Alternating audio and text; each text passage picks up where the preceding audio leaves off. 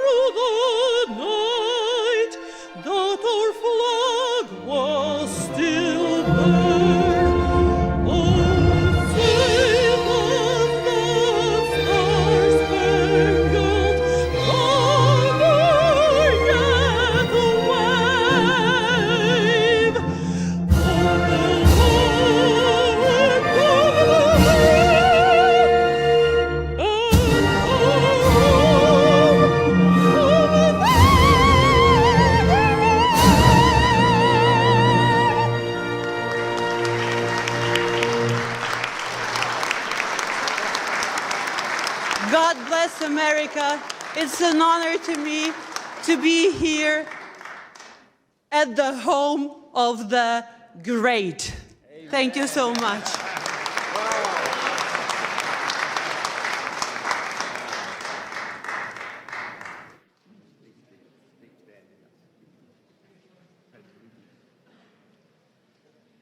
Chief Joseph Riverwind will join us next.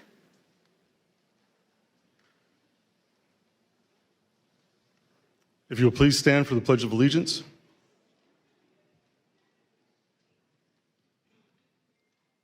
I pledge allegiance to the flag of the United States of America and to the republic for which it stands, one nation, under God, indivisible, with liberty and justice for all.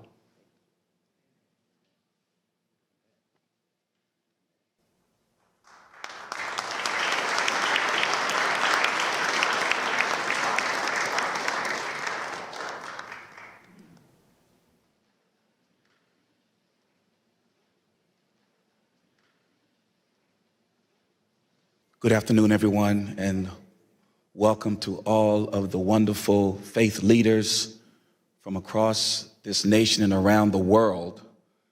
We give honor, amen, and to our Lord, and we thank God for Pastor Mark Burns. Can we give God praise for him right now?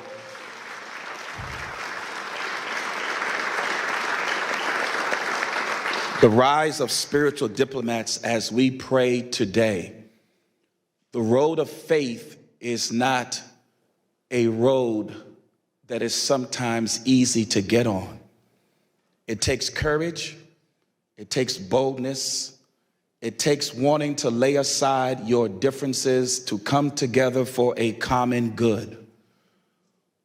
What the Lord is saying today is that there are now adults who have turned into children who will walk by faith. Adults sometimes want to have their way, but children say whatever the Father says. We want us to come together as children of God, to get on this journey together as Pastor Mark Burns has laid this out, that we need to solve the problems around this world. You are the solutionaries that have come together.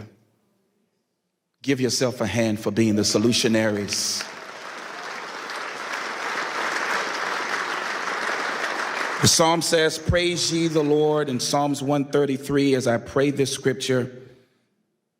Behold, how good and pleasant it is for brethren to dwell together in unity. It is the precious ointment upon the head that ran down upon the beard, even Aaron's beard that went down to the skirts of his garments, as the dew of Hermon, and as the dew that descended upon the mountains of Zion. For there the Lord commanded the blessing, even life forevermore.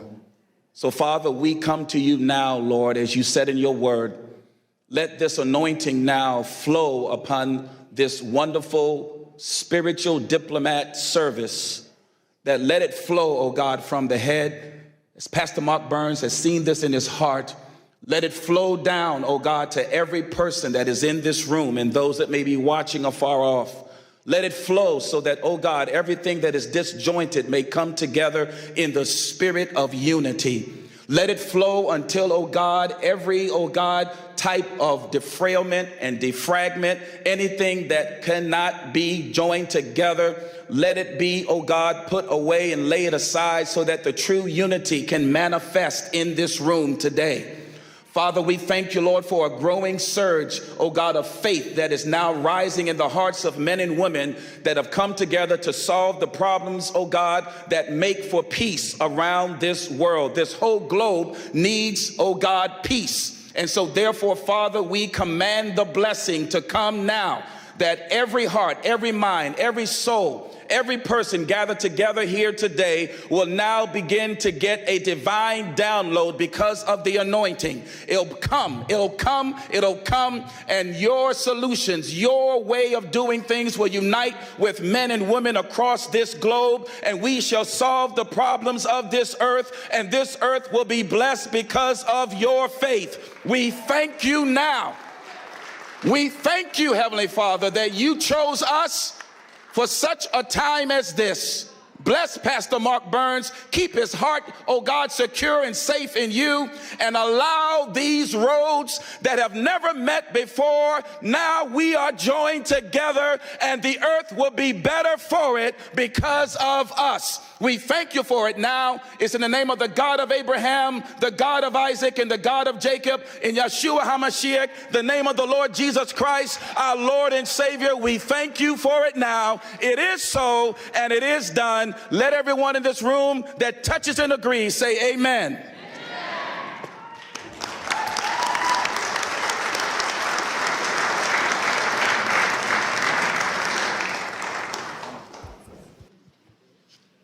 God zich heen, Amerika.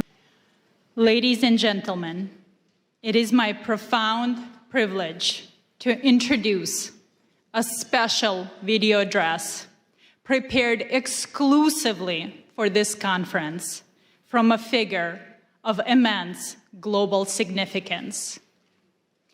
Please direct your full attention to the screen for a message from the President of the United States of America, Donald J. Trump. I just want to congratulate and thank Pastor Mark Burns. He's been my friend for a long time, and he's been with me from the very beginning, and we very much appreciate it. But on the great job that he's done, so many people believe so strongly in him. So God bless you, Pastor Burns, and keep going forward. We have a world that's very troubled, as you know. It's troubled, I think, perhaps like never before. But we'll solve the problem one way or the other. Thank you very much for the great job you've done, Mark, and keep it up.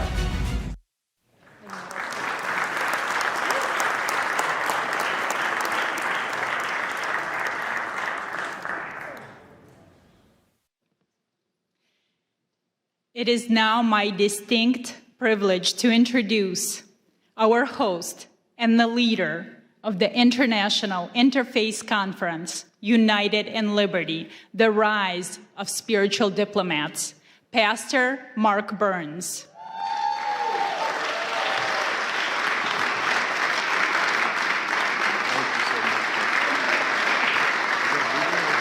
There's more. Pastor Burns serves as a spiritual advisor to President Donald Trump and is the chairman of the Spiritual Diplomats, standing at the vital intersection of faith, diplomacy, and public life.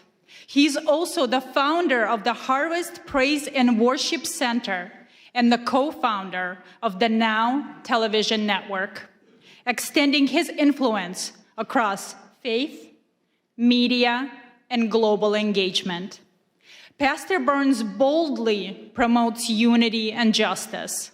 Through quiet diplomacy and principled leadership, he engages in spaces where traditional politics often cannot reach, building bridges, fostering reconciliation, and advancing peace.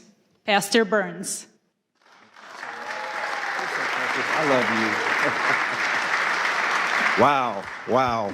Well, you may be seated, First of all, thank you all so much to all of you faith leaders that are here. Can you just give yourself a really big hand clap? I can't hear nobody. Now, I say this everywhere I go, whether I'm at the synagogue or whether I'm at the mosque. I say this everywhere. Can we pretend for a brief moment that you're at a Black Baptist church in South Carolina and just open your mouth? To all of you wonderful, wonderful leaders from around the world, it blesses me so much to see you that are here. To ALLATRA and to Creative Society and to all of the wonderful volunteers from around the world that has helped make this happen. I just believe that we are truly the answer to ending true wars in this world and bringing world peace. You that are in this room right now, your voice matters.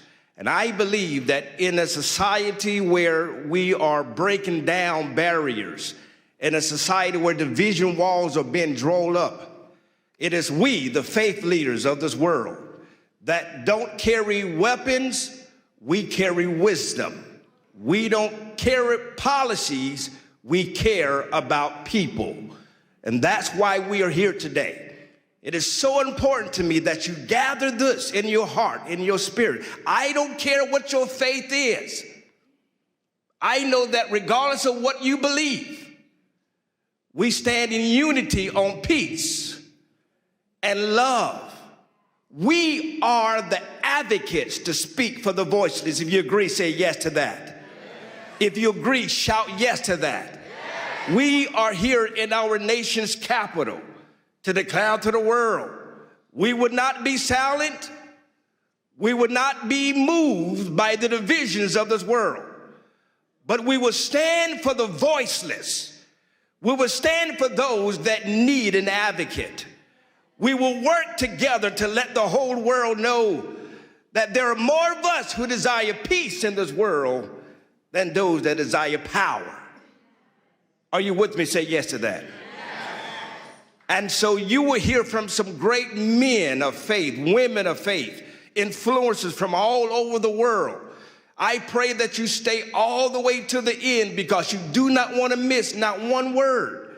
But not only that, we will have a commissioning and pinning ceremony of new spiritual diplomats that will declare to the world, I will make a vow to stand for the voiceless and stand for those that need an advocate to speak for them.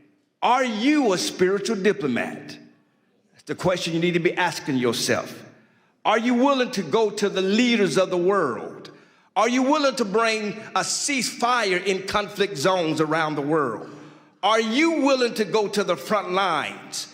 Are you willing to speak to those on the local level, the state level, the national level, or the international level? Are you willing to be an advocate for those that need your voice? regardless of your faith, you are a global leader. Your voice matters. We have dignitaries from all over the world that are here. And so it is time that faith and public life come together like never before. And we formulate an army of spiritual diplomats that would go behind the scenes, that will speak to the kings of the world, reminding them that why they have the power that's been given to them by the people.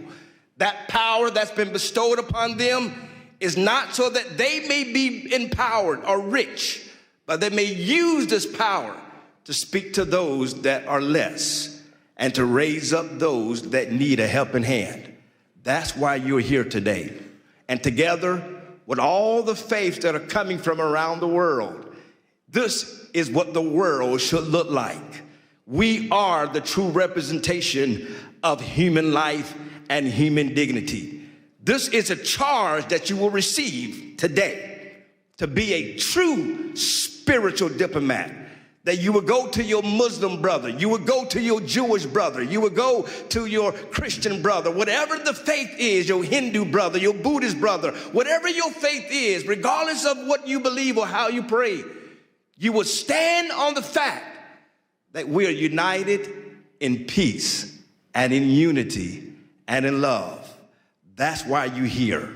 And I pray that you received a mantle, a charge to go out back to your countries, to go out back to your states, to go out to your provinces, to speak to the kings of your world, to speak to the leaders of politics and political world, and to remind them that you will be the voice of moral compass in their life, and remind them when they veer off and they start serving self-interest, you will be a voice to bring them back to the center and remind them who they are and why God has selected them in leadership.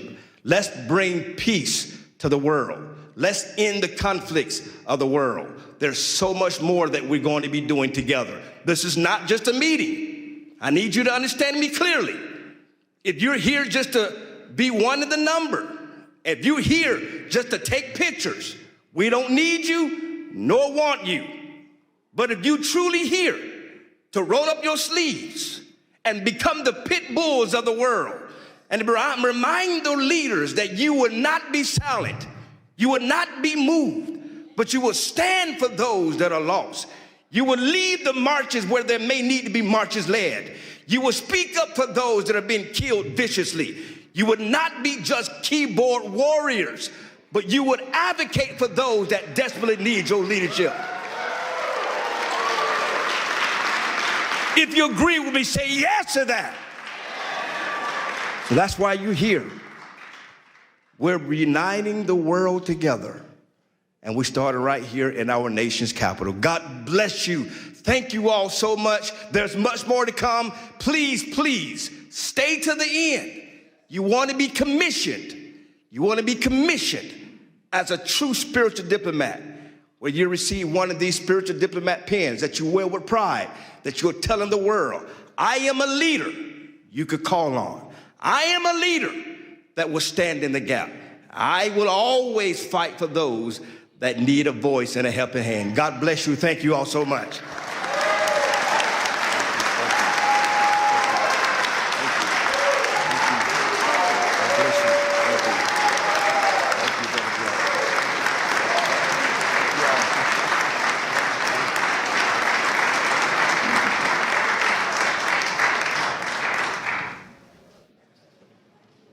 We now turn our attention to the screens for a brief presentation on the mission of spiritual diplomats. This video will help us understand who spiritual diplomats are and provide historical examples of them.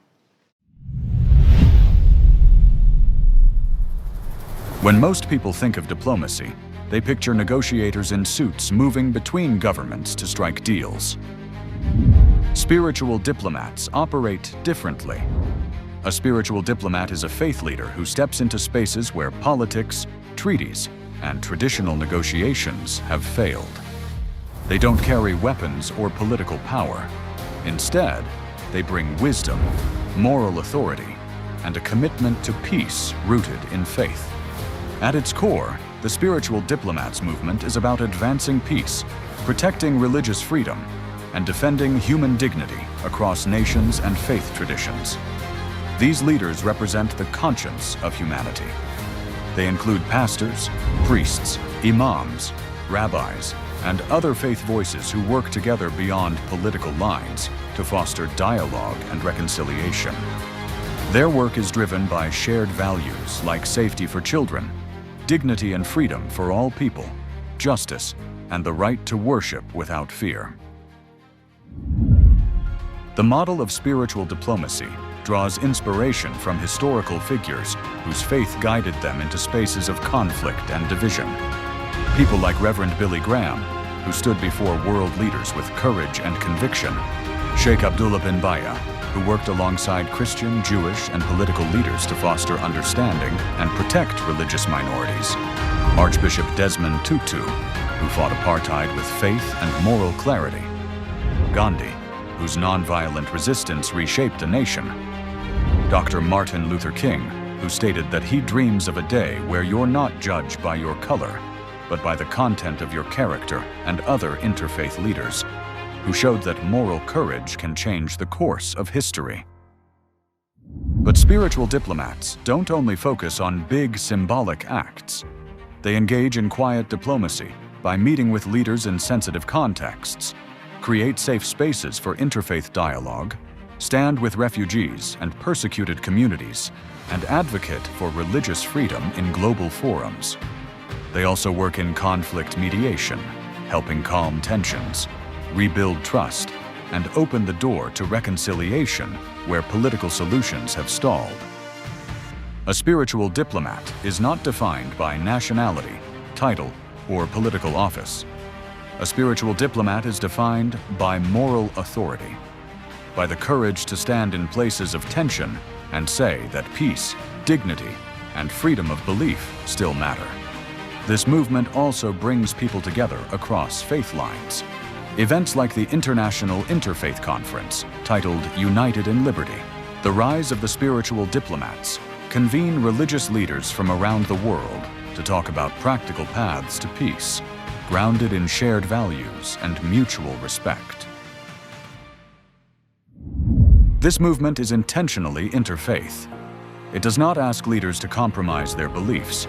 It asks them to stand shoulder to shoulder around shared values: the protection of life, the safety of children, the freedom to worship without fear, justice rooted in compassion, peace built on truth. Ultimately, being a spiritual diplomat means working at the intersection of faith and public life to remind the world that real leadership serves humanity. It is a form of moral engagement that seeks to heal divisions, uphold freedom of belief, and show that peace is possible when faith leaders walk together, not as political actors, but as peacemakers and advocates for human dignity. This is the calling of a spiritual diplomat: to walk into difficult spaces with wisdom, to listen before speaking, and to lead, not with authority alone, but with good moral conscience. Are you a spiritual diplomat?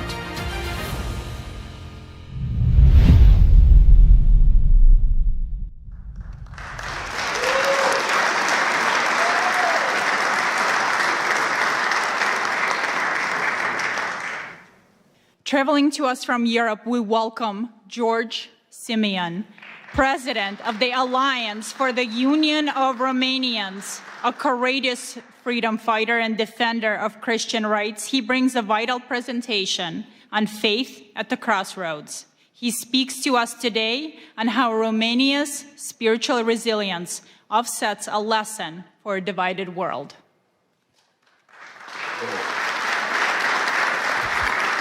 Thank you. It is with great pride that I am part of this movement. It is with great pride that I am the first speaker in this conference, and it is with great pride that I share the same values with Pastor Burns.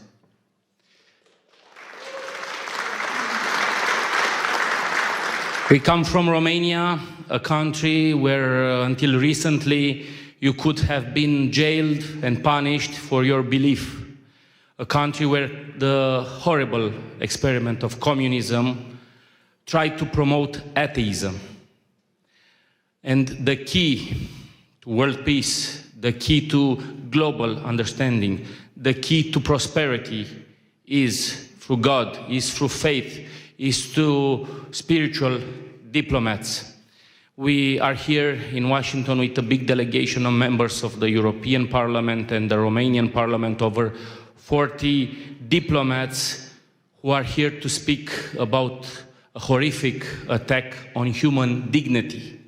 In Romania, the elections have been annulled. In Romania, democracy has been annulled by wicked people who have no faith, no God, and do not like President Donald Trump.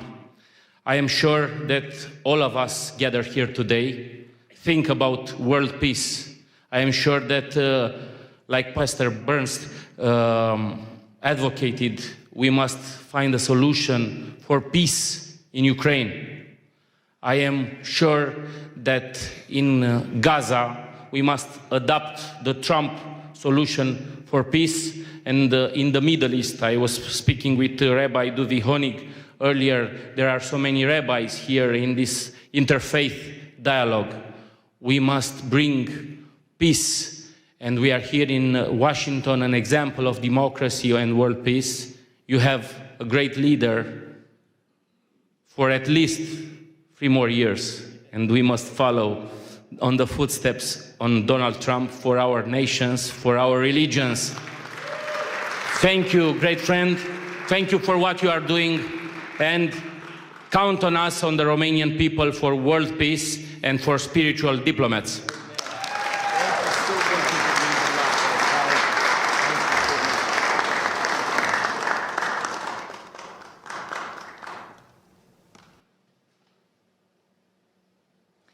Our next speaker is Brock Pierce, a renowned futurist, philanthropist, and the co-founder of the Tether and the EOS ecosystem. He is a visionary who understands that in times of crisis, action cannot wait for the government. He will speak on the critical role of private citizens and technology in humanitarian aid.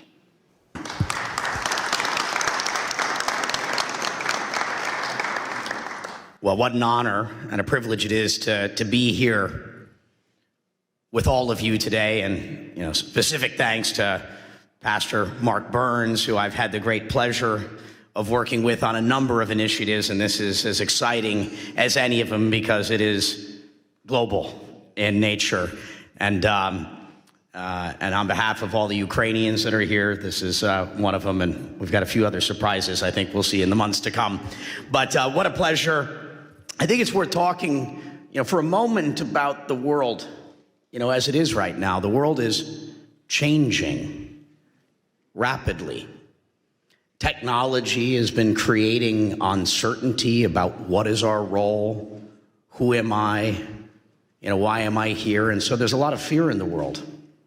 There's a lot of uncertainty in the world and a lot of doubt that's leading to polarization and division from our technologies and tools. And what is the answer to all of that, in these moments? Faith. Faith is the answer to FUD. When you're feeling lost and you don't know where to go, faith is the answer. And that's what's brought us all together here today, is that we all believe in something more than our current moment, our present reality. We understand that there is a plan, that our life has meaning, and that we have a purpose for being here. And we just have to step into that, right? We have to say yes. Yes to being the spiritual diplomats, those of us that are so blessed and appointed to be in a position to engage with the leaders of the world and speak up, to use those connections and our voices to make that impact, in the world. And so how do we deal with, the current reality, conspiracies that have replaced trust, tribalism that is replacing dialogue, ideology that has been replacing wisdom, Again, I think the answer to all of it is how do we continue to find our faith to overcome these challenges so that we can find that peace.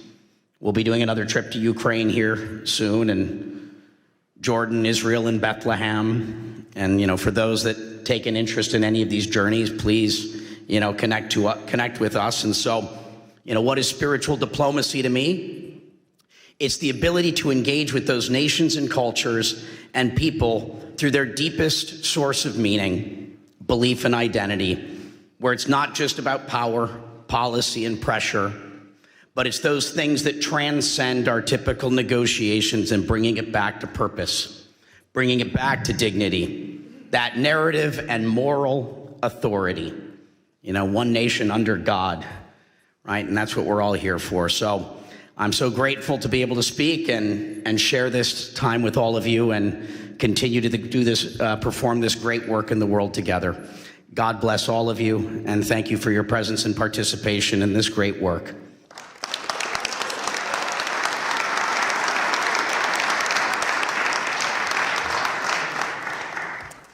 Now it is my distinct honor to introduce a video address by Rabbi Shlomo Moshe Amar, the former Sephardic chief rabbi of Israel and Jerusalem.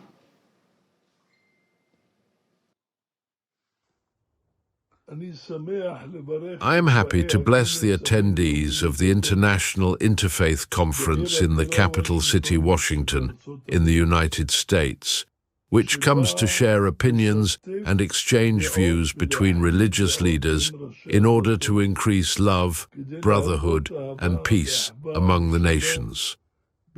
We see that America's been blessed with a dear and important president, the Honorable President Donald J. Trump, a lover of peace and a pursuer of peace.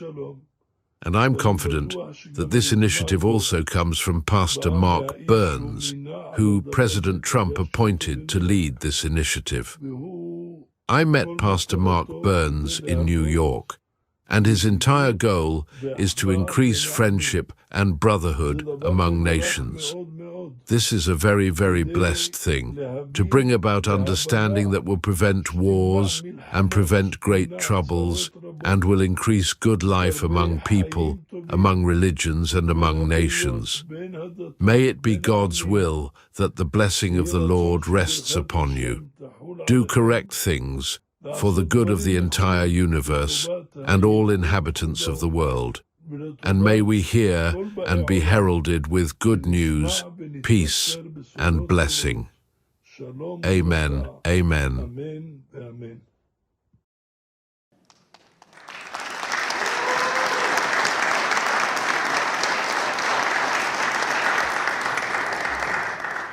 Now we are honored to hear from Rabbi Asher Lopating, a great Rhodes Scholar and the Director of Community Relations at the Jewish Federation of Greater Ann Arbor, Michigan. He has recently led multiple delegations to Syria.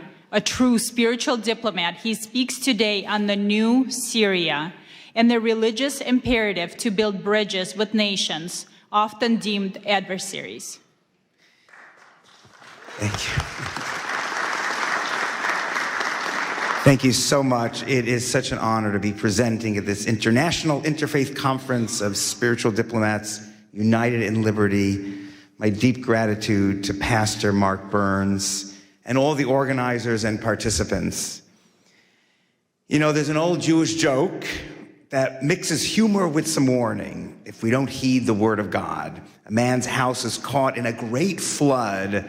He sees a large piece of wood floating by, but instead of grabbing it, he says to himself, I'm going to wait for God, for the God that I pray to. Then miraculously, someone from a boat throws him a life jacket. The man says, no, I'm waiting for God to send me God's relief. Soon a helicopter swoops overhead and sends down a ladder, and the man refuses to get on because he says, I'm waiting for God to save me. Well, eventually the water swallows him up. He dies, goes to heaven, and at the pearly gate he demands of God, or St. Peter, if you're Christian, where were you, God? I prayed to you for salvation, you ignored me.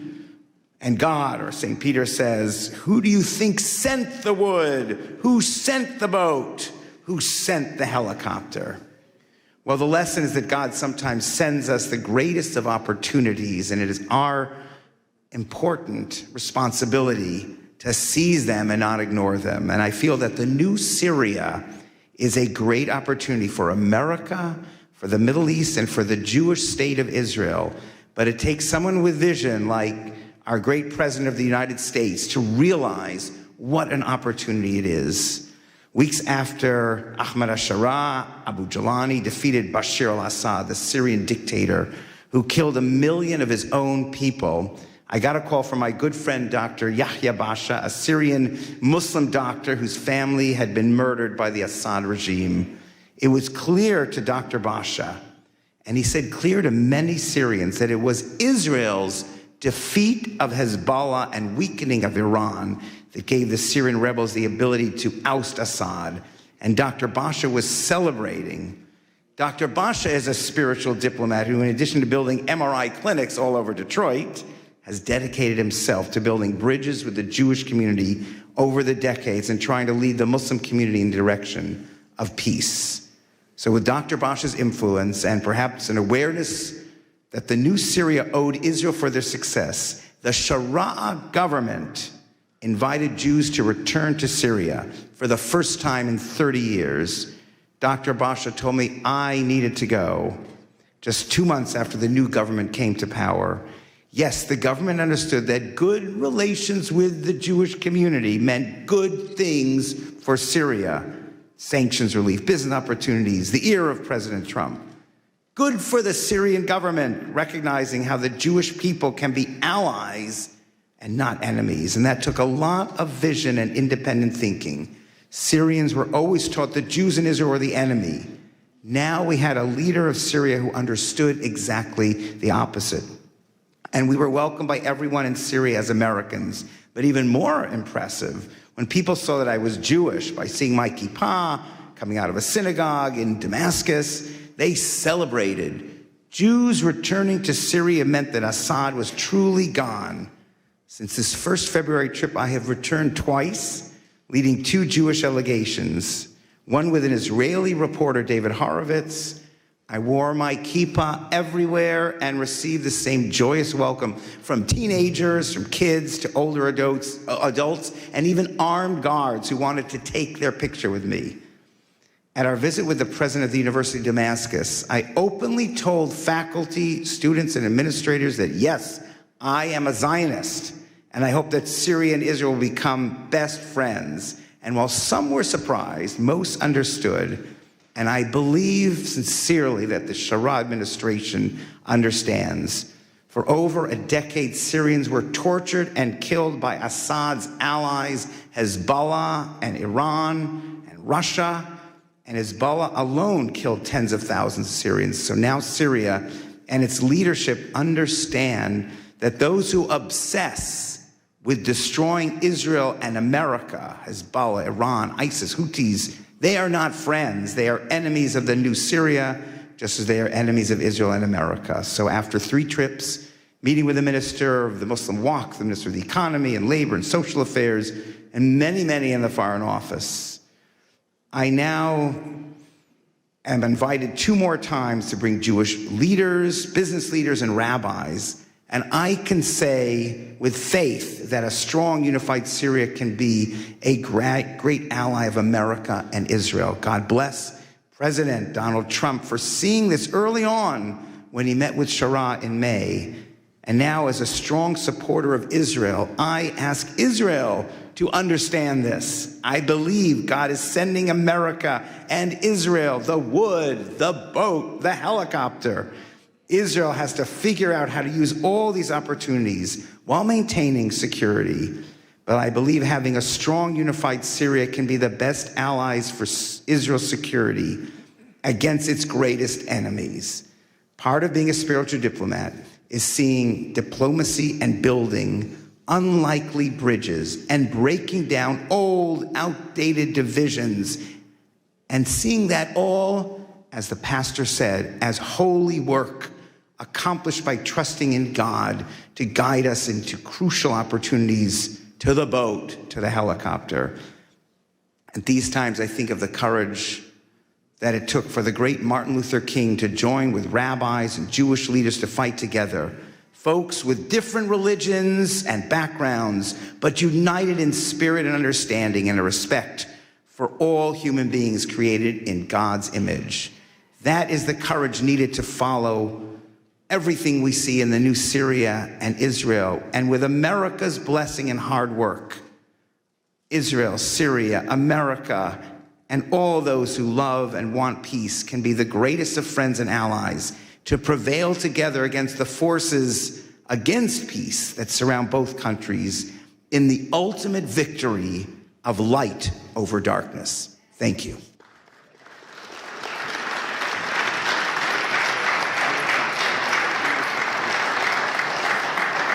Thank you.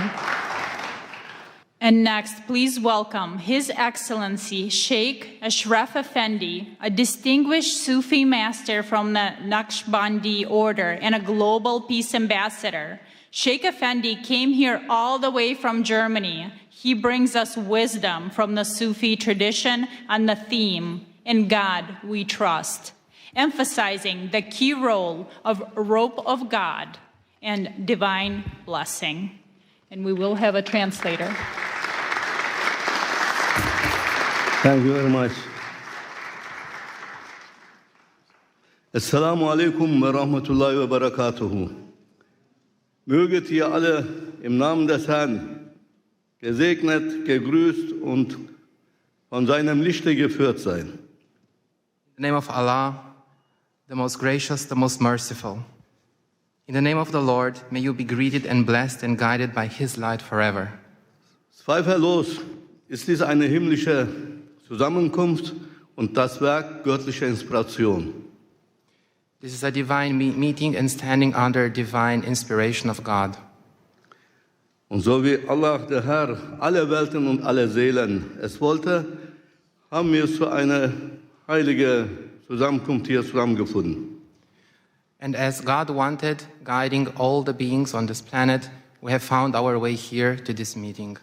Ewiger Dank sei dem Herrn der Welten sowie den Organisatoren, die diese göttliche Inspiration realisiert haben. Immense gratitude to the organizers of this event and the volunteers that are here and everyone today invited. Wir werden uns noch später bei Ihnen bedanken, ausführlich bedanken noch. Doch wir haben jetzt nicht die Zeit. Bevor die rote Karte gezeigt wird, müssen wir zum Thema kommen. At a later point, we will express our gratitude to the organizers in more detail and with the appreciation they deserve, but now our time is running out. Wie wahr, bei allen Friedensveranstaltungen zuvor haben wir noch nie so eine Hoffnung gehegt wie bei dieser. Truly, at all previous peace events, we have never had as much hope as we do at this one. Denn eine Veranstaltung dieser Art, die Politik und Spiritualität miteinander verbindet, findet zum ersten Mal statt und dies ausgerechnet an einem Ort, von dem aus die Welt politisch, wirtschaftlich, sogar militärisch beeinflusst und geführt wird. For an event of this kind, which combines politics and spirituality, is taking place for the very first time. And this, of all places, in a location from which the world is influenced and controlled politically, economically, and even militarily. So wie wir es verstanden haben, geht es um die Freiheit des Glaubens und um die Zusammenarbeit von Politik und Spiritualität. As we understand it, this here is about freedom of belief and about the cooperation of politics and spirituality. Oh ihr Edlen, was denkt ihr? Wie können wir die religiösen Führer, spirituelle Autoritäten oder Diplomaten dazu beitragen, die Freiheit des Glaubens und eine Zusammenarbeit mit der politischen Führung zu realisieren? So what do you think? How can we, the religious leaders, spiritual authorities and diplomats, contribute to realizing freedom of faith and cooperation with political leaders? Müssten wir dafür nicht zuerst selbst in unsere eigenen Reihen die Ketten des Extremismus sprengen und unseren Glauben von jedem Extremismus befreien? Don't we have first to break the chains of extremism ourselves within our own ranks and free our faith from all extremism? Wie wahr, Keine Glaubensgemeinschaft ist frei von Extremismus, dem Satansvirus. Truly, no religious community is free from extremism, the virus of Satan.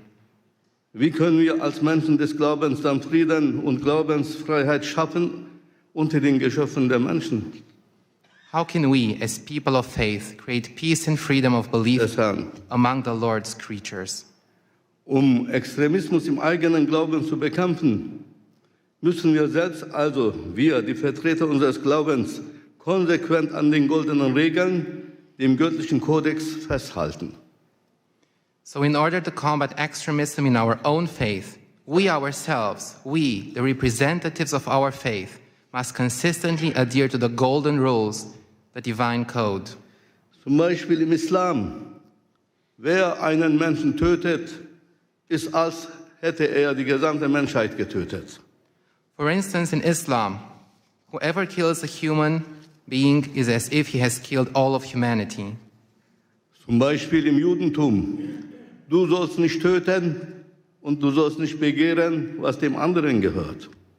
For example, in Judaism, thou shalt not kill, thou shalt not covet what belongs to another. Zum Beispiel im Christentum. Liebe deinen Nächsten wie dich selbst. For instance, in Christianity, love your neighbor as thyself. O ihr edlen Diener des glorreichen Herrn, wisset, nur wenn wir die Kodizes der Religion des Glaubens ernst nehmen, sie an höchste Stelle setzen, achten und als das Seil Gottes festhalten, können wir eine gute Beziehung zu unserem Schöpfer aufbauen, dem einen und einzigen Herrn. O noble servants of the glorious Lord, know that only when we take the codes of the religions of faith seriously, put them first, respect them, and hold tight to them as to the rope of God, can we build a good relationship with our Creator, the one and only Lord. Ohne Zweifel, nur er kann uns den Frieden schenken. Moreover, only He can gift us peace. Denn nur er, der Glorreiche, ist der Herr des Friedens. Natürlich bedient er sich stets eines Werkzeuges für alles, was auf Erden geschieht, auch für einen wahrhaftigen Frieden in der Welt. For only He, the glorious one, is the Lord of peace.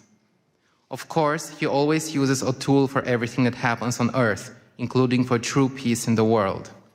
Möge Präsident Trump derjenige sein, der dazu berufen ist, Frieden in die Welt zu setzen, da er auch die Macht besitzt, dies zu realisieren.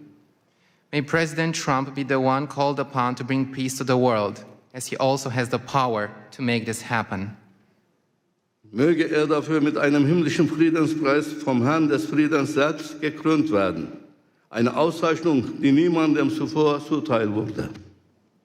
And may he be crowned with a heavenly peace prize from the Lord of peace himself, an honor that has never been bestowed upon anyone before. Mr. Trump, don't need Nobel Prize. Doch zurück zum Thema. Für die Freiheit des Glaubens müssen die Religionsgemeinschaften zunächst in Aufrichtigkeit zusammenkommen und füreinander Sorge tragen. But back to the topic at hand. For the freedom of faith, religious communities must first come together in sincerity and care for each other. So dass wir innerhalb unserer jeweiligen Gemeinden Buddhisten, Juden, Christen, Muslime, Indogene und so weiter sind, uns jedoch in der Öffentlichkeit nicht entlang dieser Zugehörigkeiten voneinander abgrenzen. So that within our respective communities, we're Buddhists, Jews, Christians, Muslims, indigenous peoples, etc., but in public, we do not separate ourselves from one another along these lines. Nein, für uns selbst sind wir die Buddhisten, die Indigenen, die Christen, die Juden, die Muslime. Doch in der Öffentlichkeit müssen wir uns zeigen, Hand in Hand als Allianz der Gläubigen. No. For ourselves, we are Buddhists, indigenous people, Christian, Jews, Muslims. But in public, we must show ourselves hand in hand as an alliance of believers. Titel und Namen der Religion in der Öffentlichkeit, wie Judentum, Christentum und Islam, werden uns nur voneinander trennen und entfremden, und das darf auf keinen Fall mehr geschehen. Titles and names of religions in public, such as Judaism, Christianity, and Islam, will only separate and alienate us from one another. This must not be allowed to happen again.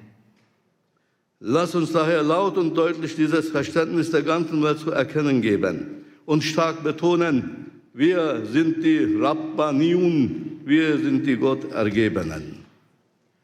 Let us therefore make this understanding known loud and clear to the whole world and emphasize strongly, we are the Rabbaniyun, we are the God-devoted.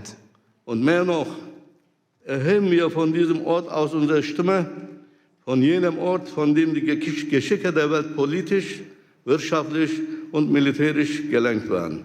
Wir richten unseren Ruf an die politischen Führungen und Regierenden, alle Länder und Völker dieser Erde und sagen, and more than that, let us raise our voices from this place, from the place where the fate of the world is controlled politically, economically, and militarily. We address our call to the political leaders and rulers of all countries and peoples of this earth and say, so wie auf dem US-Dollarschein die Worte in God we trust geschrieben stehen, möge auch das Gebäude der United Nations jene Worte tragen. Worte, die das Vertrauen der US-Bürger geprägt und ihre Währung zur wirtschaftlichen Weltgeltung geführt haben. In God we trust. Just as the words, in God we trust, are written on the US dollar bill, may the United Nations building also bear those words. Words that have shaped the trust of US citizens and led their currency to global economic significance. In God we trust. Und mehr noch, im Gebäude der United Nations sollte unbedingt ein House of Believers errichtet werden. Ein Ort, an dem die religiösen und spirituellen Autoritäten der Welt als vereinte Gemeinschaft der Gläubigen zusammenkommen, um bei den Entscheidungen über die Zukunft der Menschheit mit der politischen Führung, mit geistiger Stimme der Menschheit mitzuwirken.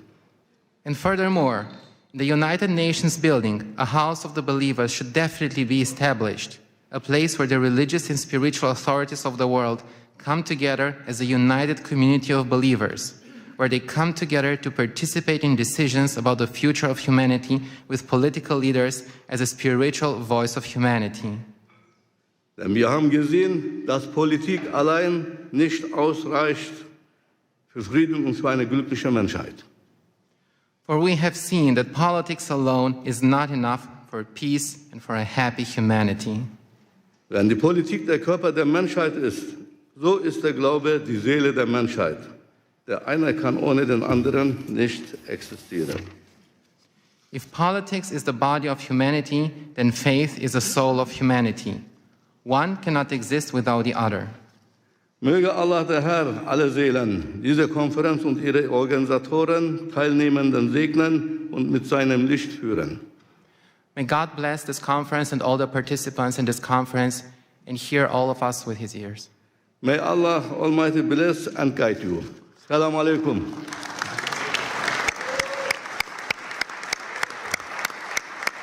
Thank you very much.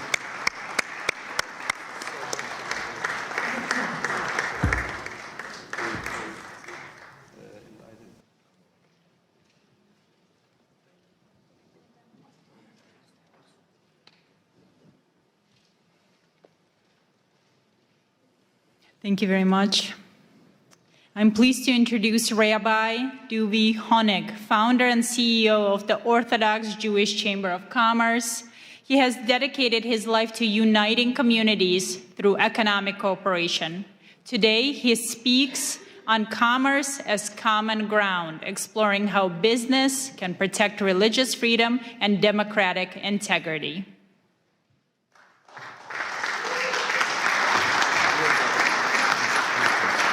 Thank you. Thank you all, thank you all, thank you all. Before I begin, I want to thank Pastor Mark Burns for his leadership, partnership, and tireless efforts in bringing today's International Interfaith Conference together. Thank you. I skimmed through the topics, and I want to tell you, Pastor, that they couldn't have been more on target, and my short remarks are going to include all three of them: religious persecution, children protection, and spiritual diplomacy. This past Sunday, I attended a concert, the largest Jewish concert on the Northeast, that left the entire room silenced. Alon Hill, a 24-year-old pianist kidnapped from the Nova Music Festival on October 7th and held in Hamas tunnels surrounded by complete darkness without seeing sunlight for 505 days, told us that the only thing, Pastor, that kept him sane and alive was saying Shema Yisrael every day. Then he sat at the piano in the auditorium and played Shema Yisrael. There was not a dry eye in the room. That moment says everything. Freedom alone does not bring happiness, purpose, or light. Faith does. When faith is pushed aside, even free societies become confused and hollow. We are seeing the consequences today. The woke movement over the past decade or so, and let's not forget what happened to women's rights, has tried to erase religion from public life.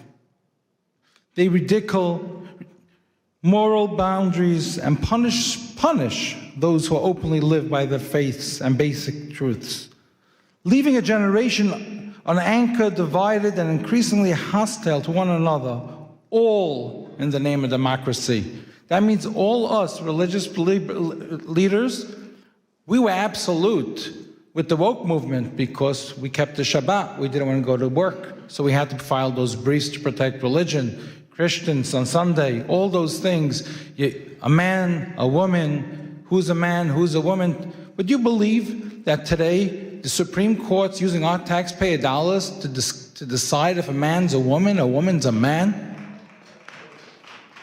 Come on. And I want to go on a little more over here, okay?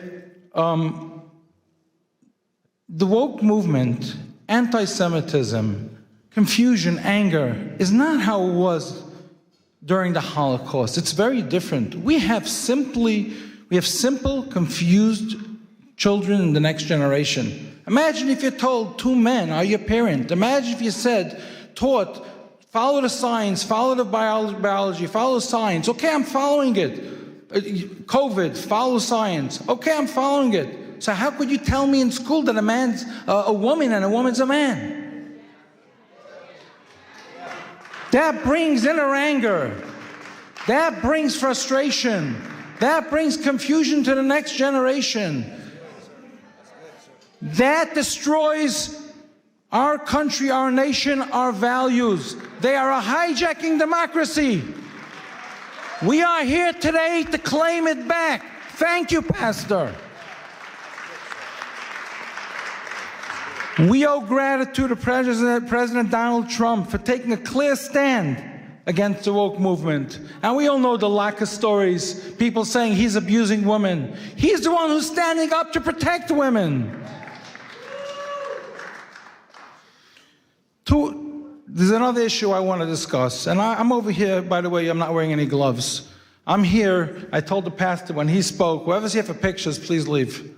You know, we're not here for that. We want takeaways. We want to discuss topics that empower us. We want to discuss topics that empower us all together as faith leaders, that we could stand together and represent our communities without being intimidated or threatened when we speak up, because that happens way too often. And this is a topic that I want to bring up and work with everyone together with Pastor. Too often, political faith-based liaisons and appointees by the government specifically abused authority entrusted to them. Instead of compassion, there's silence when we reach out to them for help. Instead of dialogue, there's intimidation. Dovi, if you make this public, and you speak up and you complain to President Trump that I didn't include the Jewish communities in Nassau County or Rockland County or 770, the Chabad community reached out to me for over a year. The Jewish liaison didn't respond to him. And I have a whole list of the biggest communities. And then I have a tweet from President Donald Trump who said that Lakewood, New Jersey, where I reside, is the #1 supporter of him, the Orthodox community. And we built it. 2016, Donald Trump, the Trump organization was a sponsor by my event, and we built his network with him. And still our community goes ignored. And I spoke up against this, and I got threats from the Jewish liaison from the White House, and he blackmailed me and cut me out of the Hanukkah party because I spoke up. And I am calling him out. Resign. We need to speak up and have people represent the president who represents the president's interests. People who stand by empowering faith-based leaders, not intimidating faith-based leaders. When we stand together like this, our different divisions, different departments, in the White House, in government, and I was threatened by state when I endorsed Lee Zeldin. I was threatened by state liaisons because of the crash, smash, and grabs, and they said you won't have any place with the new administration because you stood up for them. When I called out President Biden's team for hosting a hate-based summit, blaming it on the Jews, blaming it on Jersey City, blaming it on Rockland County attacks, blaming it on anti-Semitism, but not including one Orthodox Jew, I called them out for it, and the White House took a fight with me, and the Jewish liaison cut me out then as well because I spoke up for what's right. But I work with the other liaisons, I work with the government, I work with the administration itself, and I'm able to help community leaders day in, day out because I'm above them. But it's those communities who reach out to me that I have to bypass on their behalf that we have to speak out for. On another note, in a multi-billion-dollar economic stimulation creating thousands of jobs in the U.S., New Jersey will host FIFA 2026. And we, the Orthodox Jewish Chamber of Commerce, are taking the lead, working with the new administration in New Jersey to form. And I met with the Lieutenant Governor. He came to my JBIZ Expo, and we had a meeting for a half hour about this. And he's also a pastor. He wanted to be here today, but he was just sworn in, and he couldn't make it. I spoke to him about forming a FIFA faith-based committee, using the world's largest sporting platform to bring people closer together, promote respect across faiths and cultures, and unite rather than divide. Not like Europe. We're going to set over here in the United States, we're going to set that tone that sports unites people, doesn't divide people. I want to pause from personal note. Today, January 22nd, is my birthday.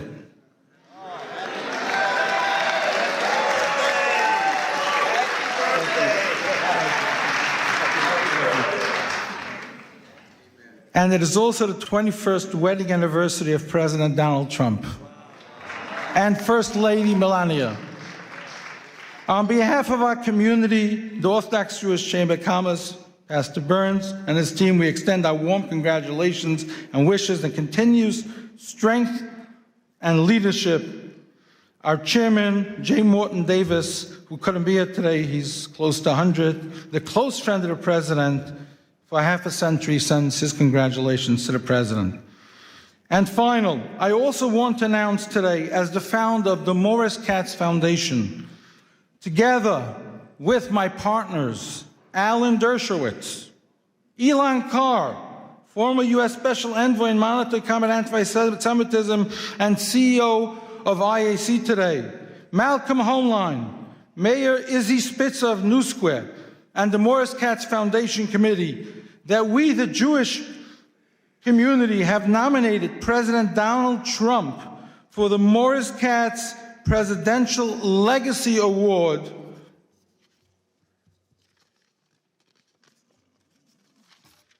for President's Day 2026.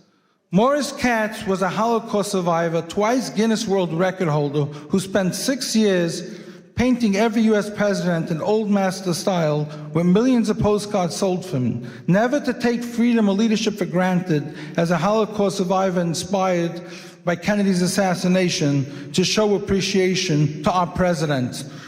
In that same spirit, after efforts to diminish President's Day just 2 years ago, amid renewed threats to religious freedom, we proudly advance this nomination following prior honorees, Ambassador Mike Huckabee and President Isaac Herzog from Israel, who took leadership stands putting American democracy first, carrying the artist's presidential collection message of appreciation to all. This is Newsmax President's Day article, and this goes to the children of the next generation to teach them what appreciation, what patriotism stands for. And I finish over here.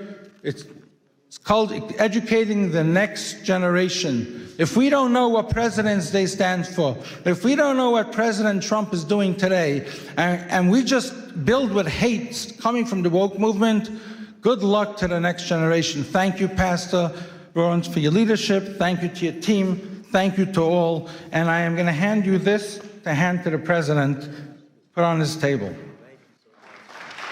Thank you.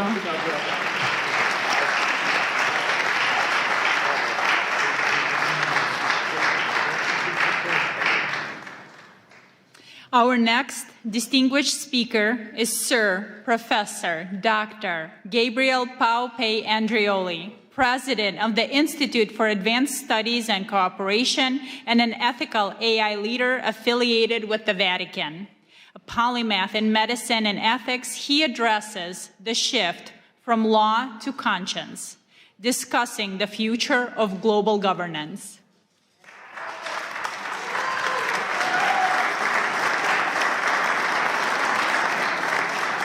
It's a true honor to be here, and I wanted to thank ALLATRA and Pastor Burns for inviting me. I had the good fortune of having them at the Vatican, at the Pontifical Academy of Science a few months ago, and it was a great honor, and I think united we stand. And also I brought a little present for you. So it's a rosary from the Holy Father.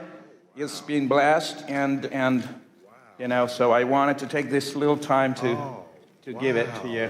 Man, thank you. Wow. Holiness. So the Holy Father is always with us and in our heart. Wow. Thank you. So much. Thank you. What a pleasure. So special.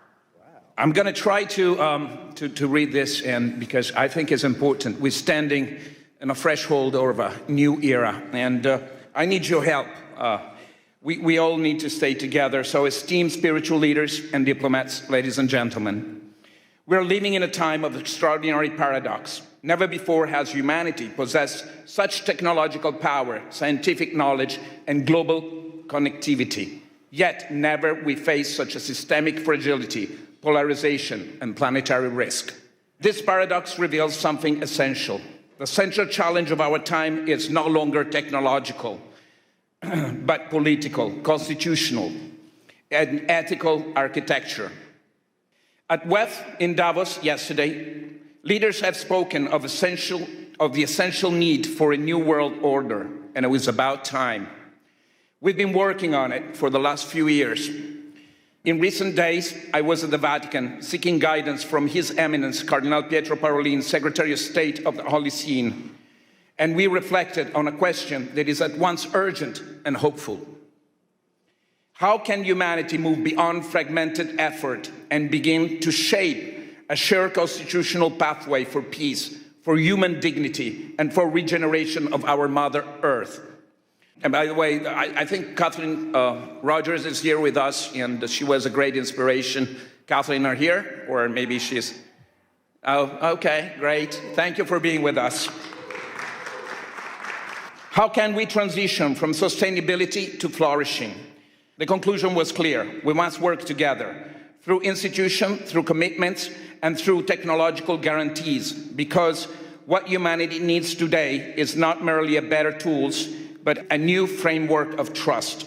A framework capable of translating ethical intention into credible, verifiable, enforceable cooperation across borders, systems, and generations. For many years, sustainability has guided political discourse.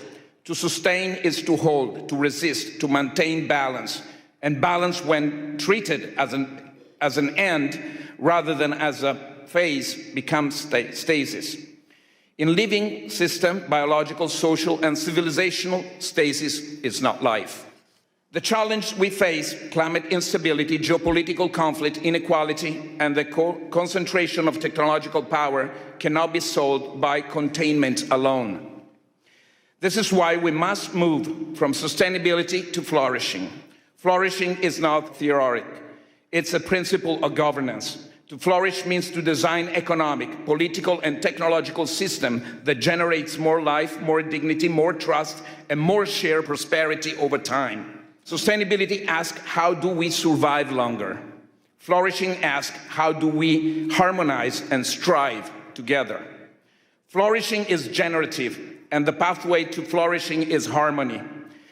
The alignment of freedom with responsibility, innovation with ethics, sovereignty with cooperation, and progress with protection and trust. For the first time in human history, the vision is no longer confined to moral aspiration. We now possess the technological platform capable of making it real. An enabling infrastructure that allows ethics to move from intention to implementation, ethical systemic intelligence, supporting decision making, while preserving human accountability and dignity. The centralized blockchain system ensuring transparency, trust, and international integrity beyond centralized power. Quantum and post-quantum science, strengthening security and transforming state strategy, because in an interconnected world, domination produces instability, while cooperation generates anti-fragility. So, for the first time in human history, finally, the convergence of changes is the very logic of power. It allows us for the first time to envision a world federation of states grounded in guarantees, constitutional framework.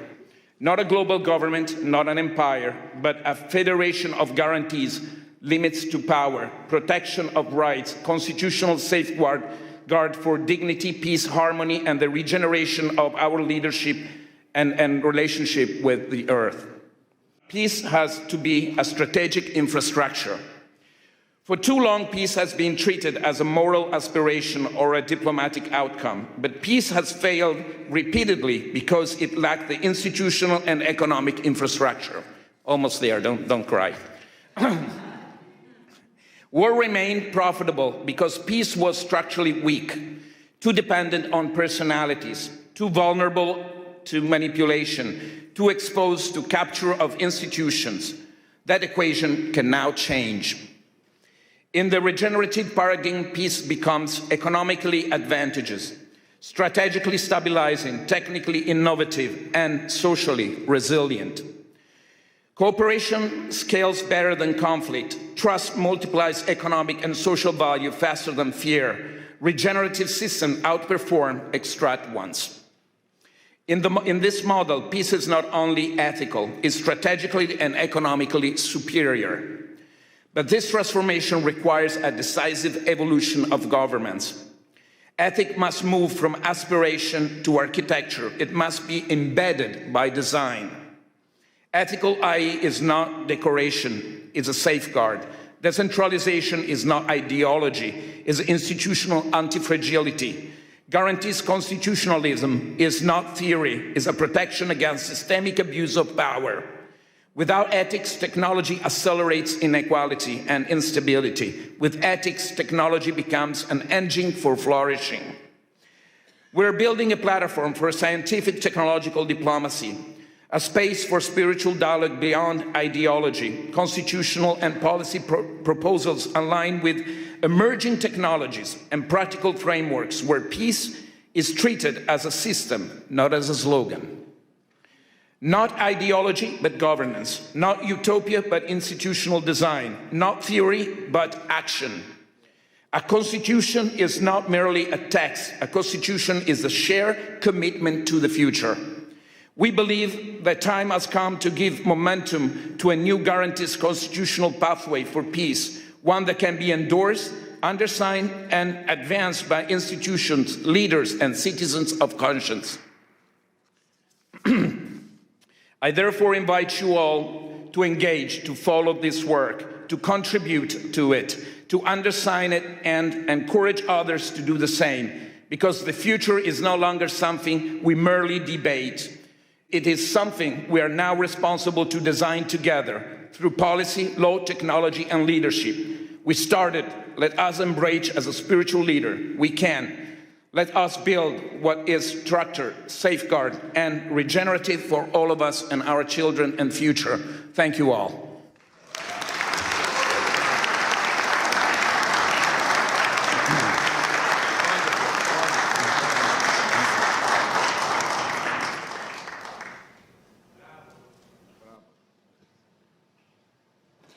From Nigeria, we welcome Reverend Biodun Fadoyinbo, the Global Senior Pastor of the Commonwealth of Zion Assembly, impacting millions across Africa and the globe. He will share his experience on using spiritual diplomacy to end conflicts, drawing from his vast experience in Nigeria and beyond.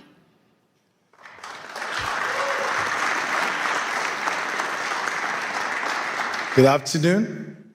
Such a joy to be here all the way from Africa. And I really appreciate Pastor Mark Burns for this privilege to speak with you. I want to thank you for this privilege, and I want us to know that it's very important for us to be here. And we are here because, not just because we've been invited here, but because God has brought us together and given us the kind of influence and affluence that we have to influence our world and to help our community and to experience peace. I want you to know that the world is looking not for leaders, not for speakers, but those who will broker peace all over the world. In this age where a sentence from a faith leader can shape hearts, move markets, and also topple government. I'm not a diplomat by training, but I have witnessed negotiation where treaties have failed. But I've seen prayers accomplish what political pressure could not do. This is not a call to replace politics with religion. But religion does not compete, but it completes diplomacy. We speak not of ourselves, but we need to know that we are messengers of God. I have been a pastor for 27 years. I found out that faith leaders are the only people that speak for 1 hour plus, and nobody stands up to say, excuse me, I want to contribute. Even in the court of law, people can say, my Lord, I want to speak. But in religious gatherings, religious leaders just speak and influence people. Their words are looked upon as the words of God. With this authority and this place of authority that God has given to us, we need to learn how to influence people. Because sometimes the way we speak, let's be honest, we speak from the place of tradition, we have authority, we have legitimacy of community, we have moral gravitas that secular institutions often forget. I want you to know that God has called us a call to forgiveness. A teaching of forgiveness can end blood feud. A sermon of dignity can inspire human rights movement. We remember the words of Archbishop Desmond Tutu. Even though it was not violent, even through his messages, he dismantled apartheid through his messages. We remember Pope John Paul II, whose simple appeal, war never again, echoed through Poland and beyond.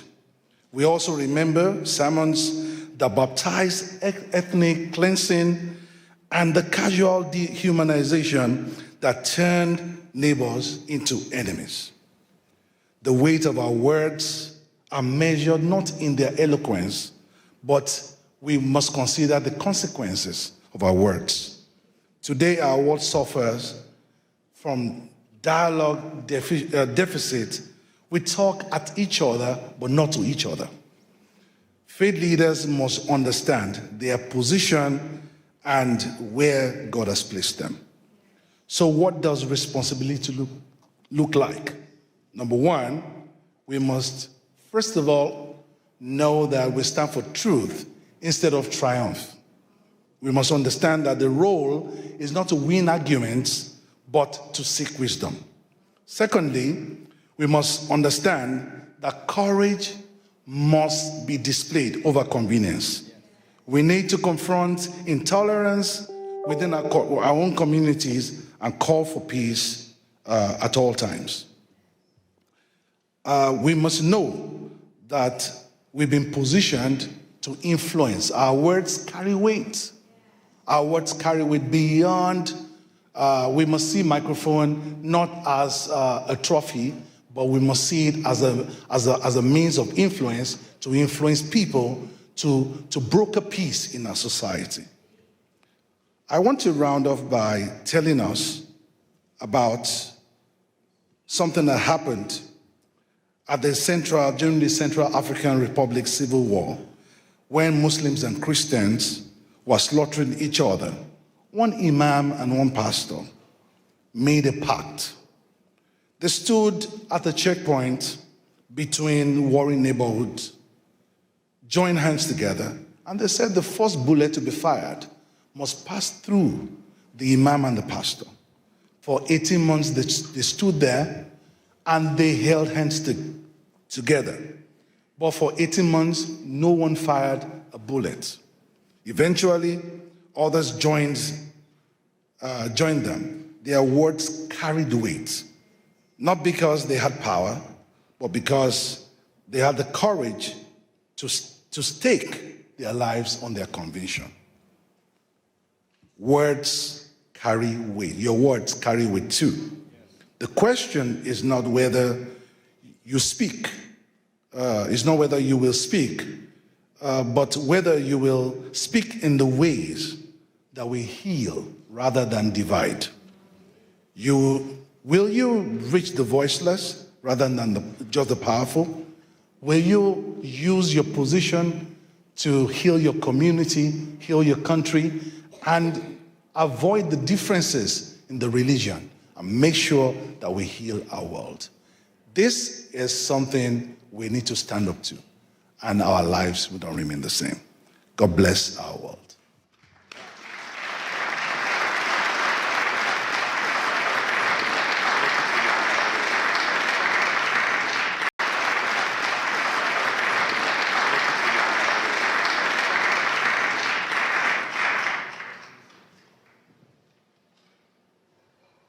It is my honor to welcome Ms. Marina Ovtsinova, the president of the ALLATRA International Public Movement and a specialist in global risk strategy who pursued her studies at Harvard University.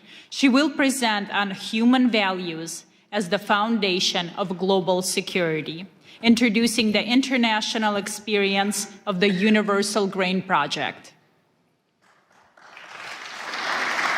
Thank you so much, Olga. Hello, dear friends.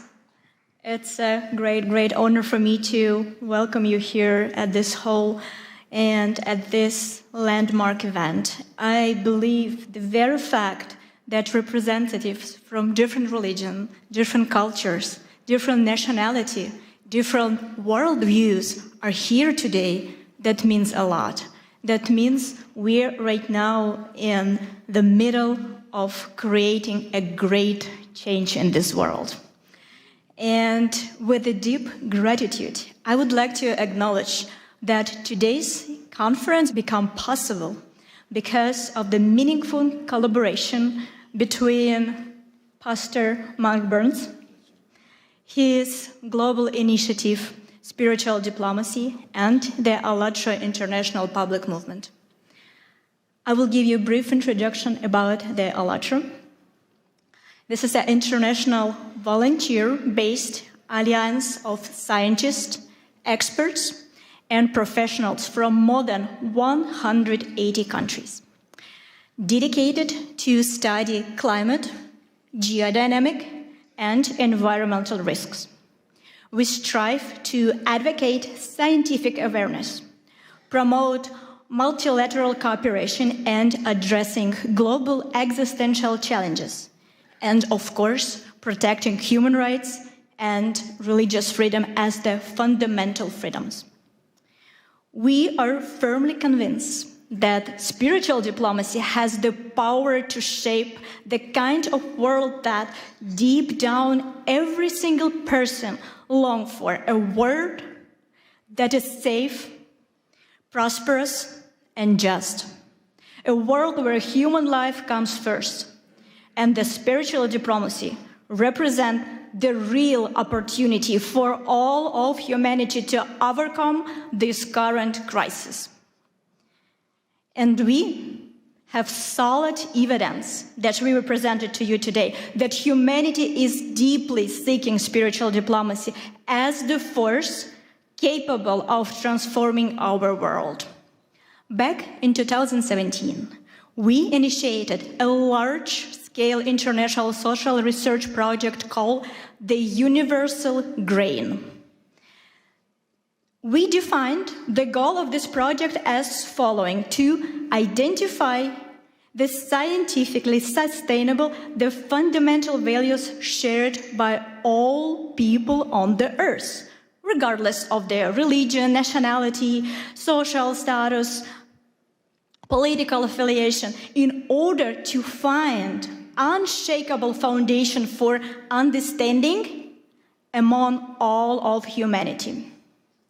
The result of this extensive research was the documentary film, The Universal Grain: Life, What Unites Us All. An international team of thousands of ALLATRA volunteers work on its creation, including reporters, camera operators, and of course translators. An unprecedented global public survey was conducted. Our volunteers went basically everywhere, into the streets of major cities, and they also traveled to the remote settlement of indigenous community. They spoke with a leading expert across scientific discipline, with representatives of different religion tradition, with community and the ethnic leaders also, as well with the public figures and politicians. Around the world, we ask people one simple question: what unites all people on the planet, regardless of their religion, political views, skin color, or place of residence? Then, of course, we had to sit down and analyze thousands of responses. And what emerged was the holistic pictures.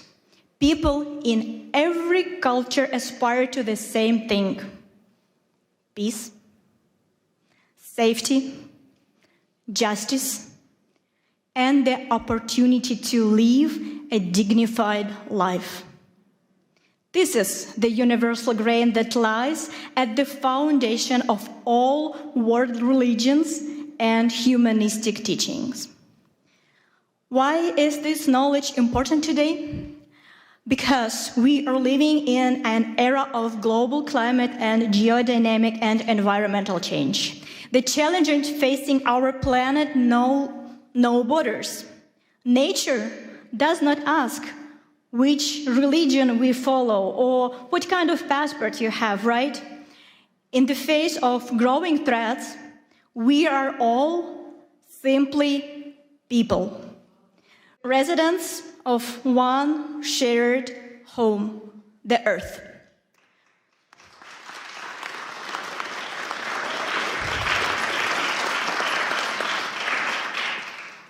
And we know for sure that civilization can survive global changes only if we are able to rise above our disagreements, to welcome our differences as the source of richness, while standing firmly on the shared moral foundation. And now, I would like to invite you to watch a short video segment. It is only a small section from the vast collection of interviews gathered during this project. But you will see it provides how much we all have in common. Let's watch it.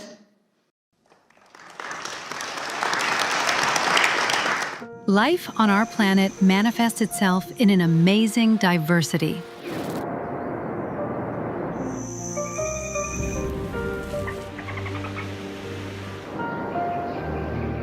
Likewise, human civilization demonstrates an equally impressive variety of cultures, traditions, and religious beliefs that have been forming over centuries. This kind of rich heritage reflects various approaches to understanding human values and people's life in society. Within the framework of the Universal Grain, a unique social research project of ALLATRA International Public Movement, the volunteers addressed people worldwide with question, what do all of us have in common? And their answers show what unites us all. Siamo partecipanti volontari di un movimento internazionale che si chiama ALLATRA. And we're conducting a research, the Universal Grain. And the purpose of this project, we want to find out What unites all people across the world internally. En todos los países del mundo nosotros hablamos con la gente. We ask certain questions of people on the streets and famous people, like everybody. Apa yang mempersatukan manusia di planet ini tanpa melihat agamanya? Unabhängig von der Religion, Politik. Co właśnie robi człowieka człowiekiem, co jednoczy właśnie wszystkich ludzi. As one unified world community. We are all human beings here. Aside everything, aside the colors, we are all human beings. So it inspires and it unites all of us here. I think people feel love and care for other people in the same way, despite whether from their religion, their beliefs, anything like that. So I definitely think we all have that in common, definitely. I think that love unites all of us. When this feeling fills our hearts, you know life becomes very happy and beautiful. And you're happy. Love is something what connects us. Love to other person, love to everybody. Everyone feel it. I think everyone feel it. We are all human beings. We are all made by the one Creator. So we have to live in harmony with each other. We can change the world by giving love to others, so that as each one of us receives love, then we have more love to give the next person. You deposit love in yourself, so you can give that love. Humaneness is the most important thing, because people shouldn't do evil. A human being should do good. It is love for life in all its manifestations. God has endowed us with many qualities. We need to be able to fill them with our hearts. Humaneness, mercy, being caring towards everything that surrounds you.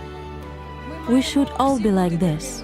The greatest commandment is love. Love your God with all your heart and all your mind. And then he said the second of this is to love your neighbor as you love yourself. I live my life not based off of theology, but based off of the greatest example of Jesus Christ. And that's love. So when you do that, it doesn't matter who you pray to. I will still feed you. It doesn't matter who you call God. I will still love you. I will still come to your aid if you have been persecuted for your religious freedoms. Does that make sense? And that's become my rallying cry to the world. I just want to see people have a right to do what they have a God-given right to do, and that is to worship God in freedom. The first thing is to forgive, to love, to create, to be a honeybee. Yeah, a bee builds everything, right? We should create, and then we'll be fine. What unites us all on the whole planet Earth, regardless of where we live, who we are by nationality, and what our religion is. Heart, smiles, joy. We should open up. Life is very short. We should live. You have to wake up, open your eyes with a smile and live. That's it. You don't know when the heart will stop beating.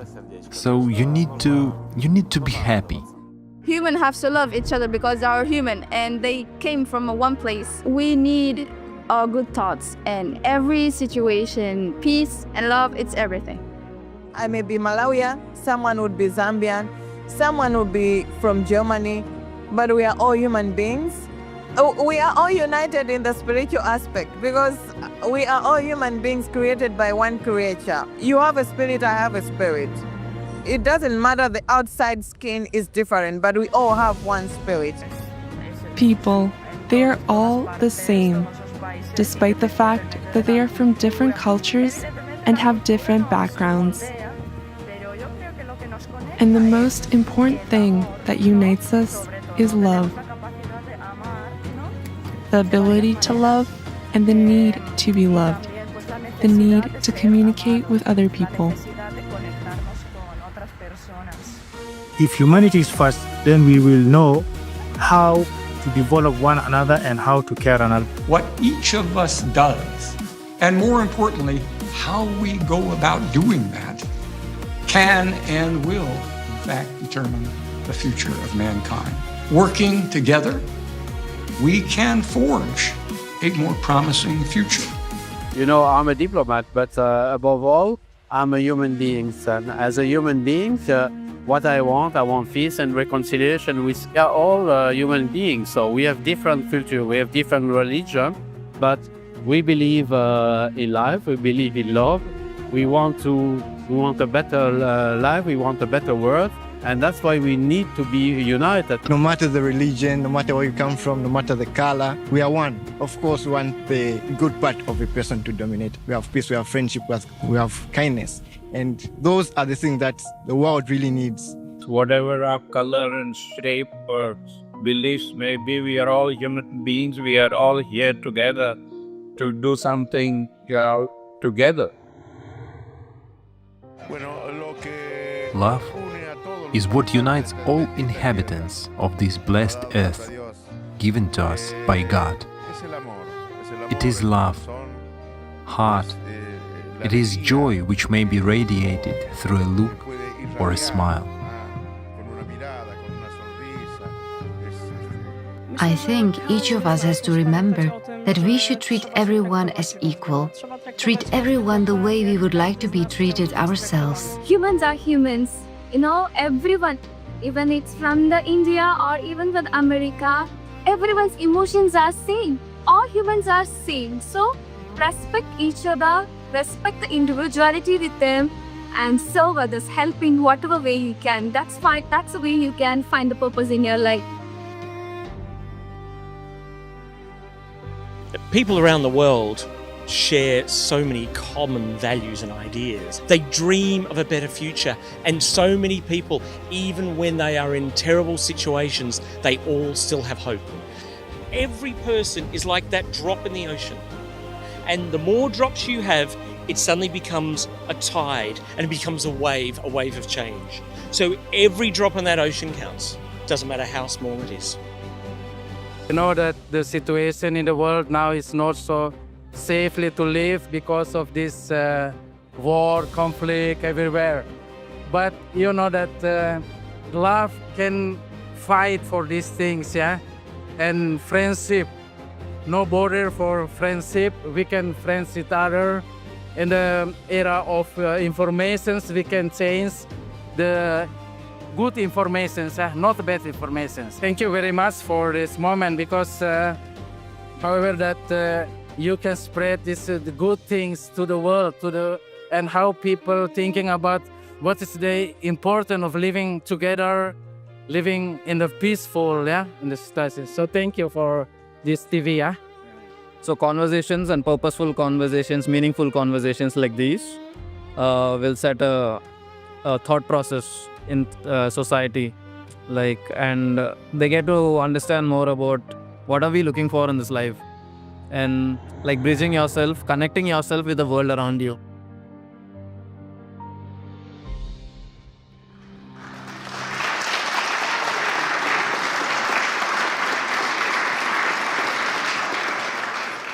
And remember, this is just a short excerpt from the huge work that our volunteer did for the benefits of the entire humanity. And what you have seen is the powerful evidence that the spiritual diplomacy is not an abstract idea, but a vital necessity, capable of answering humanity's shared demand for a world where goodness and humanity prevail.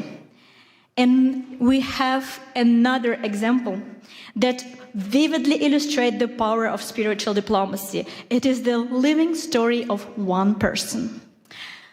You know, unfortunately, we live in such a world where we need to pay a very high price for the desire to say a truth. We often are persecuted for that. And that's what happened to ALLATRA International Public Movement in Russia. The reason why Russian authority persecuted us because of our uncompromised scientific position and our open position for support of Ukraine.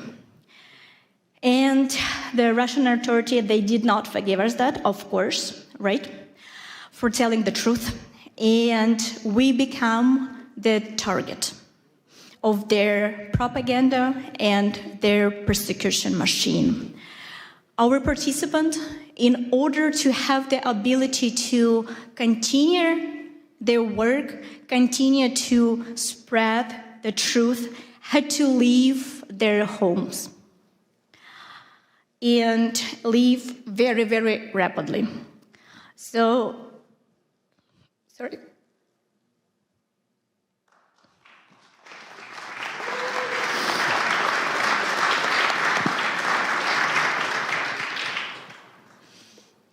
Among them who left the country was one remarkable young woman. She is a very, very talented scientist, geophysicist, and she has a unique ability to present a very dense scientific information and present it this way that millions of people are able to comprehend the very difficult topic.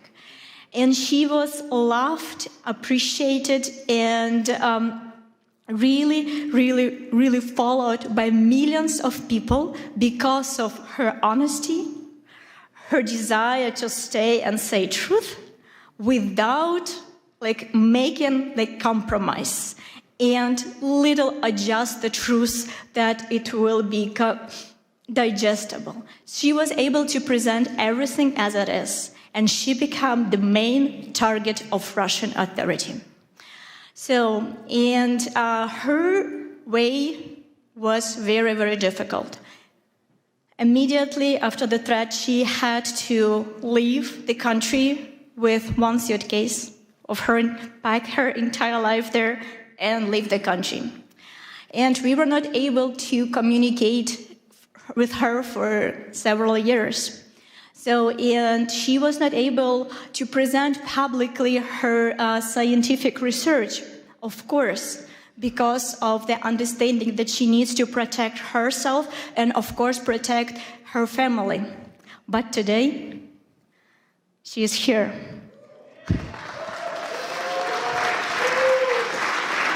And this is one of the victory of spiritual diplomacy. And she is here because she wants to express her gratitude to Pastor Burns because of his support, his guidance. She is here to present him personally with the book that she wrote about Pastor Mark Burns. Ladies and gentlemen, please welcome Елизавета Хромова.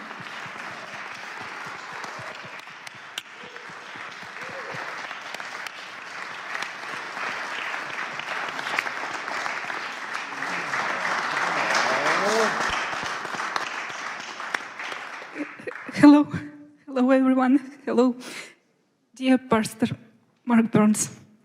My name is Елизавета Хромова, and I am a volunteer for International Public Movement ALLATRA. I came here to the conference which you organized to personally express my gratitude to you. It is a great honor for me to speak those words looking you in the eyes. First, let me share a brief backstory.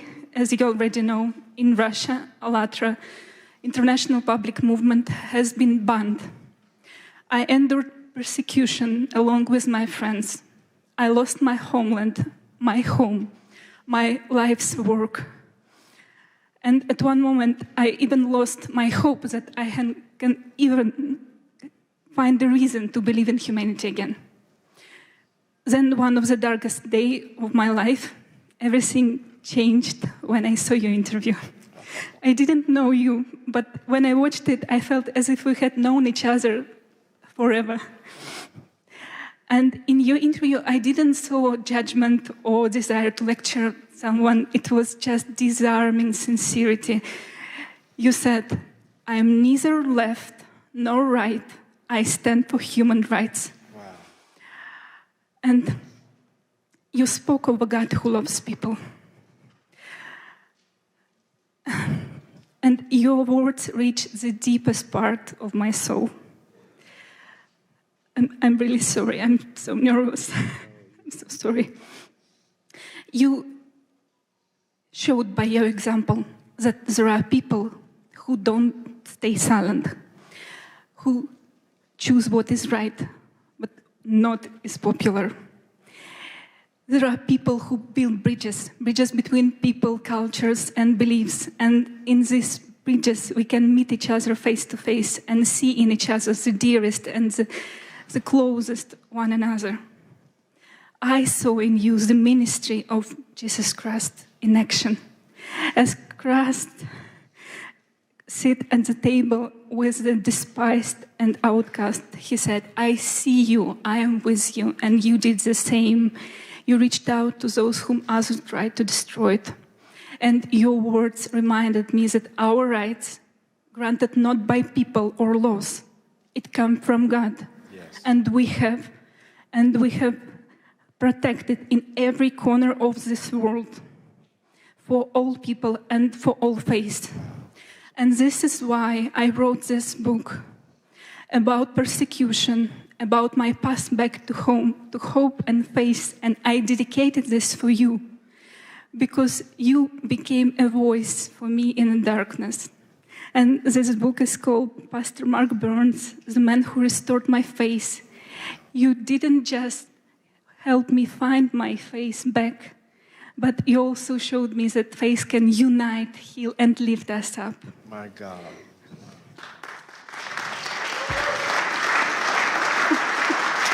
Thank you. Thank you, dear Pastoor Mark Burns. Thank you for who you are. Thank you for your courage, for your bravery, for your love, for your service to people. Thank you for your sincerity and truly for your inspiration, which your faith in action gives all of us. This book is for you and for all of us who believe that one honest voice can change everything. Thank you so much.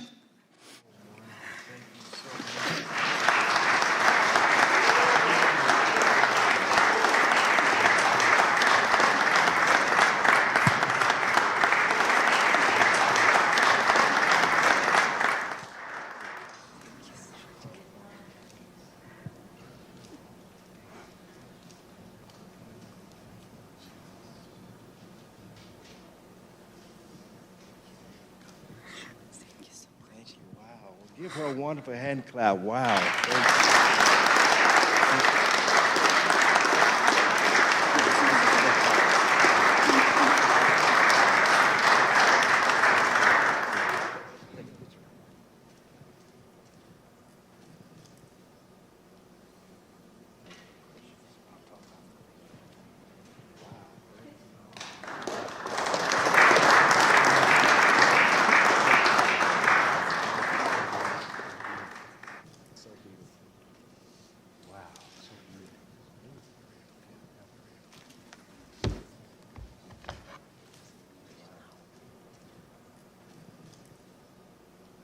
Thank you, Elisaveta, for sharing your sincere testimony. We're so happy you're here with us today. It's definitely an honor and a surprise.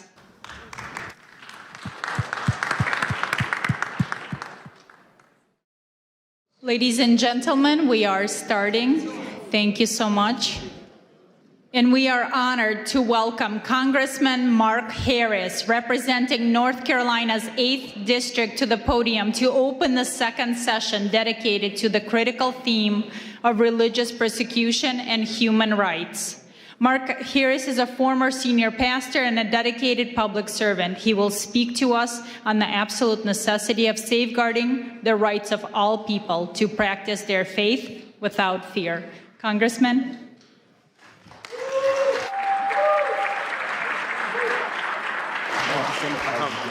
Thank you so much for having me. Well, good afternoon. It is great to see you. I'm sorry for being just a little bit late, but I literally just ran out of Judiciary Committee meeting today that we were holding, and we had a pretty big hearing going on today with a special guest there that we were dealing with. So, but I am so honored to be invited to be with my friend Mark Burns and to have the opportunity to address this International Interfaith Conference. Listen, I'm excited today because under the Republican trifecta led by President Trump, faith is back in America and it's making a powerful difference. From day one of this administration, the president drew a clear line. Anti-Christian bigotry has no place in our federal government. Go ahead, give that a hand. Listen, he boldly affirmed that the United States recognizes only two God-given genders, male and female. He stepped in to protect the most vulnerable minors from irreversible body-mutilating surgeries that the radical left once celebrated. And he restored fairness, safety, and dignity for young girls in sports, ending the painful experiment that allowed biological males to compete against them, shattering dreams, causing injuries, and leaving too many girls feeling unsafe and sidelined in spaces that were meant just for them. And President Trump said, that will not stand any longer. We all know that deep in our bones, that the soul of this nation is inseparably tied to our Judeo-Christian heritage and the timeless truths of the Western tradition. Our founding fathers didn't just mention God, they wove Christian justice, natural law, and biblical principles into the very fabric of this republic. For decades, those foundations were chipped away by an aggressive secularism and left-wing ideology. But praise God, the tide is turning. It's turning in the halls of government, it's turning in communities across the land, and it is turning in the hearts of everyday Americans. Government works best when it gets out of the way, when it respects the sacred space. When it respects the sacred space of parents to raise their children according to their convictions, for entrepreneurs to be able to build businesses without endless red tape, and for churches to be able to preach the gospel and biblical truth without fear of reprisal from any source, come or shine. Listen, that's the limited, accountable government our founders designed. Yet for far too long, unelected DC bureaucrats have overstepped, intruding into schoolrooms ahead of moms, ahead of dads and local teachers, and even casting shadows over the pulpits of our pastors. Consider the IRS's chilling overreach, threatening to revoke a church's tax-exempt status if a pastor would dare to apply scripture to the moral issues of our day. Ladies and gentlemen, the First Amendment was written to protect exactly that kind of speech. That's why I am so thankful to have been able to introduce in this 119th Congress the Free Speech Fairness Act, which is legislation to shield pastors and churches and nonprofits so they can speak freely according to conscience without the constant threat of IRS intimidation. It's frankly absurd that we even need this bill in the first place. Imagine having to explain to George Washington that the government he helped forge would one day try to muzzle Christian voices in their own sanctuaries. But I'm standing before you today because I believe you're a group that understands that there's still urgent work that must be done. This very week, as thousands march the streets of Washington for the National March for Life, celebrating the Dobbs victory while pressing forward to protect millions of unborn lives still at risk, I believe we've all got to stand shoulder to shoulder and arm in arm, and we've got to recommit ourselves to that fight. And we've got to do it together. Listen, the Supreme Court got it right in the Dobbs decision, returning the issue to the people and their elected representatives. Tragically, as I stand here before you today, the total number of abortions has actually risen since that time, fueled by the explosion of chemical abortions delivered by mail through telehealth and shield law loopholes. That's precisely why I've introduced legislation to shut down abortion by mail, effectively criminalizing the practice and closing the deadly back door. Ladies and gentlemen, legislation is essential, but even that is not enough on its own. As conservatives, as people of faith, it's our calling to keep sounding the alarm. It's our calling to keep holding our leaders accountable. And it's our calling to persevere until we end this grave evil once and for all in this nation. House Republicans step into this new year, I believe, with great optimism and real resolve. We're committed to restoring peace and safety in our communities. We're committed to securing a hopeful future for our children. And we're committed to lifting America back to respected leadership on the global stage. So as I come to you this afternoon, I just want to humbly ask something of you. Please lift us up in prayer. Lift us up in prayer that we in Congress will not grow weary, that we will not stumble.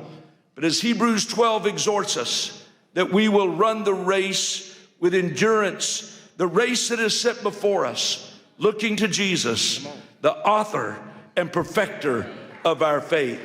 Thank you, and may God bless you, and may God bless the United States of America today. You're sent here to fight, so let's fight, fight, fight until we get it done. God bless you. Thank you, brother. That was powerful, brother. Appreciate it, man. Amen. Pleasure to be with you. Ladies and gentlemen, please welcome Mr. Matt Schlapp, Chairman of the American Conservative Union and a pivotal figure in American political strategy. As a leader who has guided the conservative movement globally, he addresses the critical intersection of faith, freedom, and political action.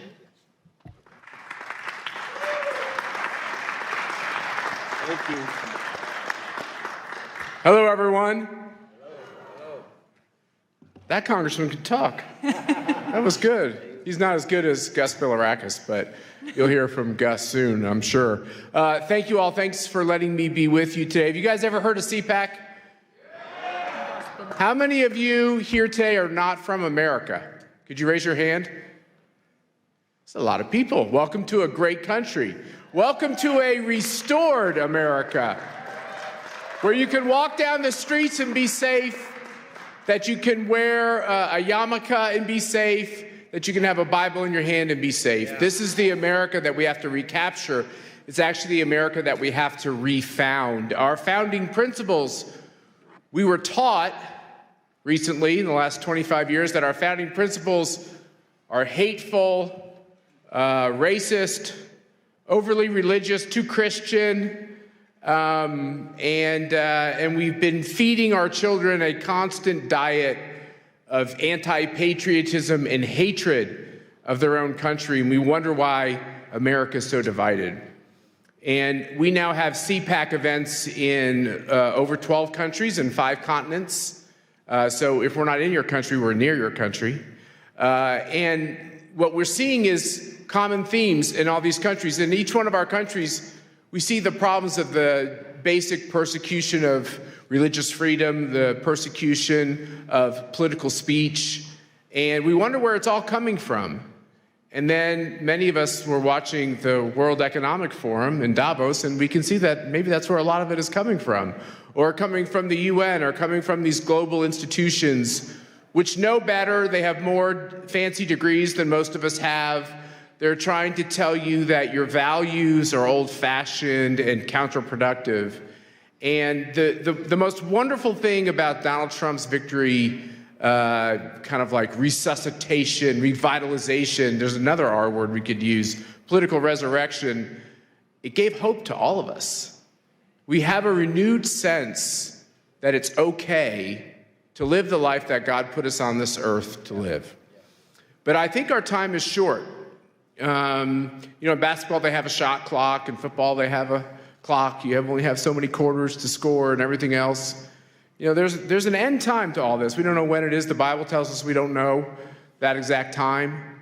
But America also has an end time, and freedom has an end time. And maybe we can extend that time.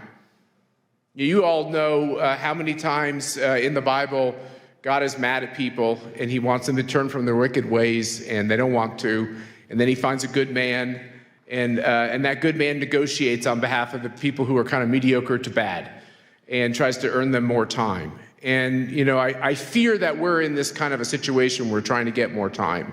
And so what I say to all good people, and boy, it sure gives me great joy to be with all of you because you look like just a room full of good people, is think about the time and the days you have left and how you can impact the situation that we're in your country, in America, around the globe. Like I said, I run this group called CPAC, and we have an event, Pastor, with a lot of talkers. There's a lot of talkers. The conservative movement is so good at talking. Guess what? It's time for the conservative movement to do some doing. Yeah. And Donald Trump has showed us that, by the way, he's a good talker too, so there's nothing wrong with being a good talker. Being a good talker is great. It's just not sufficient. It's not enough. So our theme at this CPAC is going to be actions, not just words.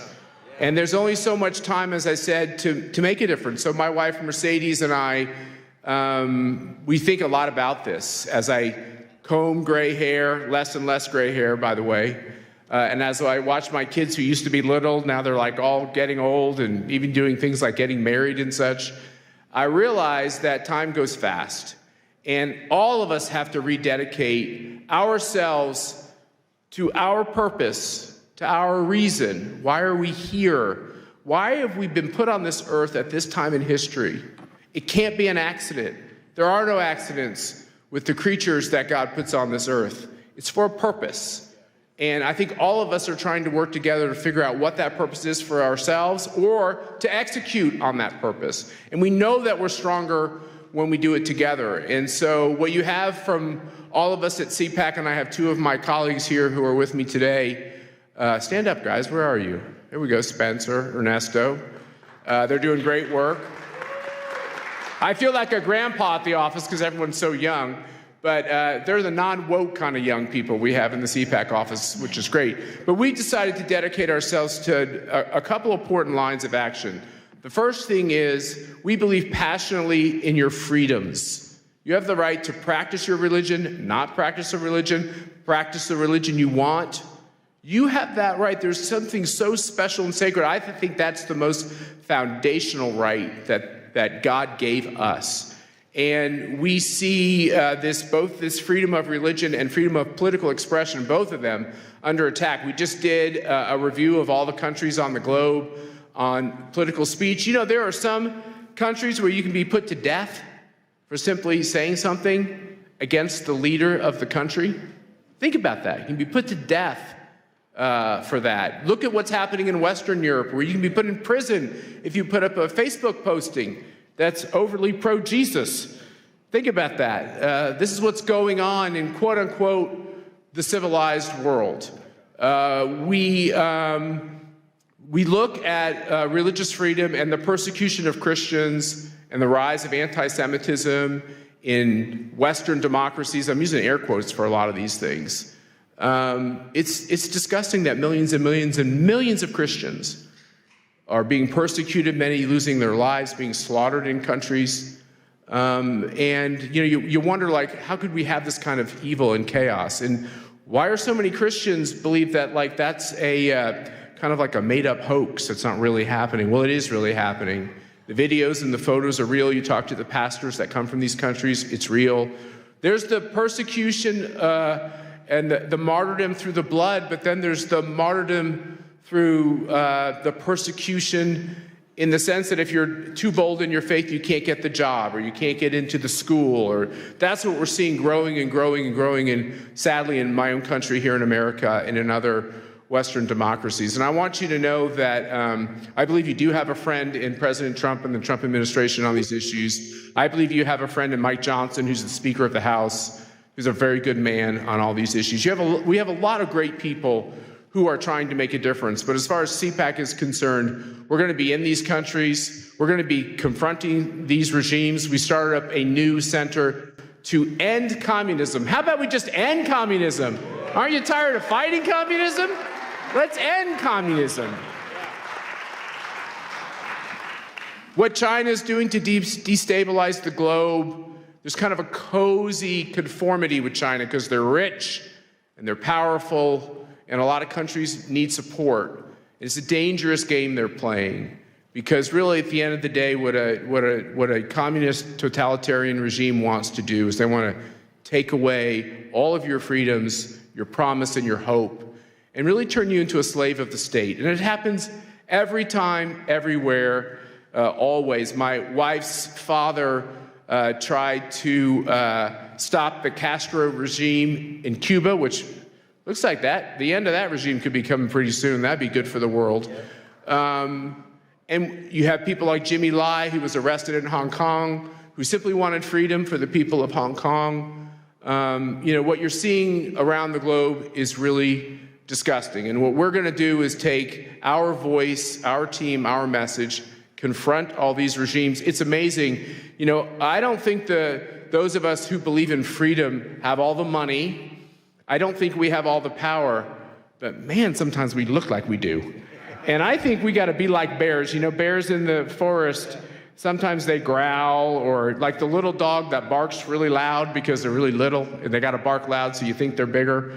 We have to recapture this idea that if God puts you on this earth for a purpose, and the purpose is now, why would he put you on earth for this purpose to just be humiliated and lose? Why did Donald Trump get off that canvas? Was it to lose that race? No, I think he got off that canvas with the help of angels to win that race and to give people hope all over the world. And I think we're in the same position. I think the reason why it seems like all the money against us and all the power is against us, and that it's an impossible fight, the reason why we have to look at that every day is because of one simple thing. We are small, he will be large. He will have the victory. We just have to ask for it, and we have to be true to it. And that's the moment that we're in. We have to believe that God put people on this earth to prosper and have freedom, right, and to live their purpose. And that it's our job right now in these dark times to make sure that that can continue. So that is our motto. It's about action. The action is now. You all are welcome. We have to get out of this idea that the only way conservatives will come together is if you agree on everything I agree with, and you have to sign a piece of paper that says you'll never disagree with me. That's a bad way to build a movement. What we ought to do is say, hey, is there one or two important issues that we agree on? Can you agree that someone should be able to practice their faith as they choose? Yeah. If you do, we should be able to work together. Do you think that people should be able to get in politics and vote for the candidate that they want to? If you believe in that, that's something we can work on together. Do you believe that communism fails every time for every people, always? If you do, we can work on this together. And I think that if we can stitch this together and get out of our orthodoxies and instead focus on our commonalities, I think we can reshape the face of the earth, and I think we're going to do that. And God bless you, and thank you for letting me be with you today. Thank you. Thanks, Pastor. That was awesome. Perfect, brother.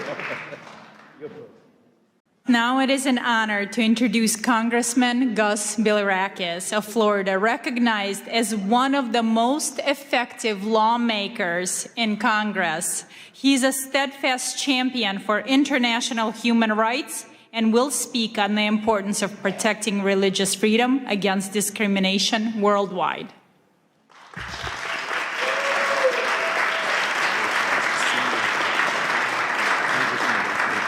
Thank you for having us. Thank you so very much. And I want to thank my good friend Matt. He's so right about these issues. We have a lot of things in common. We have to work together for the good of society, humanity. And you talked about, Matt, you talked about your wife, Mercedes' father, that was probably a political prisoner in Cuba. But this shouldn't happen in our hemisphere. And President Trump is doing something about it. We have hope now. And, you know, Cuba is 90 miles from just south of Miami. And that's in our hemisphere. Venezuela, same thing. We need to take care of our people and make sure that they have freedoms and opportunities to succeed. So we appreciate President Trump as well. We gather here today, folks, on Capitol Hill for a truly remarkable occasion. The International Interfaith Conference, the rise of spiritual diplomats. Thank you so much for attending. Please, again, before I begin, I want to extend my deepest gratitude, Pastor Burns. Pastor Burns, thank you for your vision and for your tireless leadership in organizing this great summit.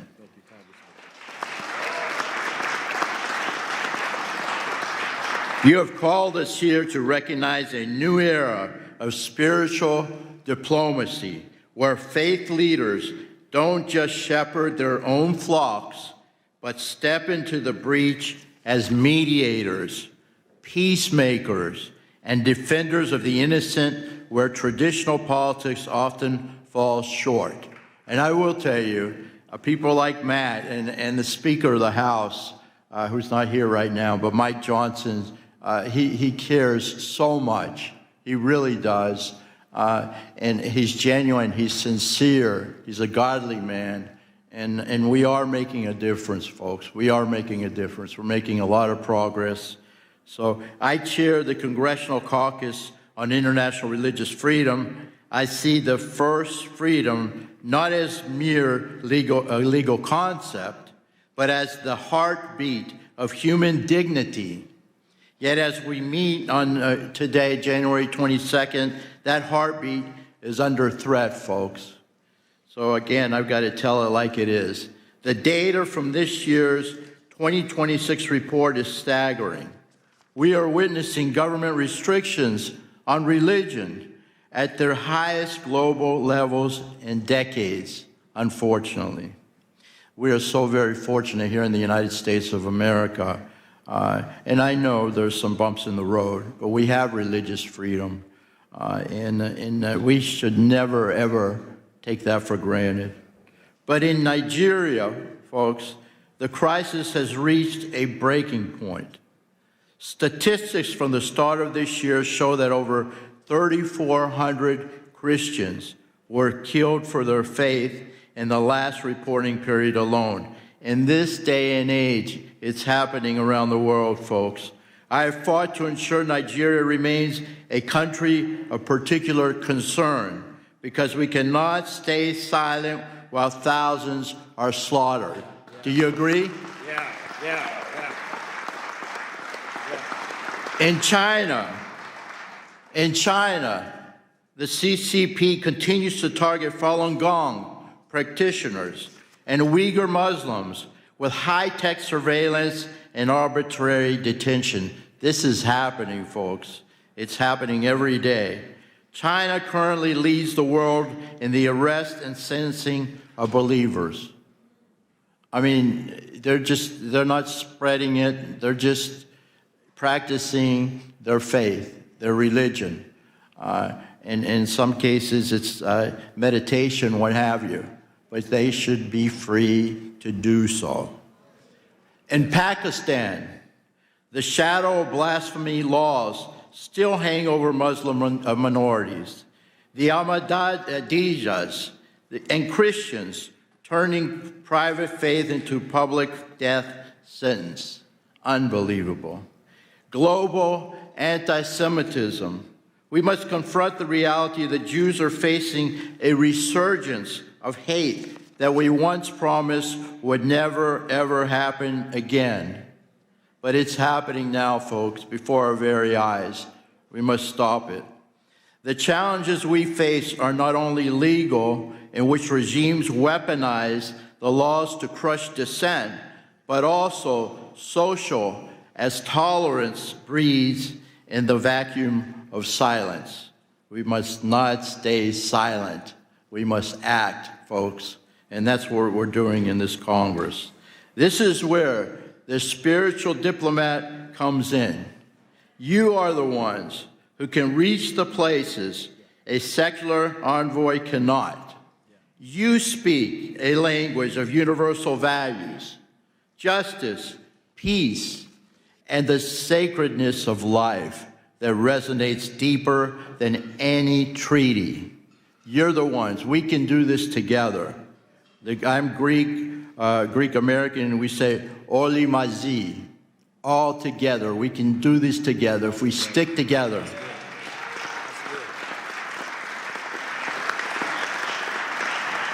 Effective advocacy requires more than just thoughts and prayers, folks.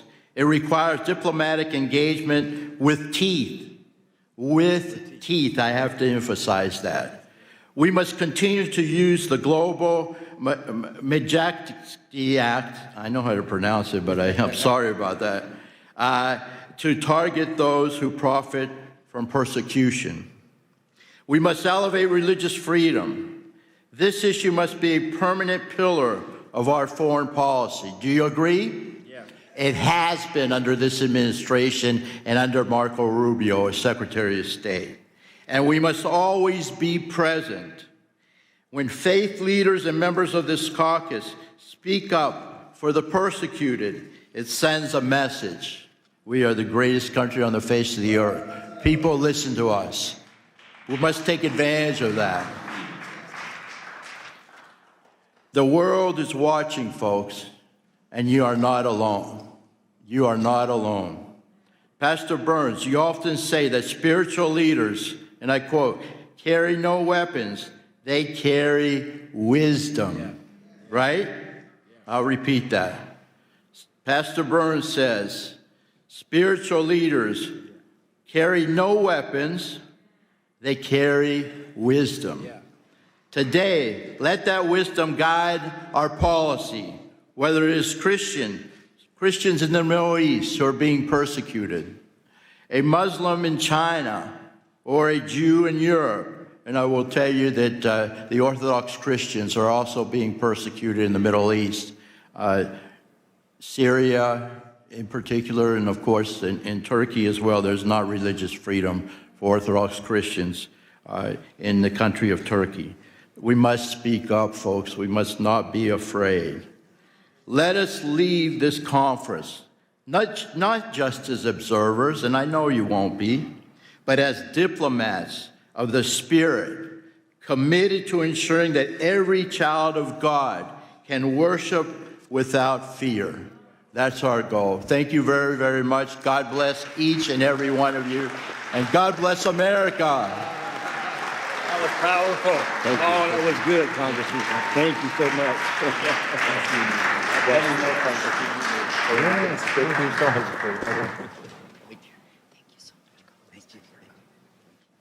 Well, you know, before I'm think I'm about to speak again.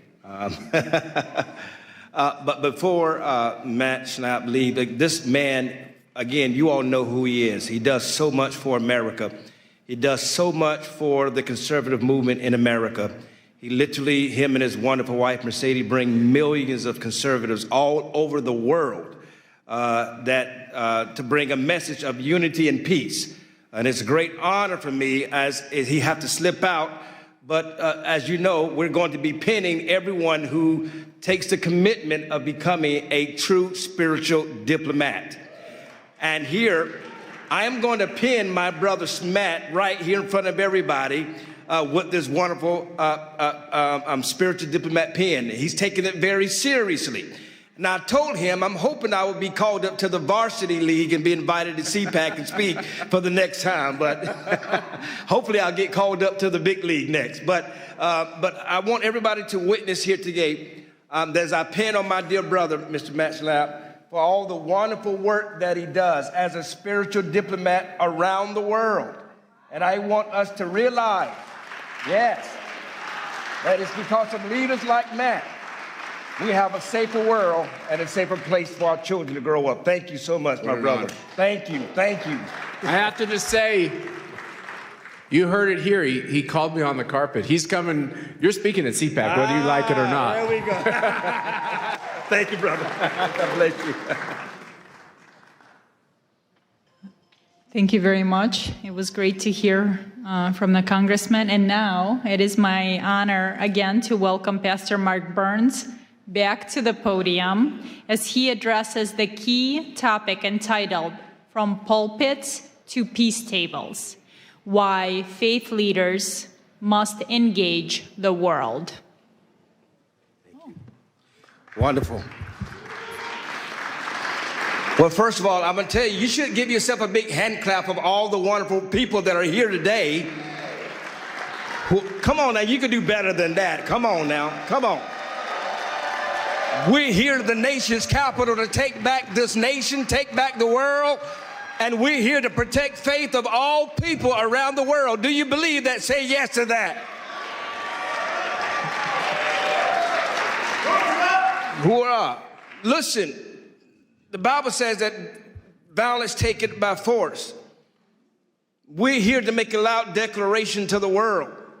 The evil that is happening in Ukraine, the evil that is happening in China, the evil that is happening in Taiwan and Cambodia, the evil that is happening in India and Pakistan, the evil and the wars that are happening all over the world. We can bring an end to this evil. Korea right now is under attack. Right now. People are dying of all faiths. In Nigeria, Christians and Muslims alike are being killed by terrorists. We're the voice that can help bring that. I want to tell you, my brother, I pray that you hear my heart. I pray that you hear my heart. Don't take this pen. We'll do it at the end. So please don't leave. But don't take the vow. You're not vowing to a person. You're not even vowing to an organization. You're vowing that you will be willing to protect the innocent and speak for the voiceless. I can't hear nobody. I can't hear nobody.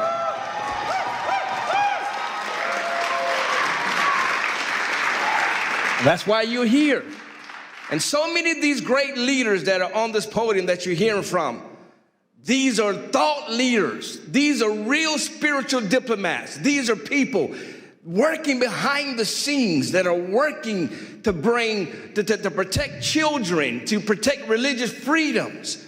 We're going to talk about it a little bit later, but the young girl that was raped in Tanzania, we have His Excellency that is here right now, all the way from Tanzania to talk about it, to discuss about it. It's not always about the things you see on CNN. I'm not here to play games with you.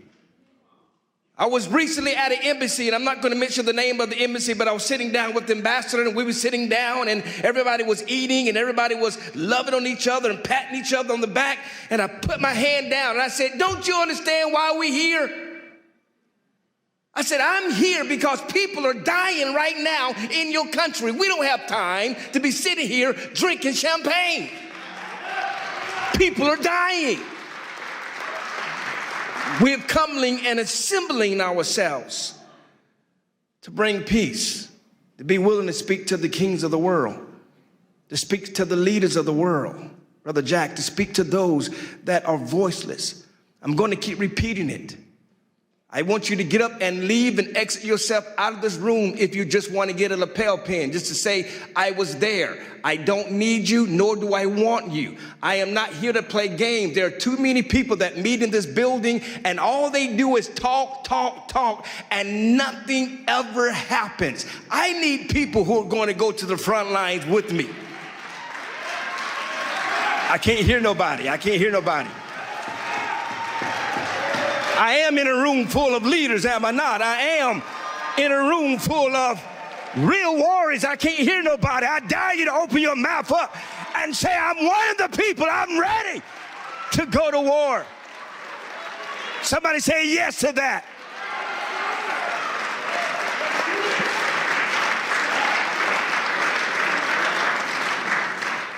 And so I pray that you're not here. Right now, Korea is under attack. Who's going to stand with me? Right now, Pakistan is under attack. Who's going to stand with me? I'm going there in April. Who's standing with me? I am going to Iran. Who is standing with me? I can't hear nobody. Who is going to stand with me with Ukraine until every bullet and every missile stops, until we bring that war to an end? Who's going to stand with me? I don't need cowards, and I don't need people who are just here to be here. I need people who's willing to go to the front lines, who's willing to risk your name and your reputation to stand with somebody who may pray to a different God, who may believe different than you, but you're willing to stand on the name of peace. Who will stand with me?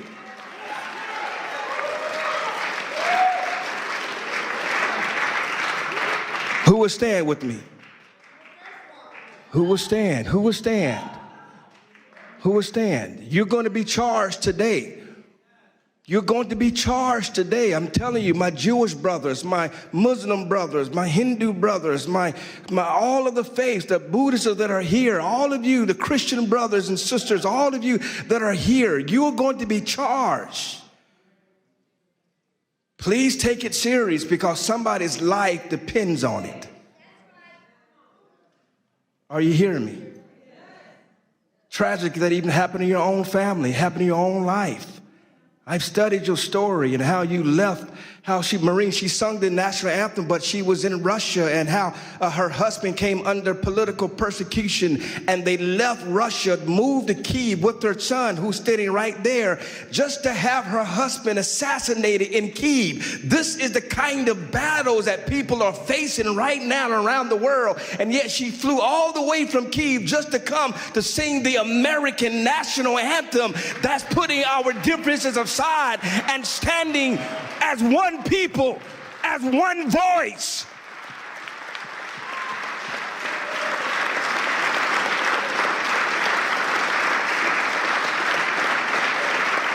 ALLATRA, even right now, who is under attack by Russia, by Ukraine, and yet they're standing. Creative Society of Russia is attacking them for standing with Ukraine. But yet they got volunteers all over the world. I'm telling you right now, every faith leader, you need the organization of ALLATRA and Creative Society. You need them. You need people like them that will go to the trenches. They are not just talkers, and they don't do it. They don't do it. And I'm talking about Olga here and Marina here. Olga is the head of a Creative Society, and Marina is the head of ALLATRA. And they have volunteers all over the world. When I'm at the Vatican, they got volunteers that are there. When I'm in Korea, they got volunteers that are there. When I am in Africa, they got volunteers that are there. These people don't just talk the game, they do it. And they don't need no presidential invitation.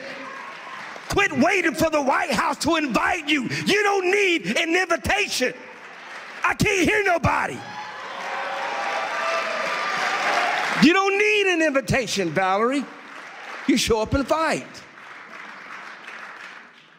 You show up and fight. You do it faithfully, consistently. So these leaders that are up here, they're not here to waste your time. They're not here to be famous.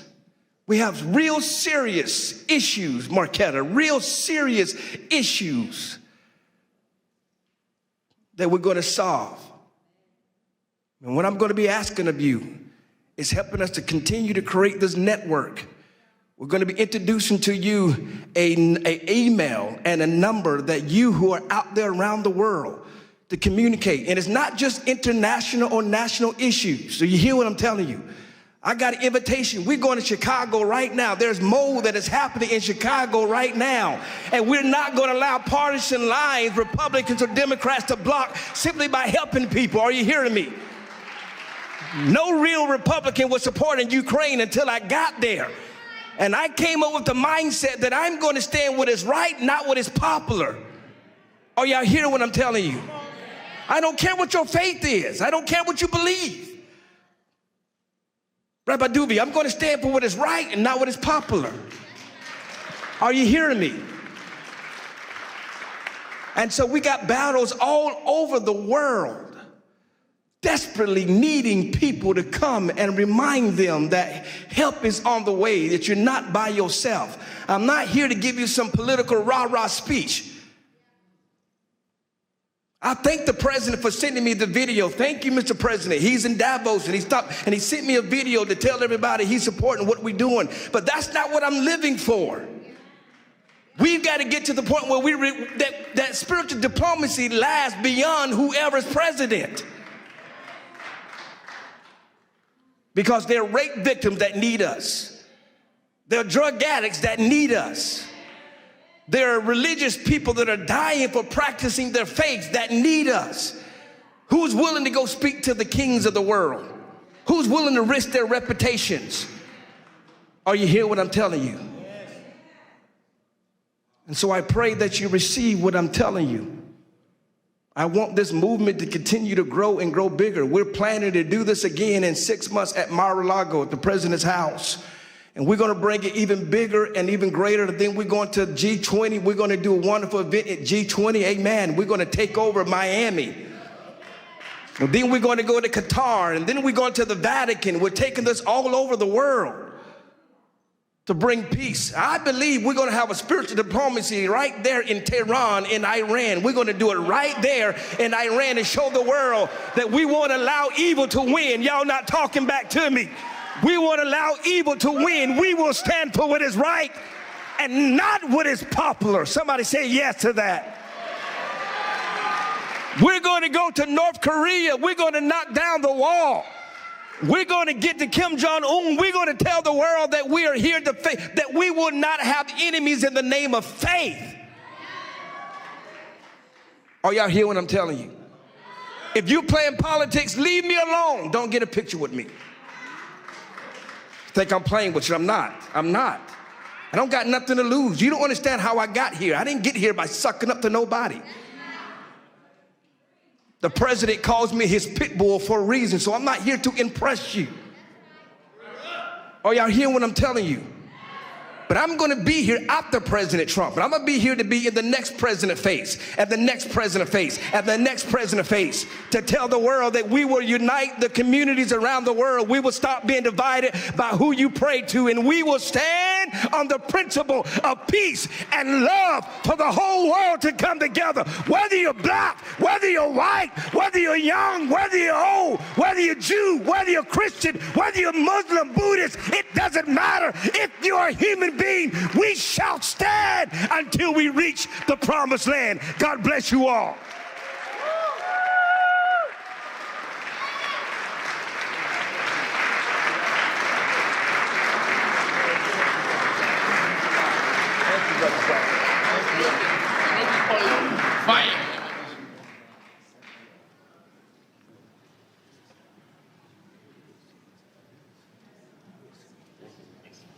Thank you, Pastor Mark Burns. Wow, who's going to follow that speech? We are honored to hear from Rabbi Eli Abadi, medical doctor, a senior spiritual leader and member of the Council of Sephardic Sages. He speaks on building bridges of faith and peace in a post-Accords world, examining how the Abraham Accords have opened new paths for coexistence in the Gulf. Rabbi?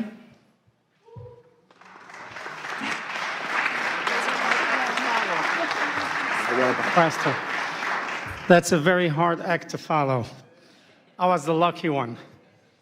First of all, Pastor Burns, I want to thank you very much for the privilege and the honor that you bestowed on me in coming and addressing this illustrious audience. And secondly, for pinning me today and inducting me in the cadre of spiritual diplomats. I shall carry this with great honor and duty. Together, inshallah, God willing, we will fashion a better future for the next generation of humanities. Thank you. And now I start my official speech. Your Excellency, Pastor Dr. Mark Burns, President Marina Otsenova, honorable congressmen and parliament members, honorable ambassadors, esteemed rabbis, imams, pastors, reverends, bishops, and religious leaders, distinguished speakers, and dear audience. The great Mahatma Gandhi once noted, if we were to respect others' religions as we would have them respect our own, a friendly study of the world's religions is a sacred duty.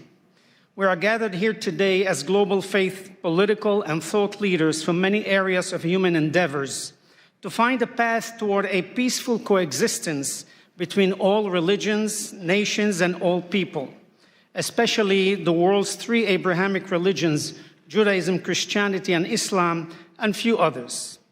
As Edmund Burke said, religion is essentially the art and theory of remaking of humanity. And therefore, we as leaders ought to embark in remaking mankind to cherish, protect, and foment a peaceful coexistence. As the United Nations Manifesto on the Culture of Peace stated, we must learn to use one another's religious belief as ways to connect, not as reasons for conflict. For 800 years, Judaism, Christianity, and Islam were inextricably intertwined in medieval Spain, the era of convivencia. Each had a common ancestry, similar values, and holy scriptures. As Genesis 42:13 states, we are all brothers, children of one Father. Living together side by side in Spain, very often in close quarters, the people of these religions flourished. They naturally found a way of understanding and respect for each other's culture, bringing forth an enlightened culture. Thus, the seed of Renaissance had been planted. Remarkable individuals of different faiths made lasting contributions to civilization. However, and unfortunately, gradually over the next 3 centuries, large forces vying for power gave way to puritanical judgments, absolutism, and religious extremism. Ultimately, these exclusive policies and the conflict they unleashed extinguished the shared learning that had flourished. The fragile unity between the 3 faiths was lost. Up until these days, these conflicts still exist in many areas in the world that we must end and return to the days of old. In the area of faith, Jews, Christians, and Muslims believe that God made a covenant with Abraham. It was to keep faith in one God and to worship him and to teach the practice of worship to his children down through the generations. In return, God would preserve, protect, and multiply the children of Abraham. This covenant became the legacy or trust for the children of Abraham to continue. Abraham's offspring would become great nations. And as stated in Genesis 17:4, the Lord said to Abraham, "Herewith my covenant with you, and you shall be the father of many nations." The people of these nations are now called Jews, Christians, and Muslims. We are all monotheists. We all believe in one God, the creator of all that is, in the universe and on earth.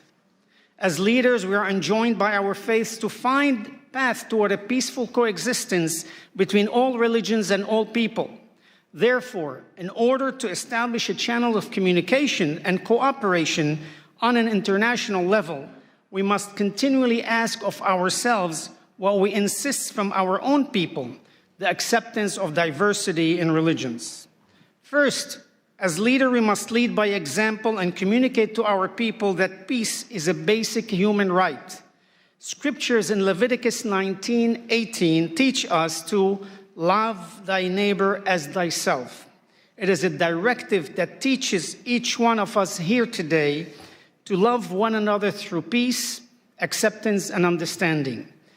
Second, as each of us takes enormous pride in our own religious history, culture, and strength, so too must we pride ourselves on the level of understanding and tolerance our people have of other religions and cultures.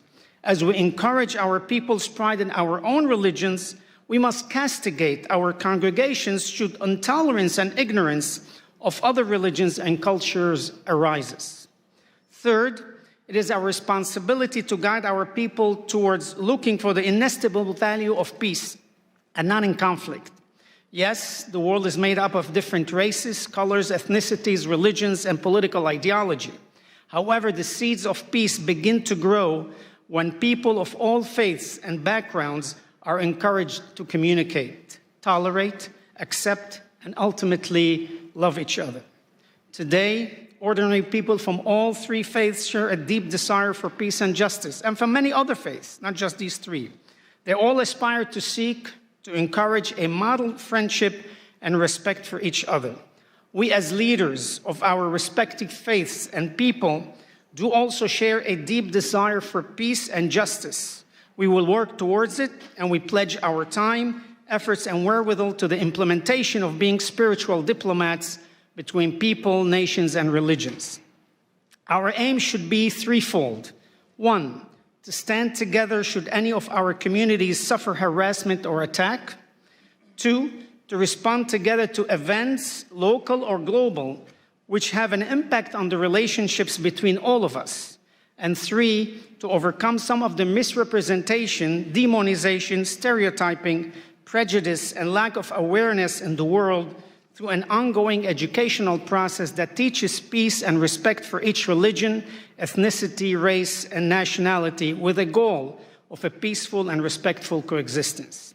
It is time to take the initiative without waiting for more ignorance, hatred, and war to occur. It's time to actively bring peace where there is conflict. It is time to seek the good instead of evil, hope instead of despair, and love instead of hatred. It is time to allow our love of God and respect for His covenant to protect and multiply the children of Abraham, to materialize into a worldwide covenant of peace and protection for all of humanity. Given the many examples in history, as well as some conflicts which are so recent that they continue to take place as we speak, they demonstrate the need for leaders to speak out and preach against religious intolerance, ethnic persecution, and race superiority. The core of these conflicts stem from the idea that one's religion, ethnicity, and race is the superior one, giving a person or group of people the religious duty to impose their religion on others under penalty of death, or to persecute other ethnicities and nationalities. Terminology such as infidels or heretics ought to be eliminated from our vocabulary. Using these words allow the zealots to attack, persecute, force conversions, and even kill anyone who has been branded as such. As leaders, we ought to condemn the use of this terminology. Equally as important, we need to teach that religion and religious values can and should be transmitted only through love, acceptance, and tolerance. Religion can only be appreciated if transmitted peacefully and with the consent and wholehearted acceptance of the individual. We as religious leaders have the responsibility to highlight the beauty of religion while teaching our own people how religion can bring harmony, peace, and understanding. On 5 occasions in the Bible, 1 in Leviticus, 3 in Ezekiel, and 1 in Nehemiah, each state that the religious statutes given by the Almighty are, quote, so mankind can live through them. And our sages in the Talmud expound on this announcement, saying specifically that by obeying the religious statutes, we are to live through them and not to die through them. In Psalm 34:15, King David exhorts us to search for peace and pursue it. Our sages in Ethics of the Father state, be from the disciples of Aaron, the high priest, love peace, pursue peace, and love your fellow human. Each of us here today as leaders, we must make that commitment to encourage our people to pursue peace and love one another. All of us here, Christian, Muslims, Buddhists, Hindus, and others, can effect change by planting the seed of true peace amongst us and our co-religionists. We can come to the reconciliation of our people. Oseh shalom bimromav, hu berahamav ve'aseh shalom aleinu, v'al amo Yisrael ve'imru amen. He who makes peace in his high heavens, may he in his mercy bring peace upon us and upon his entire nation, and let us say amen. Peace be unto you. Assalamu alaikum. Shalom aleichem. May God bless us with this endeavor. Thank you, and God bless you. Beautiful night, Rabbi. Thank you for that powerful speech. Hey, we're just getting started.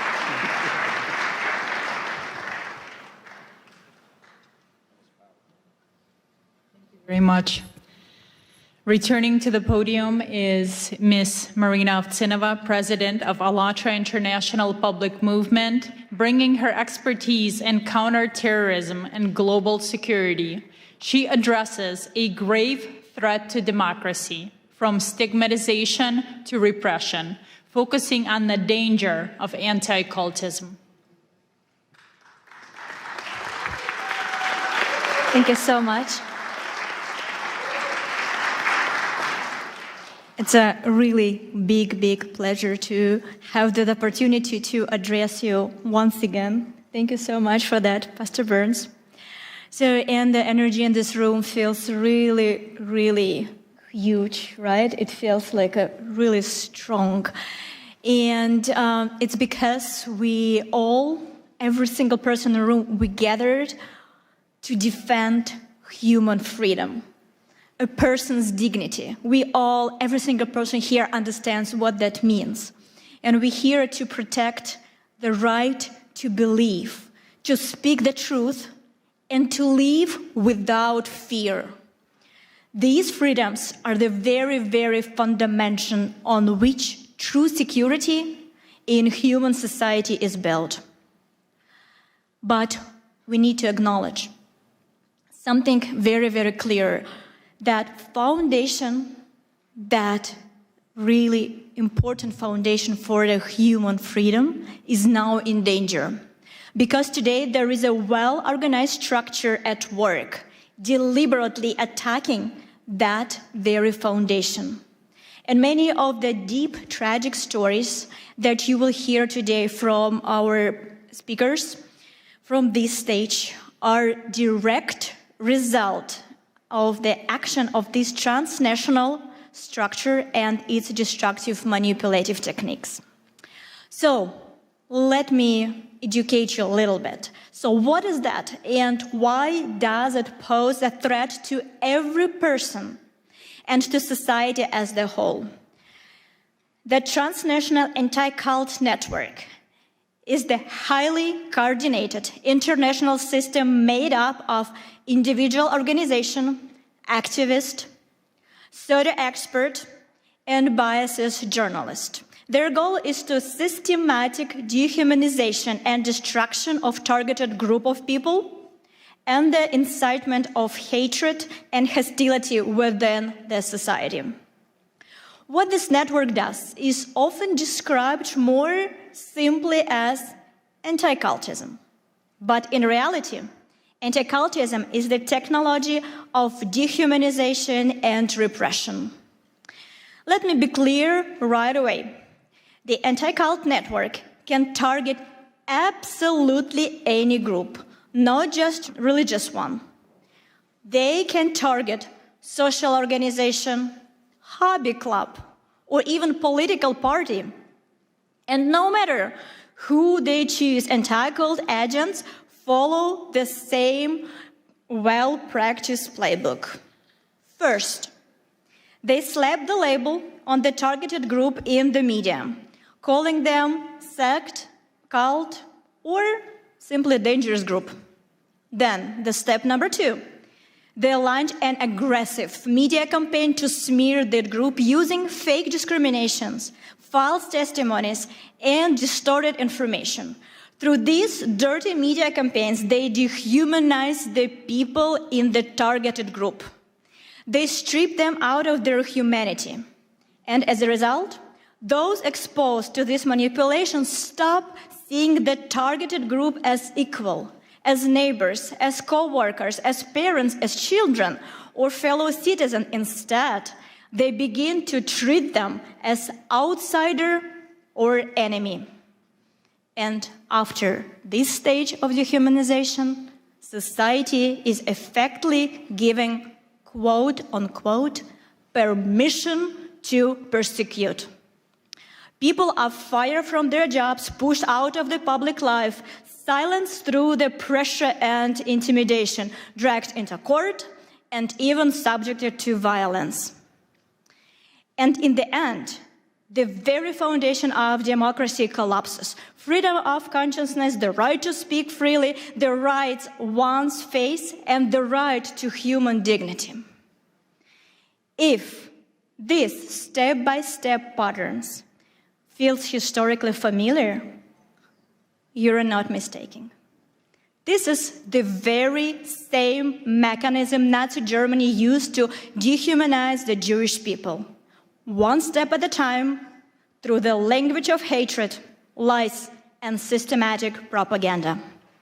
That process led to the tragedy of the Holocaust. And while the Holocaust itself is condemned by the international community today, the method that made it possible never truly disappeared. The tragedy of our time is that the world unequivocally condemned the outcome, genocide, but did not eliminate the tool itself.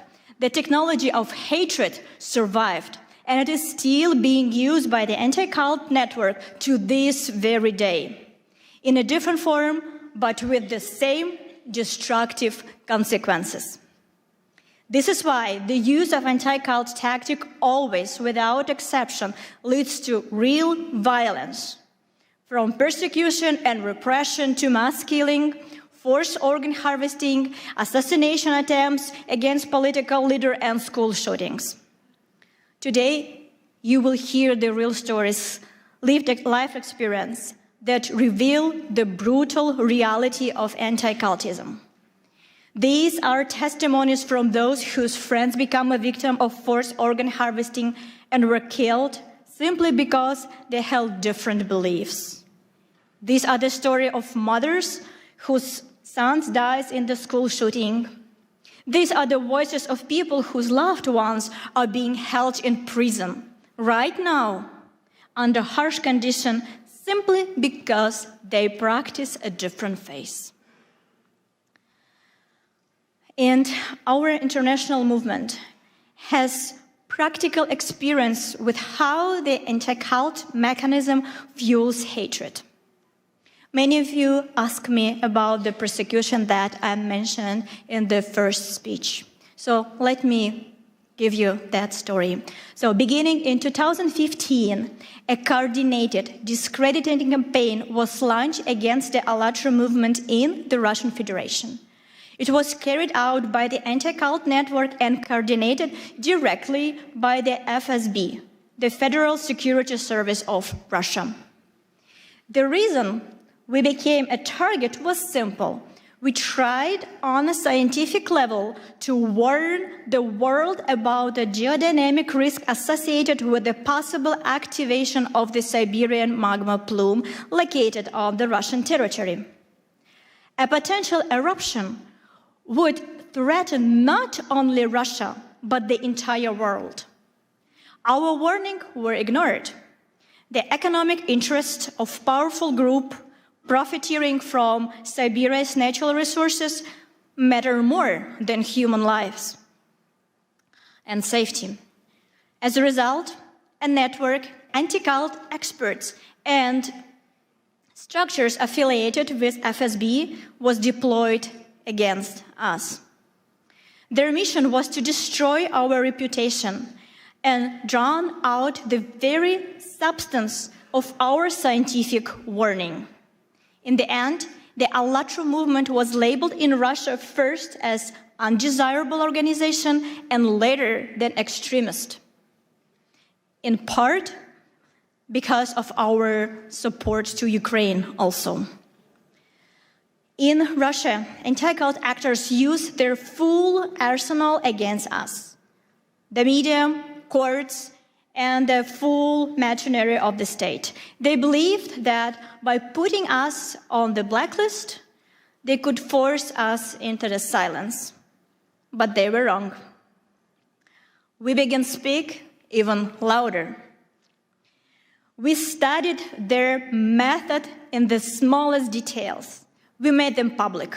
We exposed the structure of their network, their roles, their connection, their channels through which they spread their narrative and their real motives.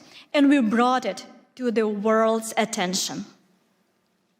We proved that this Russian anti-cult infrastructure of hate has already been exported to China, Korea, Africa, Europe, and the United States. We traced how the pressure that began in Russia becomes a source of persecution around the world through publication, through the analysis, through the same talking points appeared in different countries as if copied from the very same subject and pasted in a different country. We also discovered that within the ranks of anti-cultists, pathological cruelty and sadism thrive. This is the matter of deep moral decay. And there are strong reasons to suspect their involvement in human trafficking and crimes against children. One of these stories we will share today with you. It is a real case that will show you the true brutal face of anti-cultism. You need to understand that anti-cultism is the global assembly line of crimes against humanity. It runs on the same playbook everywhere, and we have exposed it for what it truly is. Anti-cultism strikes at the most basic rights: freedom of religion, freedom of speech, independent media, the right to a fair trial, and the principle of the presumption of innocence.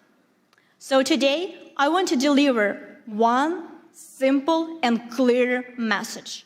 As long as anti-cultism exists in this world, true democracy and human freedom are impossible. And if we do not eradicate anti-cultism as the phenomenon, we will not be able to secure a future, safe future, prosperous future for our children. And I would like to note a particular that you, dear Pastor Burns, play a special role in the countering the destructive anti-cultism. Through your spiritual diplomacy initiative, you are uniting leaders of different countries, different religions, different worldviews, who have stepped forward to defend human dignity and freedom of conscience and the right to live with dignity. And we all know, and we can say it, that you, Pastor Burns, act as the true leader. You build unity where others saw division. You give a voice back to those who are being pushed into silence. And you offer protection to those who are in need, who cannot protect themselves. And it's because that initiative, like yours, extremely important right now. And we understand that thanks to you and this initiative, humanity will inevitably prevail. And for all our participants of ALLATRA International Public Movement, it is a great honor to stand shoulder to shoulder to you. And for decades, the anti-cult network acted with impunity. But today, thanks to you, Pastor Burns, the situation has been changed. And we can say with the full responsibility and confidence, for a final victory, only one thing is still missing: the unity of everybody, especially the unity of those who has been targeted by that group. To stop the threats and killings and the destruction that anti-cult network brings, we need more than words. We need decisive action. We need a coalition of mutual protection, international and interface. The principle must be simple and shared by all.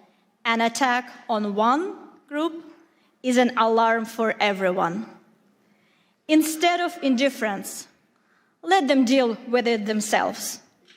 We must stand and unwaveringly solidarity. We will defend them because tomorrow someone could come for any one of us. If everyone who has been targeted by the anti-cult network and harmed by its manipulation unites to expose its criminal activities and publicly expose how the anti-cultism works, we will inevitably achieve justice and prevent new tragedies for sure. There is an age-old and very accurate metaphor. I'm pretty sure you all know that. But please, think one more time with me when I will cite this word, how we can use it, what we can take home. We all know that it is very, very easy to break a single twig. It takes almost no effort. But if we gather all twigs together into one bundle, it becomes stronger. Not because each twig has become stronger, but because they are together. And that is exactly how we must act right now. Each of us may believe in our own way. Each of us can continue doing what we are doing. We're all leaders. We all have our missions. But together, by protecting our future, our children from this organization, by standing for rights, for freedom of religion, for freedom of choice, for freedom of your thoughts, your action. So we definitely can change this world. Because by the end of the day, our strength is in unity. Thank you so much.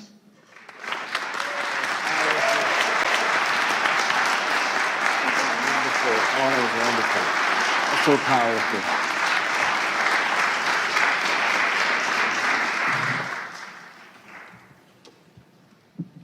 Thank you, Marina, for that sobering analysis and for making it clear that as long as transnational anti-cult network exists, democracy and freedom are impossible. And right now, please welcome Dr. Michael Jenkins, President of the Universal Peace Federation and the President of the Washington Times Holdings, with decades of experience organizing peace initiatives in the Middle East and Northeast Asia. He speaks to us today on the urgent issue of global religious persecution. Thank you very much. Thank you. Thank you, everybody. To our distinguished panelists and outstanding audience and delegates, it's great to be here with you. Pastor Mark Burns is really doing a great job for freedom, religious freedom and all freedoms. I want to give him a hand with my heart. Thank you. Thank you. United in Liberty. Also want to thank President Trump, who's doing an excellent job with religious freedom, forming the White House Faith Office with Paula White, and Pastor Burns is also leading that effort throughout the world. We are in a global war right now. There's a global war against God, and it's hitting every faith, every community, and also people of conscience. What are we going to do? Nigeria, Christians are dying there, being persecuted for their faith. Muslims also. The Uyghur Muslims in China are being held in, a massive place with over 1 million people. And many are dying. under persecution. India, also many nations of the world. And I really want to say, how will we stop this? How are we going to turn this around? We have to bring the faith communities together. That is the number one thing that will help the most. And then the political leaders will be enlightened and they will follow the lead of the faith leaders if we love one another. I really believe that right now we see that there is an urgent situation, and that is with our Jewish family.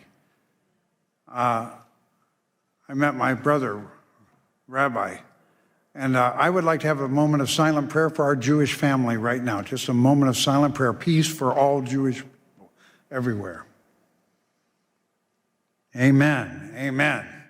And for all God's people, and also for all people of conscience. So I would say to this, peace, shalom, assalamu alaikum, shanti, shanti. We can win when we come together. We are meant to be together.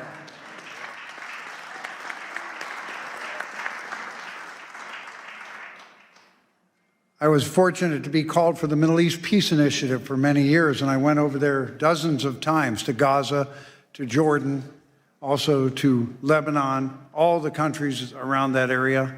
And I found interfaith dialogue can do more to heal divisions than anything else. Other things are important too. Economic development, all kinds of friendship, education, economic investment, but interfaith dialogue can bring hearts together. Suddenly, your Muslim brother or your Jewish sister or whoever it is, your Christian friend, are no longer strangers that we have images about. They become family. They become family. So even as miserable as it has been for the people of Gaza and Israel, interfaith dialogue has to rise, Pastor Burns, right away. Right away. You need to lead it too, because you're so much fun to be with. This man loves everybody. One thing about interfaith dialogue, if you love people and you really appreciate how God is working through their faith, it changes you. That's why America has such a central role to play, because there is an understanding that all faiths are welcome here, even though we mess up a lot of times. All people are welcome in America, all faiths. How are we going to make that happen? We need leadership. We need the spiritual diplomats. Spiritual diplomats are not political leaders, but they can help lead the way for political leaders. Our congressman who came here, how great it is that they support. But they're also, the lead of spiritual diplomats is something that's not restricted. We don't have to worry about a lot of protocols, right, Doc?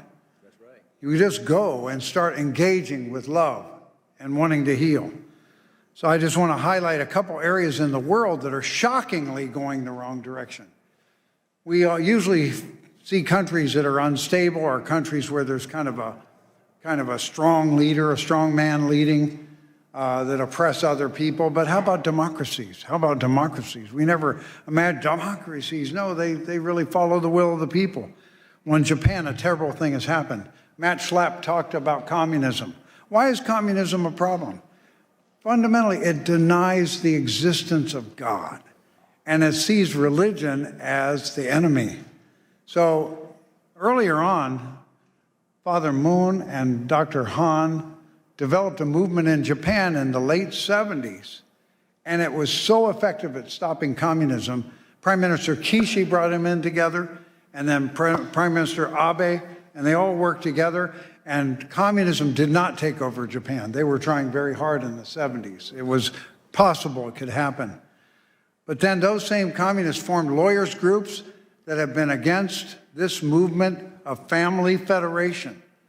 And they've been against it for years and years and years. And then finally, a more liberal leader came as the Prime Minister of Japan, and he kind of caved into them and said, we got to get rid of this group. And he announced, we can't. They haven't broken any law. So somebody came up with the idea, we don't need a law. If they've just made some disturbances or they've had lawsuits, we can use that. So they used that.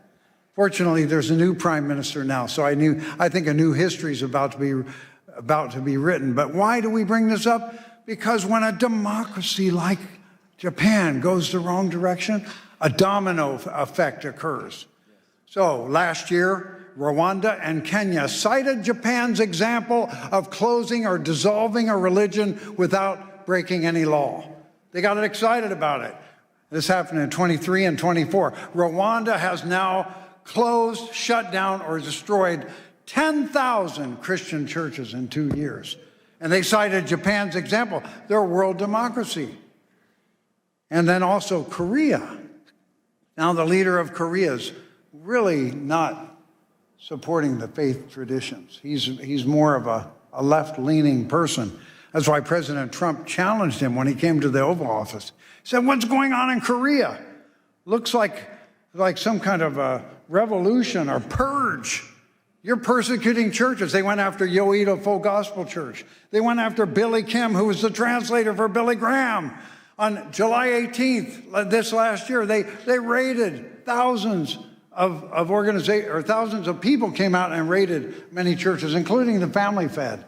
And they went to Sagero Church, a Presbyterian church, and because that leader is standing up for family values, marriage in the image of God, and freedom of speech, he's now in jail now. He's been in jail for almost 137 days, right? And Mother Han of the Family Fed, she's been put in jail now for 125 days. She has not been convicted of anything.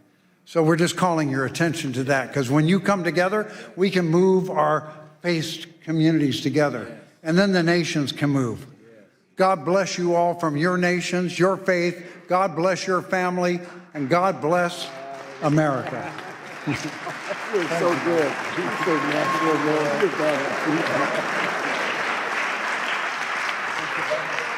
Thank you. Thank you, Dr. Jenkins, for your leadership. Now it is my pleasure to introduce Reverend Damian Dunkley, President of the Family Federation for World Peace and Unification, USA. He brings a critical report on religious persecution in Korea. Thank you. Thank you, thank you, thank you. Good to be with you up here, Mark. Dr. King said, I've been to the mountaintop and I've seen the promised land. So leaders can see the way, leaders can lead the way, but we can't leave them alone. We need to stand together. We cannot watch from the sidelines. So, Pastor Mark Burns, thank you. Thank you for convening this room. Thank you for bringing us together. Your courage and clarity, the President's pit bull, yeah, that's just one, maybe one thing you are. The image, as you spoke, came to mind of those, those huge logs they used to use in the medieval times to break down palace doors. That kind of power, your word brings that kind of power. So, I mean, get out of the way.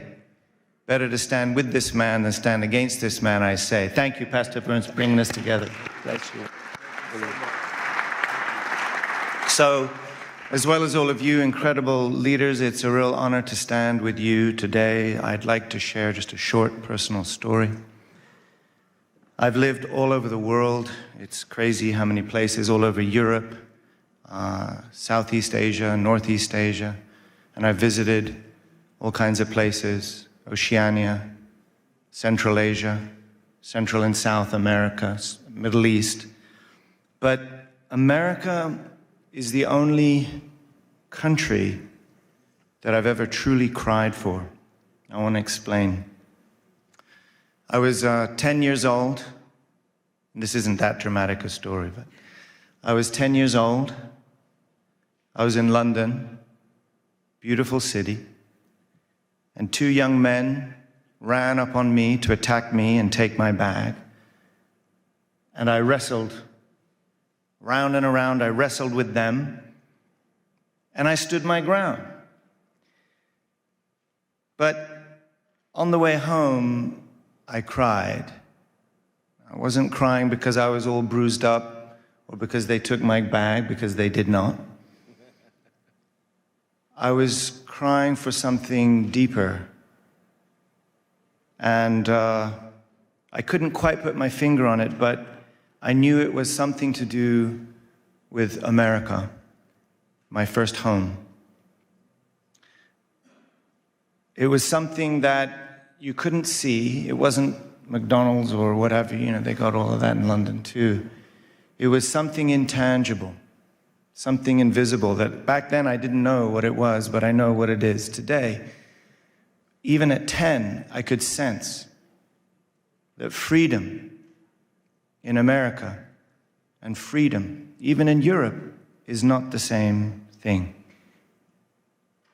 We use the same word in England and America to say freedom. We translate that word into many other languages. And we think that when we, Mark, as an American, use that word and it enters the ear of a foreign speaker, that they understand what we mean. But I promise you, it is not the same. It is not the same. Now, we can lose it here. Thank God we haven't yet. But there's something I just wanted to testify to you about this concept of freedom. And it has something to do with what our founders built here, right? Our Constitution says that our rights are inalienable. This is endowed by our Creator. This is so unique. So our freedom is rooted in this because government does not grant it. Government is realizing it, honoring it, accepting it, and protecting it.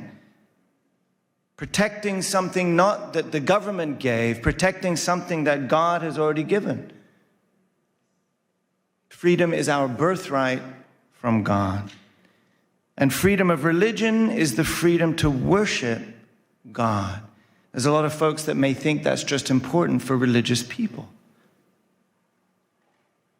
But I've been experiencing through many of these stories that you're hearing about, when you go to these places firsthand, you realize whether it's a democracy or not doesn't mean necessarily anything anymore.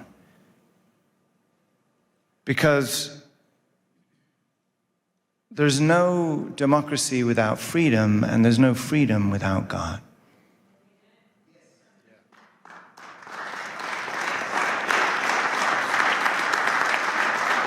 I really believe God invested in this nation, not just for these people, but to be a shelter for all religions and all people. And the world is crying. Liberty is everyone's birthright, which is why America must stand to protect and serve the freedom and liberty of all people on the planet. I believe that by putting God first. And the world is crying. Recently, I was in Korea. We just heard mention of this, Dr. Jenkins. And I experienced something I never expected to. It's a free and democratic country, a place I never expected that I would need to feel like I got to look over my shoulder before I say something.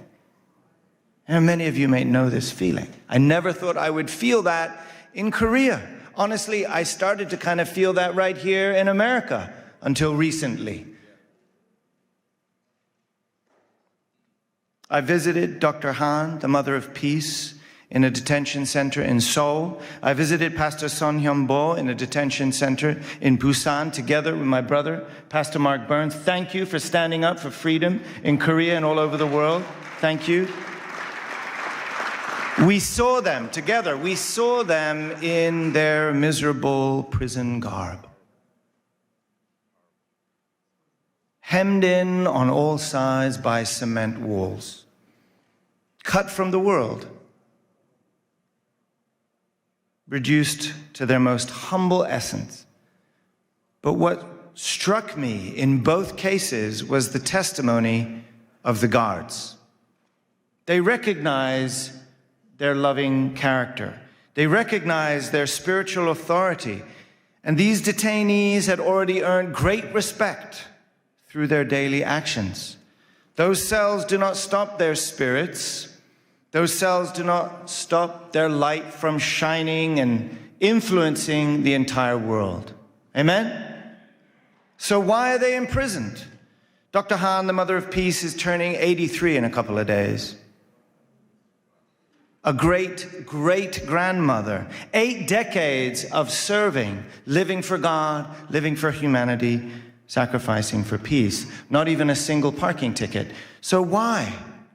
Why 1,000 police investigators like stormtroopers raiding her home and spiritual campus, throwing all of her personal things around her bedroom, looking for something they still haven't found? And like we heard, over 3-4 months in a jail cell. She'll be there for her birthday, as she was there for Christmas. Why? Perhaps the only threat that she poses is that of being an inconvenient faith. A faith that reminds the powerful that their power is not above God. This is what makes America great, actually. The state is not saying, we grant you your freedom because you are a child of God. The state is saying, you already have your freedom because you are a child of God, and we cannot stop that. It is not the government that gives you your freedom. And that is the difference that I'm feeling even in democracies around the world. So we know this isn't just about 1 or 2 churches. There's a global war on God. And that's why I'm just drawing our attention to this unique taste of freedom, rooted in religious freedom right here in America. We need to protect it right here in America for the sake of not just America, but for the sake of the world. That is why we're coming together. Religious freedom is America's greatest treasure. And if we lose it, it's not just lost here. It will affect the planet, I promise you.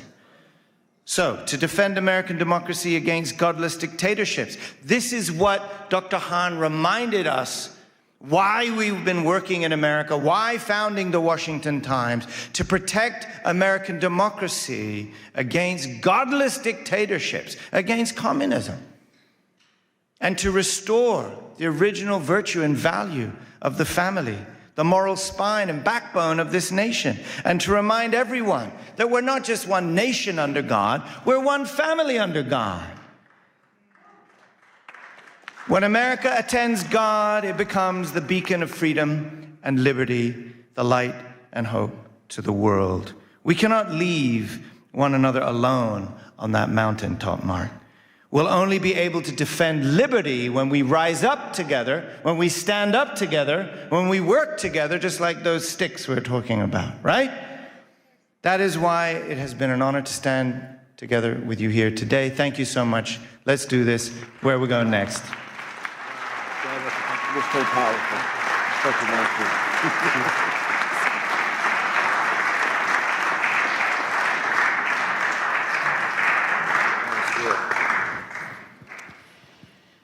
Our next speaker is a courageous voice for truth.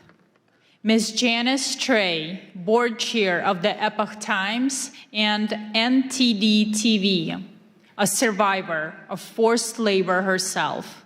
She understands the machinery of the repression firsthand. She addresses a vital connection in her speech.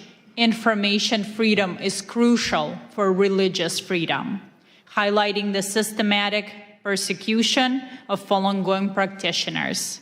Ms. Janice Trey.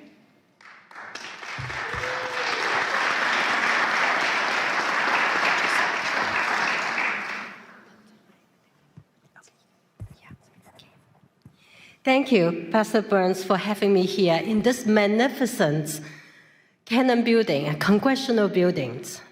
I would never have imagined I would have this date, because I could have killed during the forced labor camps as a child laborer, first grade, second grade, third grade, carry fertilizers to the top of the hill heavier than myself, pick up crops from the cornfield every day after school during harvest seasons. And I could have been killed during the Tiananmen Square massacre, June 4th, 1989. Wow. The fact that I am alive in front of every one of you, in front of all the spiritual diplomats, we all should give a voice to the voiceless.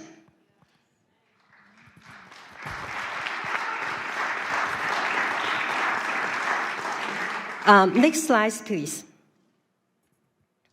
Today, we honor the Creator. We speak for the voiceless. to share life-saving actions, to unite as spiritual diplomats, to end communism once and for all, to counter information censorship, to restore humanity's freedom to connect with the divine.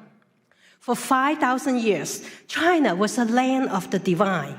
But since 1949, the atheist communist regime has sought to erase faith, eliminate God with communism. And since 1999, 70 to 100 million people practicing a peaceful meditations have been brutally persecuted. And even the crimes against humanity, forced organ harvesting, was being used as an instrument for religious persecution, and it still goes on today. Next page. The repression does not stop at China's border. Under Xi Jinping's order, transnational repression has spread globally through subversion, deceptions, unrestricted warfare, and the erosion of moral and religious traditions abroad. Chinese Communist Party's propaganda, misinformation, disinformations have been amplified through coordinated online campaigns, films, legacy media. Next slide. Let me give you an example. New York Times reporter Nicole Hong published over 10 articles in a short 8-month period attacking Shen Yun. Without disclosing, her father worked for the United Front Works Organization. That is the Chinese Communist Party's spy organization overseas.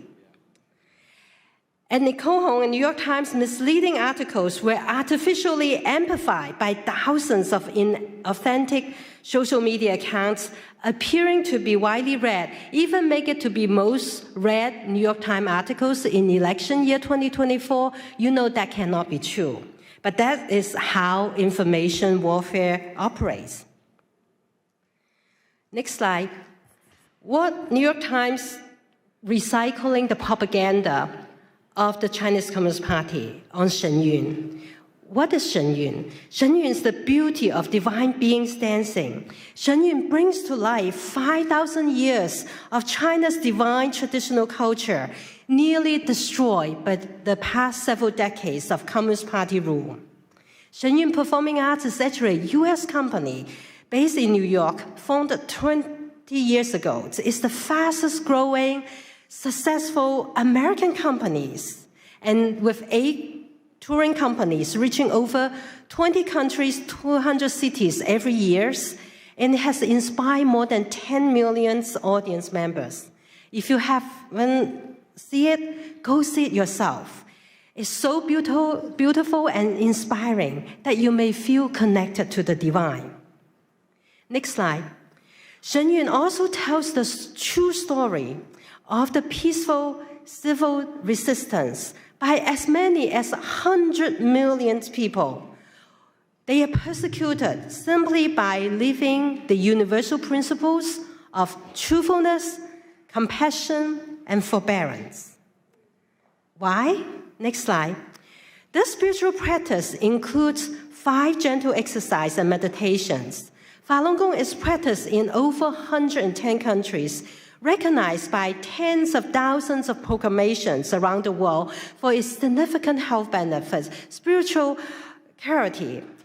And its founder, Mr. Li Hongzhi, has been nominated for Nobel Peace Prize 4 times. Next slide. The Chinese Communist Party responds with defamation, torture, killing, because truth exposes lies, compassion reveals brutality, faith defies tyranny. Falun Gong practitioners lead a very healthy and disciplined lives because they don't drink, they don't smoke. The Chinese Communist Party see them as the targets for organ transplants, benefits by killing them on demand. When humans become spare parts, the moral red line has been crossed. We must do something. We must do something now. First, next slide, call on the United States senators to co-sponsor and pass Senate Bill 817, which censors perpetrators of forced organ harvesting and mandates the State Departments to report on China's practice, which Secretary Rubio are ready to enact that. We're just waiting for Senate bill to pass A17. And the companion bill in the House, 1540, has already passed unanimously. By calling your senators or calling someone who knows the senators, you could save lives. You can stop the crimes against humanity that is taking place every second, every minute, every hour. Second, next slide. We need a secure communication tool, and I'd like to introduce you to the most advanced, most secure tool for all the freedom fighters and for all the spiritual diplomats. Our brothers and sisters in closed societies need a secure tool. All of us here need a secure tool. Everybody watching it online need a secure tool. And this tool is more secure than the standard security setting of Zoom, of Microsoft Teams, or Google Meet. And it is all 4 functions in one platform. You can do video conferencing, you can do messaging, you can do file sharing, you can do calling, all in one tool called SafeMeet. You can go to safemeet.us to download or download it from App Store in Apple or Google Phone. And it operates on its own private server networks. It's not on any of the big tech clouds. So you will not be subject to those cyber attacks that are often experienced by the big tech. And SafeMeet uses the encryption technology that's trusted by NATO, NASA, German Department of Defense, French Interior Departments, and the United Kingdom's National Health Services. It's all free. This is a gift to humanity. It's a gift so that we can all communicate safely, and it can handle thousands and thousands together. Like a conference like this, we could have hosted on SafeMeet. It's not limited to Signal, only have 50 people. Third, next slide, uphold the freedoms of the press by subscribing to the Epoch Times or the NTT TVs, which we have 4 satellites broadcast into China, and plus over-the-air and cables. We've been providing uncensored information in and out of closed societies. Despite all the suppressions by big tech, including demonetizations, including all the suppressions, for 25 years, we never bend down because we are nonprofits. We want to provide truth reporting to you. We are based on the principles of truth, tradition, and hope. Many of our readers and viewers learned about the pandemic in December 2019, a few months before the rest of the world know about pandemics. And they changed the return flights and avoided the lockdowns, whereas their relatives and colleagues will perish in China, never return home. You never know when timely information saves lives. So sign up Epoch Times and NET. Epoch Times, 9 commentaries of the Communist Party, as of yesterday, has inspired 457,255,926 people, renounced the Chinese Communist Party and its affiliated organization, the Youth League and the Young Pioneers. The specter of communism ruining our world exposes how communism suppresses faith and corrodes humanity by destroying culture and moralities. Last but not least, the 4th action, if you have not seen Shen Yun, go check it out. Tell communism, no, we are not listening to you. We want to see communism before China, before communism. We want to learn the 5,000 years of wisdoms that God has given us. All of you are courageous. You stand up for religious freedom and human rights. It's critical today that we all join hands to face down this evil, as our courage is stronger than brutalities. We can accelerate the fall of communism. We can dismantle censorship, and we can all reclaim humanity's sacred connection to the divine. May God bless you, bless everyone who walked the path of truthfulness, compassion, forbearance, and may God bless the United States of America. Thank you all. Thank you so much. That was so powerful. Thank you.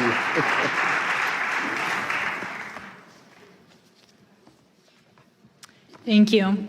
Next, I'm honored to introduce Ms. Rushan Abbas, founder and executive director of the Campaign for Uyghurs, with her own sister unjustly imprisoned by the CCP. Her advocacy is personal and unrelenting. She presents unbroken Uyghur voices calling for a united interfaith response to the atrocities facing the Uyghur people.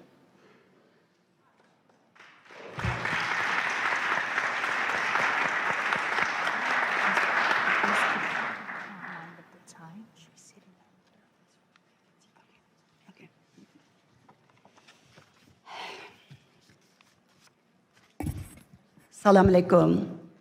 Good afternoon, everyone. It's a privilege to join you all here to this wonderful conference, an extraordinary initiative led by brave Pastor Burns to advance peace, dignity, and the freedom of belief. I speak as first-hand witness to China's religious persecution. My people, Uyghurs, in East Turkestan, also known as Xinjiang Uyghur Autonomous Region, under China's occupation. They're enduring an ongoing genocide right now because of their identity and religion.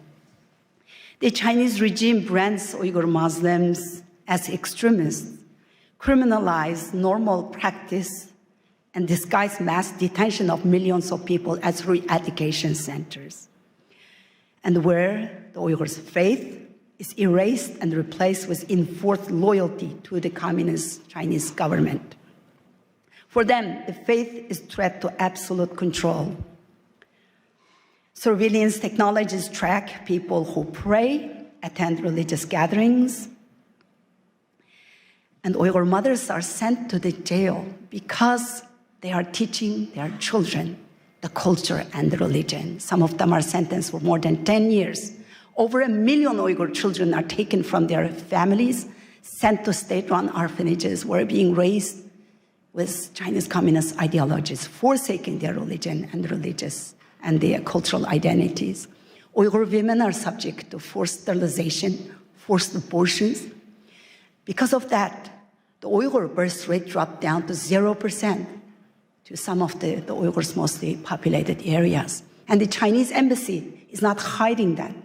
They're publicly, Chinese embassy here in the United States, publicly celebrated those genocidal efforts by saying Uyghur women are no longer baby-making machines. And this persecution is not just limited to the Uyghurs. As my sister Janice just reminded everyone, they started in our homeland with surveillance technologies and they using our homeland as a testing ground. And then Tibet, Southern Mongolia, Falun Gong practitioners, they all endured the same fate. The democracy in Hong Kong demolished in front of all of us and our eyes, and the world stood silent. Now Taiwan is under threat. Next, it will be all of us, unless if we speak out and hold the CCP accountable. If we don't speak now, the only voice left will be one of regret. CCP has destroyed churches, removed crosses, jailed pastors. Beijing publicly announced that they are going to rewrite the Bible and the Holy Quran to make it compatible with Chinese communist ideologies. How in the world any religion can be compatible with Chinese atheist ideology? Just the last months, right before Christmas, over 100 pastors were detained. And also Pastor Ezra Jin from Zion's Church is still in detention. The same machinery of repression is long used against those who speak the truth, expose China's crimes, including China's transnational repression Janice just explained. And I am one of them. In September 2018, I participated in a public panel at Hudson Institute talking about the mass detention of the Uyghur people and outlining fate of my in-laws, 24 members of my husband's family, my parents-in-laws, all of his siblings, their spouses, 14 of his nieces and nephews disappeared. And when I talked about that, as an American citizen, practicing my freedom of speech in the land of the free, in Washington, they took my sister, a retired medical doctor, non-political person, just an ordinary mother and grandmother living peaceful life.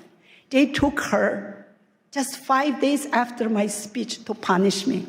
She's still in jail. 7.5 years, she's still in jail. So the Chinese government wanted to silence me and intimidate me. And what I did was I was working as the International Business Development Director, and I took lunch break when I did that speech. But then I quit my job. I became a full-time activist now. And last 7.5 years, I'm traveling around the world exposing China's crimes. Thank you.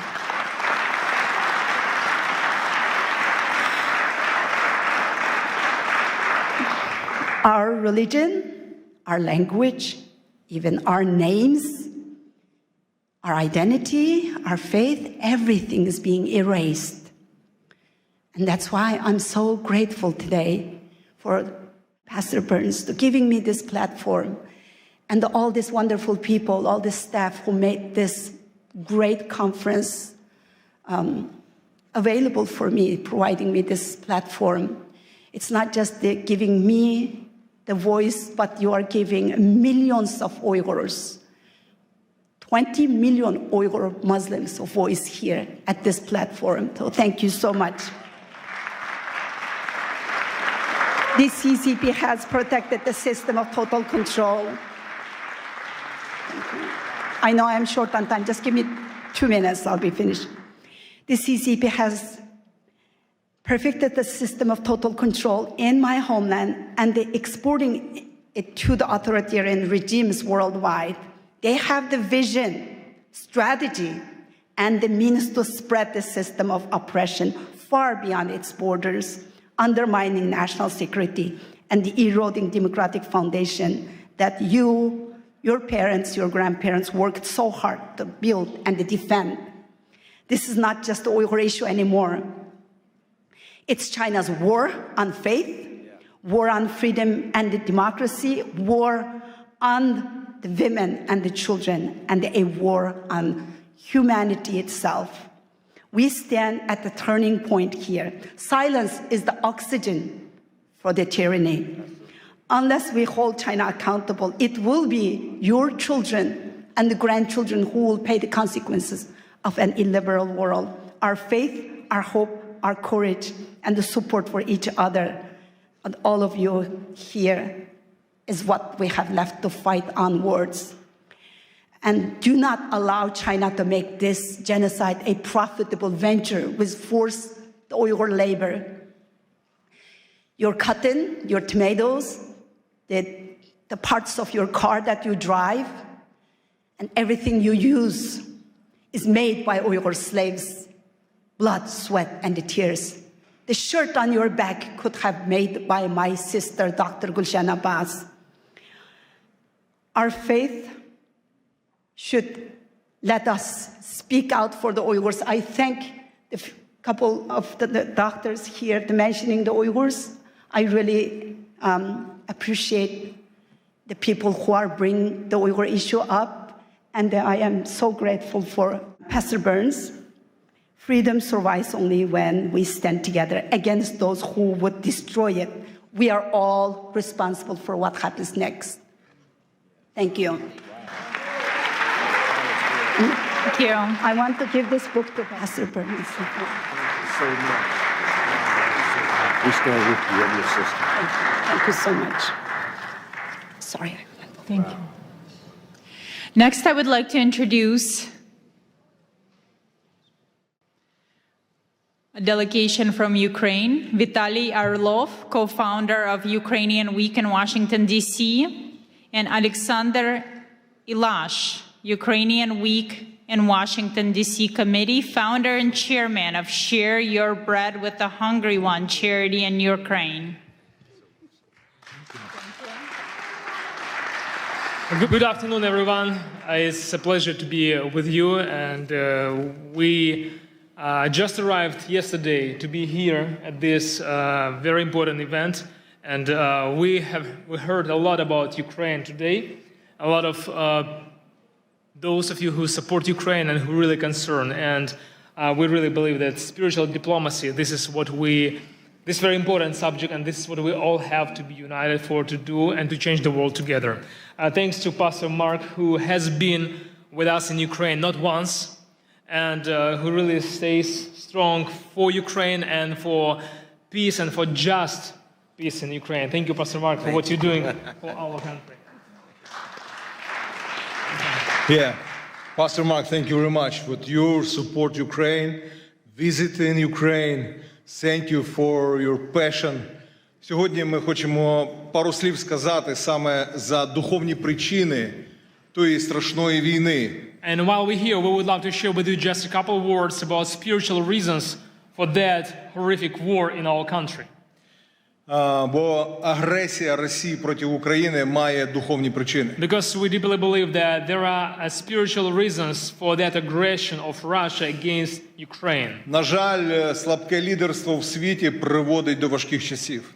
And unfortunately, we all know that a weak leadership bringing a hard and difficult times in humanity, in this world. Легкі часи народжують слабких лідерів. And easy time brings to a weak leadership.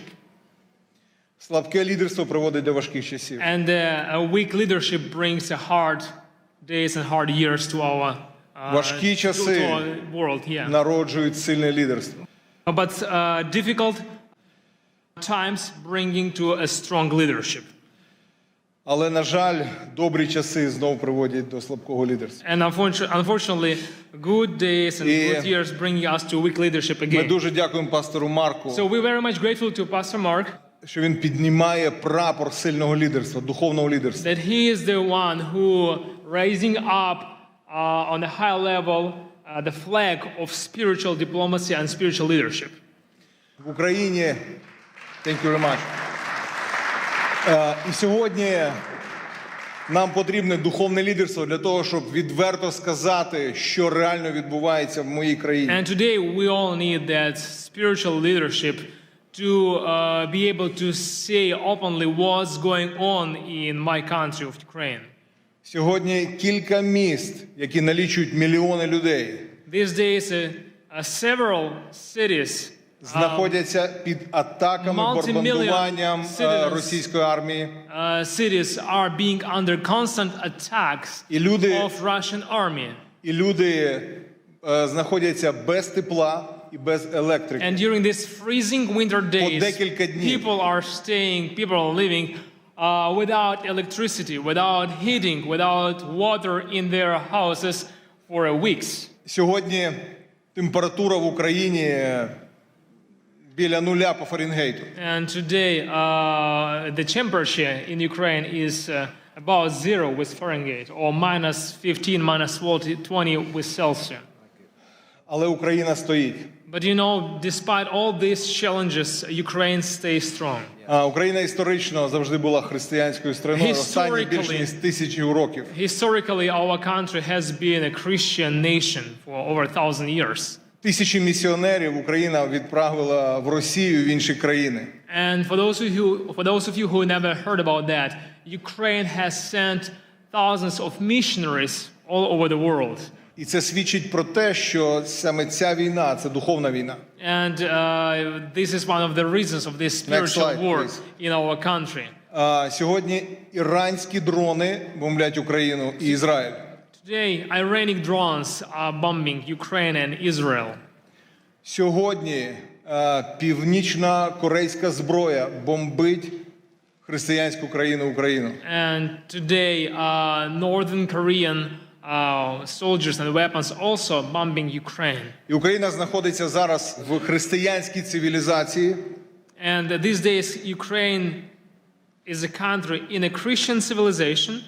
А все, що на схід, це диктаторська цивілізація. And down to east, there is a lot of dictatorship civilizations. Де немає свободи для проповіді Євангелія. Where there is lack of freedom for the preaching of the gospel. Де Росія знов ставить комуністичні пам'ятники. Where in Russia they putting back those communistic monuments. Росія розбомбила 700 церков в Україні. Within this almost 4 years of this war in Ukraine, Russia has targeted and destroyed over 700 temples and church buildings І in деколи Ukraine. цілилась саме в церкву, бо поруч нічого більше не було. And we have a lot of cases when, for sure, we can say that they, for reason, they wanted to target church building because around the church there is nothing. It's just a church building. Next slide, please. В окупованому Мелітополі, окупованому Росією та Мелітополі, вони забрали церковне приміщення. And there is a city of Melitopol in Ukraine with a very nice church building. And І зробили з нього військовий музей російської Russian армії. forces, they occupied and they took over that church building and they made kind of like their military storage there. Росіяни вбили біля 70 пасторів і священиків. And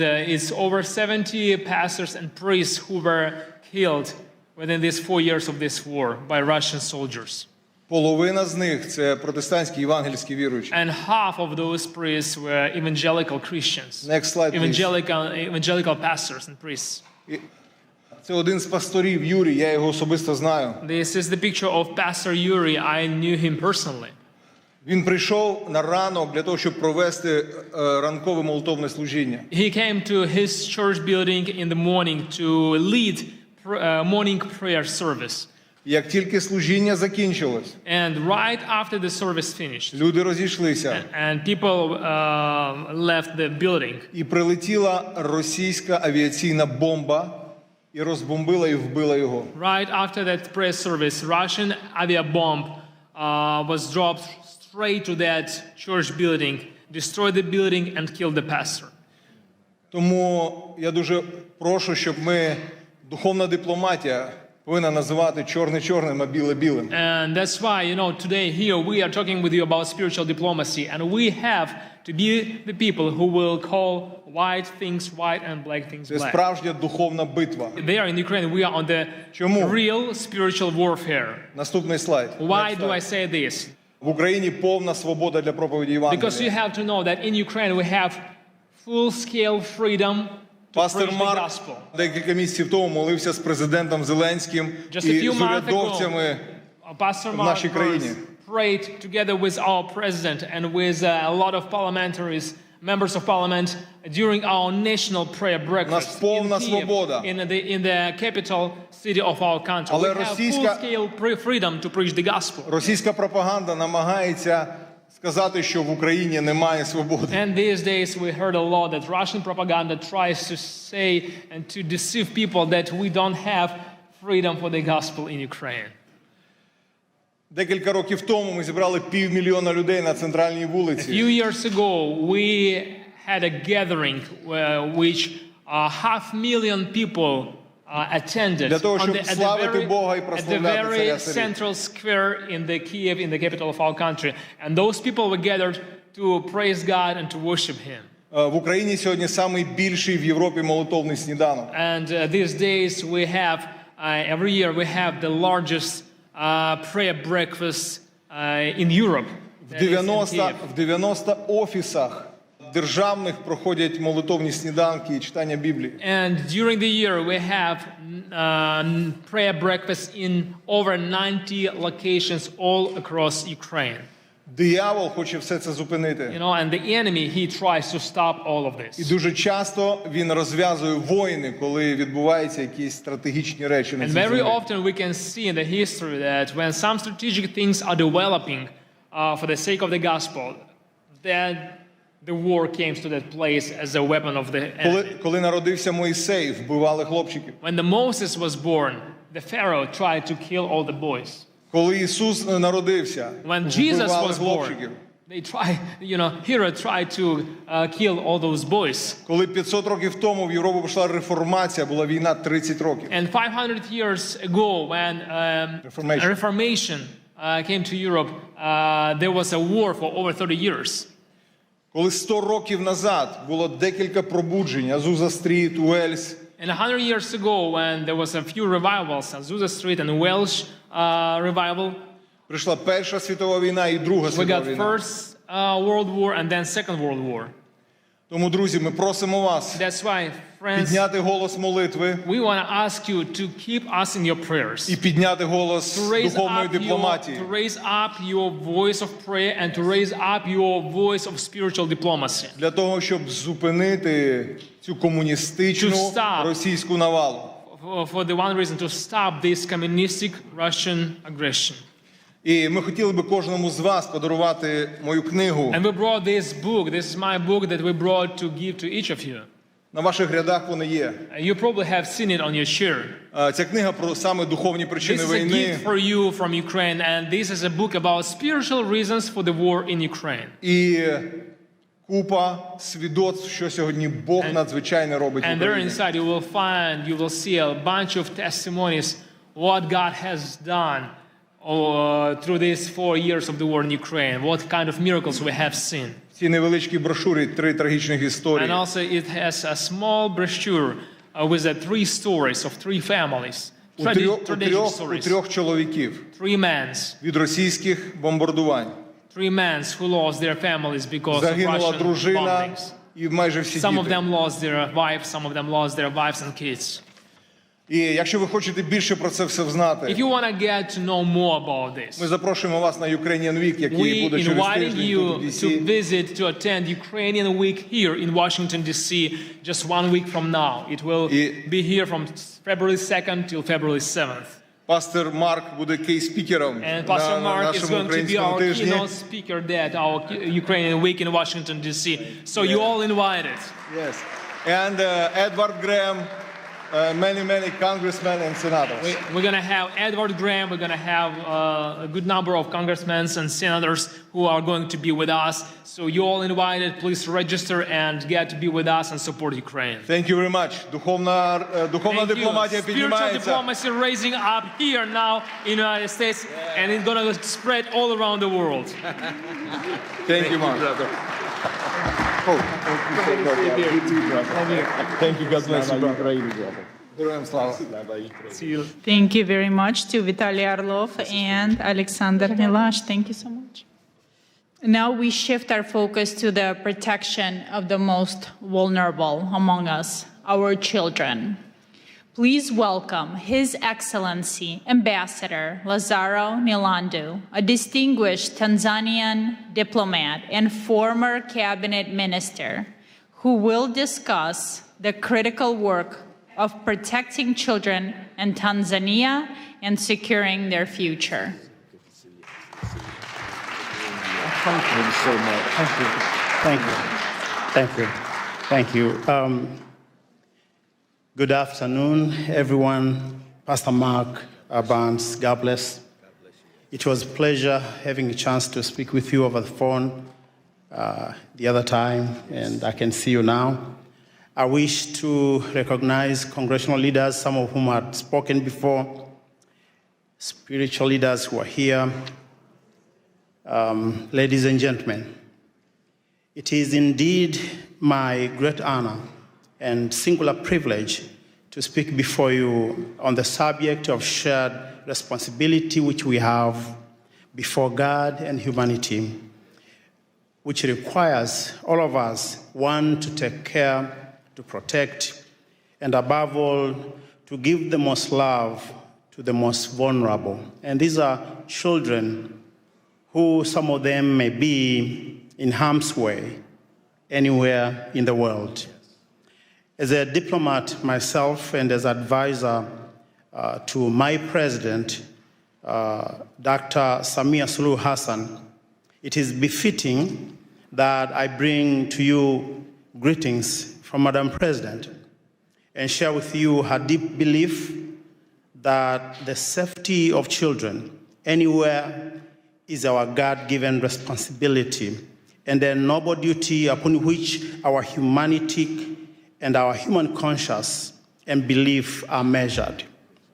Coming from Tanzania, a land that stands as an enduring symbol of peace, beauty, and stability in Africa, and a country whose children have grown singing, and if there is anybody from Tanzania here would attest to me, we grew up singing a love song, all of us. It said, Tanzania nakupenda kwa moyo wote, ninapokwenda safarini kutazama maajabu. And it was speaking rather about people and children who had no home, who had no place to go. Tanzania would be a country that welcomes them all, give them home, give them refuge.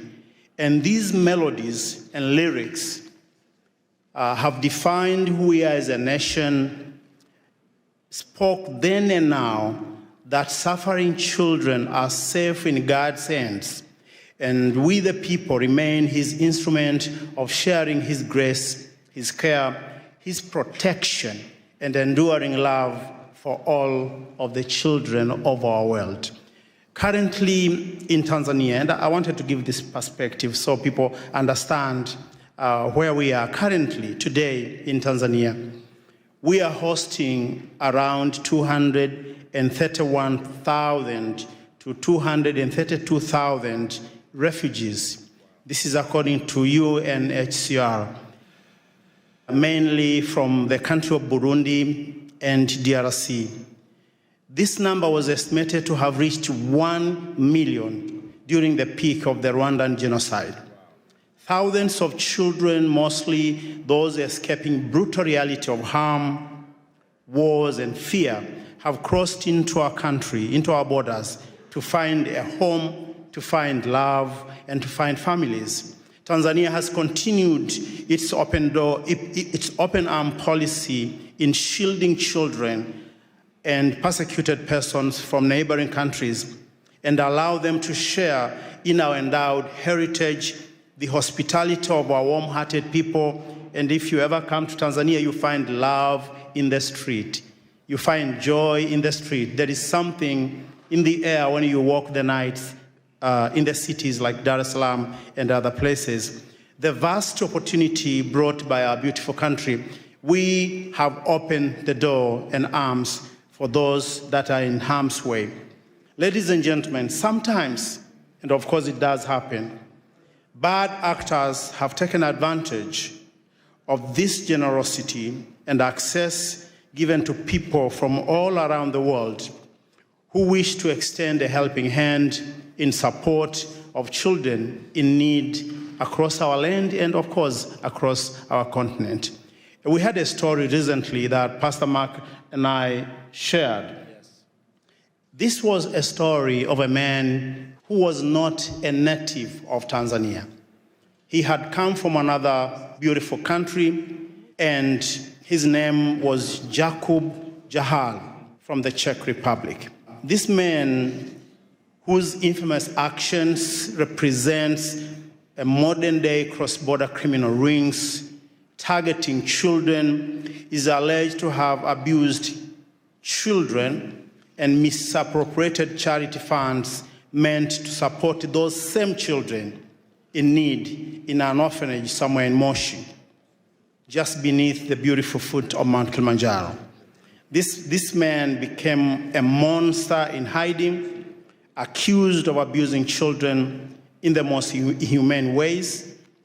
And Jacob is reportedly to have arrived in Tanzania sometimes in 2020, initially as a community support lead through an organization called Nature Skills, which was supporting vulnerable children and promoting environmental action. Such actions are abhorrent and contrary to international laws and to the laws of the United Republic of Tanzania, and hence a coordinated due process to bring the perpetrator and his associate to justice is warranted, and regardless of where they may be hiding today in the world. Tanzania, under the able leadership of Dr. Samia Suluhu Hassan, our first female president, proud mother and a leader, has stood tall among nations in Africa by advancing Pan-African policy to protecting the rights of the children. Even during our darkest hour, our nations and her people has reason to find a reason, compromise, and purpose to continue holding all our children by the hand and keeping the faith in the greater good of humanity through God. It is well noted that during the years of J.F. Kennedy, and this is a man that many Americans remember with pride, this was back in 1961 to 1963. These years were known for the youthful energy of his new frontier vision. As America faced multiple challenges and opportunity at the same time, and among them, I remember from reading and from understanding, it was Cuba Missile Crisis, establishing a Peace Corps that continue to bring change across the world today, and also advancing the space technology. During these coveted times, a young leader from Tanzania, Julius Nyerere, had risen to power in our country, having delivered independence of Tanganyika from the rule of England without bloodshed. And this is important. He was a spiritual diplomat of his time. And they two quickly became friends. They had a bond of friendship. They had a bond of love and brotherhood. And this friendship resulted in JFK inviting Julius Nyerere to come to this city, Washington, D.C., on January 15, 1963. Among other things that they discussed was making the children of Africa and the children of Tanzania an endowment that we will all be proud. They discussed, among other things, the children's safety that would be the epicenter and foundation of Tanzania and U.S. relationships that have endured today. The welfare of Tanzanian school children, as I said, was among things they discussed then in 1963. Ladies and gentlemen, at such times as these, interfaith dialogue must continue to build trust. Where politics alone cannot, humanity is brought together in shared values and perspectives. The unity among faith communities is essential in addressing today's global challenges, the safety of children included. It is our sacred duty and shared responsibility to go beyond the call of duty, anything that we are, that we believe, that we want to do, to making sure the freedom of religion, the beliefs, and the faith is protected for all, because this is foundation upon which we can have societies that are strong. Ladies and gentlemen, whatever that happened now and today, I wish to say that one of the famous things that Nelson Mandela once said was that Africa, as he was looking at the continent, having come out of jail, he said, Africa, the Lord gave you struggles, and struggles made you strong. We are all made strong because of some of the things we go through. And I believe as we continue to stand united, as we continue to work together, the voices of our places like Africa, what we do, what we are achieving should be part of the contribution, positive contribution to this debate in the world, to making our world a better place. And I want to finish by giving you this. Someone somewhere in Africa continue to believe we do have that African dream to be a better people, to be loving, to open our hands to the rest of the world. We are over 54 different countries speaking hundreds upon hundreds of languages. But yet when you visit the continent, even places where you may not have heard, there is love in the air. If you come to Tanzania, if you come to places like Arusha, Mount Kilimanjaro, and you go to just ordinary folks in the villages, you find love in the air. We would like to have this love continue to unite our world as we continue to be free people, working for the whole world and uniting all our perspectives for the greater good. Thank you, and thank you for listening. Thank you.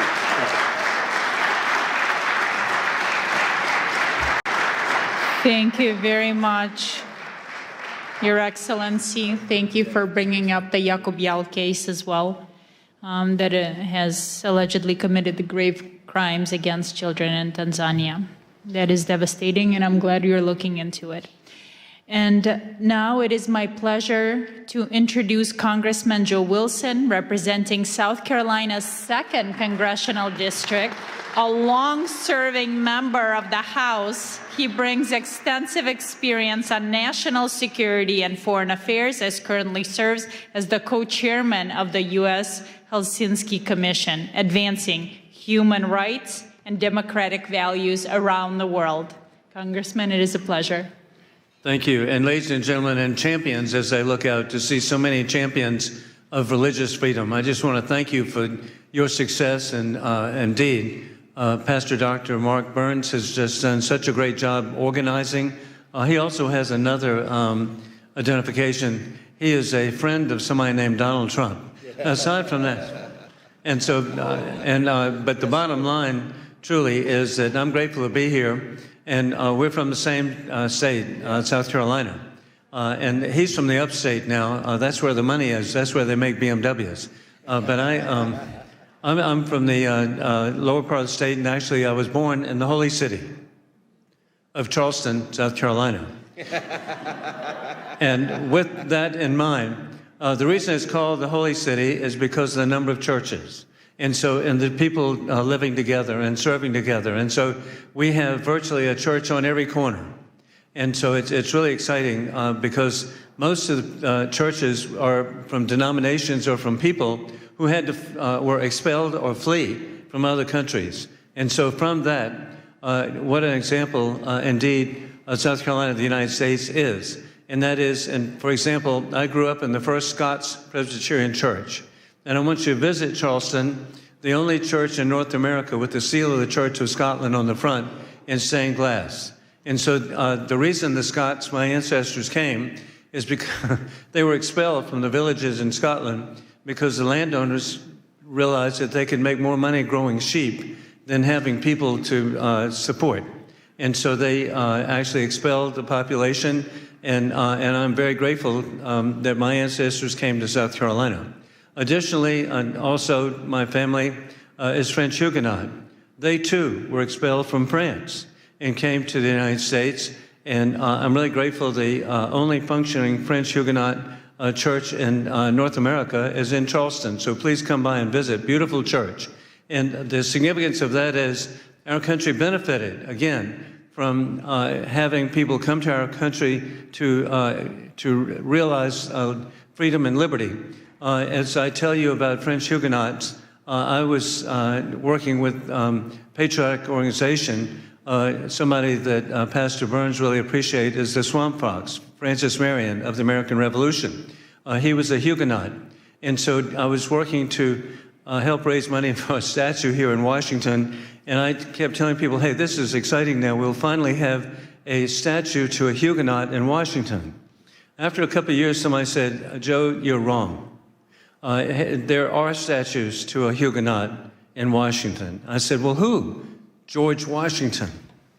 So hey, who would ever imagine putting all this together, that our country indeed has benefited from religious freedom? And then flash forward, I'm really grateful that in Charleston, South Carolina, at the time of the American Revolution, the largest Jewish population in the New World was in Charleston, South Carolina. That was real news to people from New York City. I'm educating them. And also the first provincial constitution recognized Judaism as a religion was the Provincial Constitution of South Carolina. The first Jewish American elected official was in the Provincial Assembly of South Carolina, and the first Jewish American killed in the Revolution was in Charleston, South Carolina. So that's the environment I grew up in. And then flash forward, I've really had such a great opportunity to work with so many different communities, and in particular, I've been working with the Hindu community. And as a real estate attorney, I worked with Indian Americans buying hotels and motels in the United States, and particularly in South Carolina. And flash forward, they now have a majority of the hotels are owned by Indian Americans. Additionally, the Indian American community, it's 6 million people, of Hindu faith, a substantial number of Christians now, but they are elected to public office. We know that, Governor Nikki Haley. We're really grateful for the success, and then you can see their success. Who would ever imagine FBI Director Kash Patel? And hey, who would imagine the Second Lady of America, Usha Vance? And so the Indian American community has just been so successful. And in particular, I was grateful to be with President Trump in Houston to welcome Prime Minister Modi. And at that welcome program, it was clear, Pastor, that we were with the largest assemblage of millionaires in the history of the world. 40,000 people were there. The per capita income of the Hindu Indian American community is twice that of the average American. And so, again, I cite that as an indication where religious freedom has such importance and can lead to so much. And so I want to thank all of you for what you're doing. I'm proud to wear the pin. And looking at all these positive faces, you're an inspiration. God bless you. Thank you. Thank you. Thank you. Thank you so much. Thank you very much, Congressman, for stopping by. Thank you for your time. And now let's continue. I'm pleased to introduce Ms. Vicki Reese, the founder of Joy of Mom, a global movement reaching millions of families. She brings the conversation to the heart of the family unit with her topic, Spiritual Diplomacy Begins at Home. She explores how motherhood and compassion are the first steps on the path to peace.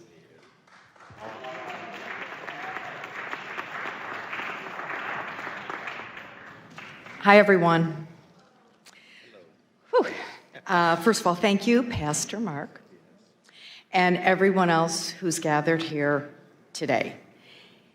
It's incredible to be standing in this room with leaders from so many faiths, cultures, and communities. You are entrusted with the care and soul and protection of our conscience. We are here together as human beings, bound by shared responsibility to protect life, dignity, and the future. And for me, that responsibility begins with motherhood. I'm gonna try not to cry. I won't go down my personal thing. Thanks. Long before a child ever encounters policy, ideology, or power, they encounter a mother or someone who mothers them, someone who teaches them how to calm themselves when they're overwhelmed, how to repair after harm, how to live with honesty and integrity, how to know right from wrong, and how to care for another human being.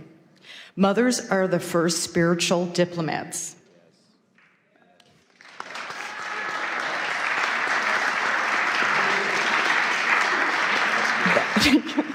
That our children will ever know. I think that was the most important thing I could say out of this.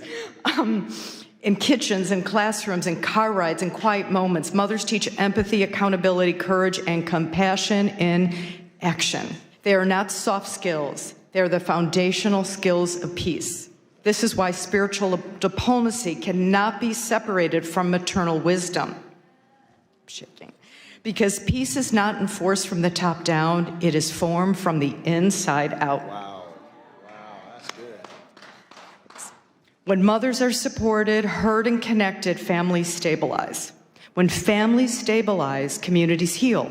And when communities heal, peace becomes possible, not as an idea, but as a lived reality. Spiritual diplomacy asks us to lead beyond labels and ideology. Motherhood asks us to lead with responsibility. Both are rooted in the same truth. Love is not passive, love is protective. Love is courageous. And I'm almost done. We are living in a time of extraordinary division. Fear is amplified, trust is eroded, and too often the burden of holding families and communities together falls quietly on mothers, unseen, unsupported, separated by noise, a lot of noise, that tells us we are more divided than we truly are. But when mothers come together across faiths, across cultures, across borders, something powerful happens. They don't argue ideology, they protect children, they restore dignity, they remodel repair instead of revenge. That is spiritual diplomacy in its most human form. This is not about erasing difference, it's about honoring honesty first. It's about choosing wisdom over outrage, compassion over condemnation, responsibility over indifference. Spiritual diplomacy is not soft. And as we know, motherhood is not weak. And conscience is not optional. These are the strongest forces we have. So my hope, my prayer, is that we leave this gathering committed to elevating maternal wisdom as part of the global peace dialogue, committed to seeing mothers not as a support system, but as a foundation, committed to standing for what is right, even when it is difficult, committed to remembering that every child everywhere deserves to grow up in a world shaped by care, courage, and conscience. May history say that when the world needed healers, we showed up. May it say that when peace felt fragile, we chose to protect it. And may it say that love, lived boldly and practiced daily, became the bridge that carried us forward. And may mothers stand with you and with one another as partners in this work, bringing conscience, courage, and care to the future we're building together. I have one quick note. Okay? In a few moments, you're about to meet Scarlett Lewis shortly, and you'll hear her incredibly moving story and journey. And as part of today's commitment to peace, we're deeply honored to share the joy Mom will be bringing Choose Love from classrooms into homes and families, embedding peace and choosing love over fear into lived daily practice for moms and children. And we're also going to be part of your beautiful ecosystem and help bring this message home everywhere in the world. Thank you and bless you all. That was so good. Oh my God, you did such a wonderful job. Our next speaker has a truly extraordinary background. Please welcome Miss Aliyah Rosa, a former secret agent turned women's empowerment coach. She has risked her life to stop criminal networks. She speaks to us today on the dark reality of child and human trafficking and the fight to save innocent lives. Thank you. Thank you, beautiful souls, spiritual diplomats, and thank you, Pastor Mark Burns, for bringing us all together, for inviting me. I would never imagine being a little girl born in corrupted communism, the country which doesn't exist anymore, thank God, USSR, that one day I'll stand here in front of you in the nation's capital, the symbol of freedom, liberty, unity, hoping for peace, right? We are all ambassadors for the peace, right? And the hope and love. I'm also very happy to see here children. Please raise your hands who are parents and who have children. 99%. Did you know that according to United Nations report, there are over 27 million people are sex trafficked globally? Think about this number, 27 million people. Once I was working as a secret agent in Russia, in FSB, fighting against human and drug trafficking. Together with my team, we saved and rescued over 500 underage children. Unfortunately, some of those children we couldn't rescue, it was too late. And I still remember their faces, and I still remember the faces of their parents who begged us to help them, but it was too late. Some of my colleagues have died during these missions, and let's take a moment to pray for their souls to rest in peace. So that's why, as adults, it's our responsibility to educate children, not just our children, but all children. Thank you. And that's why it's so important for us to speak about these global issues, to check social media of our children, speak with our children's friends, to support and report to adults or authorities if they will see suspicious behaviors. Create communities and speak about these social issues like we do right now. And hopefully, maybe today, tomorrow, you will share this information with your friends, with some kids, and they will remember that. And one day, when they will go to public places, they will not take from someone a drink or a sweet, and they will not leave their drinks unattended, because this is very important. My son is 16 years old. He was going out with his friends at 6 p.m. He calls me crying that 2 girls from his class were picked up by the car and they drove somewhere. Thank God, in Snapchat, they have the location. So I pick up my car, my son, I pick up my car, and we drove there to find them. They were picked up by 2 men, 40 years old about. We reported that issue.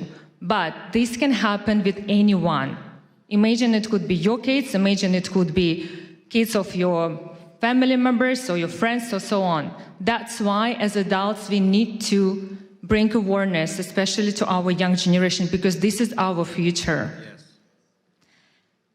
Thank you so much for understanding that it's so important to be together, to unite, to fight this problem, because the most important is to prevent a problem before it will even start.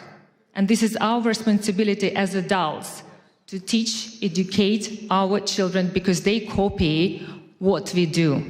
And a little favor. It's the beginning of the year. I decided to set up a charity to bring awareness about this global issue.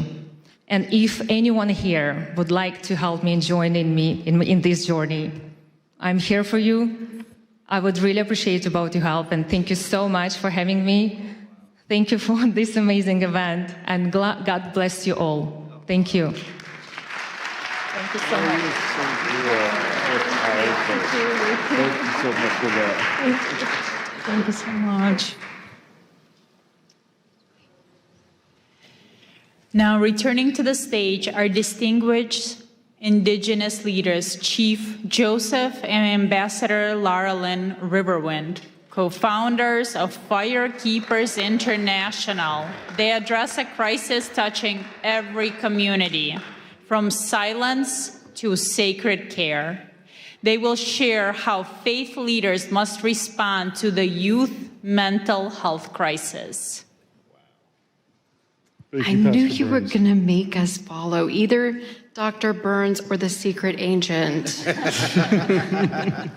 Thank you for Pastor Burns for bringing a microphone to the Indigenous voice. It's an honor and blessing. Thank you. She sits on her bed behind a locked door in a dark room. Mascara-stained tears streak her cheeks as she watches blood drip from her arm. This self-inflicted wound, vying for space among many others. Next time it will be deeper. She says. Next time, I'll go all the way. And just like that, ideation becomes a painful plan. Statistically, before this gathering ends, a depressed and hopeless Native American will take his or her life. But God. Taigwe, Oma Bahari, da Kakasike Guasabara Mahura, da Katais Boriken Ota Danaboria Yaya Ota Kasike Bosibakan. Good day with respect and honor to all the dignitaries that are here. I am Chief Joseph Riverwind, Ward Chief of the Arawak Taino tribe of Puerto Rico, the tribe of first contact. I'm also a servant of Yahweh, the supreme spirit of all spirits and a disciple of the great chief cornerstone, aka Rabbi Yeshua. Shio, ganik di layeline ekwani unole dakudoa, tijalagi kenuseda, dohigesesti. Hello, I am Dr. Larlin Riverwind, the ambassador of the Georgia tribe of Eastern Cherokee. I serve Creator Yahweh, and I walk the white path of Yeshua, Jesus, whom my people have an ancient story about. For generations, Native people have lived with intergenerational trauma. Depression, identity crisis, and suicidal ideation are often lifetime struggles rather than temporary obstacles. As a result, American Indians and Alaskan Natives face suicide rates 91% higher than the general population and lead in depression, anxiety, PTSD, and substance use disorders. We can name the contributors of forced assimilation, racism, socioeconomic disparity, cultural incongruence, generational trauma. These matter. And in our tradition, we make our decisions based on 7 generations ahead. And these issues are not exclusive to the indigenous population of America. I have seen them abroad in the indigenous population of the Republic of the Marshall Islands, where I lived during my youth. But personal reasons often boil down to relationship problems, violence, and lack of access to care. Yet each of us must make and take the responsibility for our own mental health. Healing is not accidental. It takes time, faith, hard inner work, wise counsel, humor, and miracles. Humor is a core Native tradition, so we'd be remiss if we didn't ask you, how many psychiatrists does it take to change a light bulb? 1, but the light bulb has to want to change. And speaking of change, did you know that Native Americans will be the first ones in heaven? We have reservations. There you are. Jeremiah 29:11 declares, "For I know the plans I have for you," says Yahweh, "plans to prosper you and not to harm you, plans to give you hope and a future." We must help people envision a future worth living for. Often the first step across that bridge is moving from silence to speaking up, because evil flourishes in silence. It is often through sacred care that people find the courage to speak. Sacred care takes many forms. At Firekeepers International, our Good Medicine program provides sacred care through ancestral teachings passed down by our elders, through art, music, storytelling, dance, counsel, honor, and ceremony that brings holistic healing to the soul. Yet our culture should strive for much needed refinements. To 1, celebrate heroic whistleblowers. Normalize ongoing counseling. Honor mental health professionals. And develop emotionally intelligent leadership. For many, there is no dramatic crossroads between victim and victor. Victimhood is often a default survival mode. But this world, though filled with pain, is also filled with love. A soul's journey from victim to victor is forged through forgiveness, healthy boundaries, and discernment. It is our sacred duty as faith leaders to teach and model healthy, holy, enforced boundaries. Without them, encroachment is normalized, victimhood is enabled, abusers protected, and spiritual necrosis left unchecked. Across Turtle Island, what we call the land here, indigenous wisdom teaches a foundational truth. Life is sacred. It is a gift from the Creator. Important question. So where does spiritual diplomacy end and sacred heroism begin? When there are mobs of serial murderers currently slaughtering Christians, Jews, Druze, Alawites, Kurds, Yazidis, Persians, Syrians, Hindus, Nigerians, Masalit, Hutus, Tutsis, and moderate Muslims, we must speak up. As faith leaders, we must break our cultural taboos surrounding violence, sexual, physical, emotional, and spiritual abuse. Silence is compliance. Silence is condoning. Silence is abetting. We cannot teach tolerance of violence or endorse violence as resistance. We must model the sacred care of speaking up and breaking the silence, and we will now.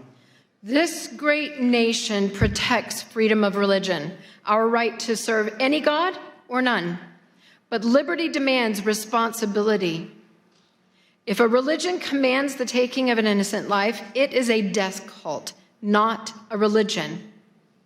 And its constitution, come on now. It is a death cult, not a religion, if it says, take innocent life. Got a few of you. And its constitutional protections then are null. Speech defining holy versus profane is protected, but breaching physical boundaries to commit violence is not. As indigenous spiritual authorities from these ancient lands of Turtle Island, we want to make a clear declaration. Radical Islam, death cults, anti-Semitism, and enslaving ideologies disregarding the sacredness of life and liberty are not welcome on Turtle Island.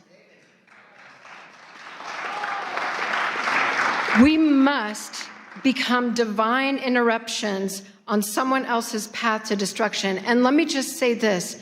It's a big deal to have somebody with spiritual authority of indigenous people to say what is and is not welcome in their land. Meditate on it. As we leave today, return with me to that dark room and that bleeding girl. She was not unseen. Her faith leader knew. He knew intervention was needed. He knew there were options. Now the only question left is this. What is he going to do about it?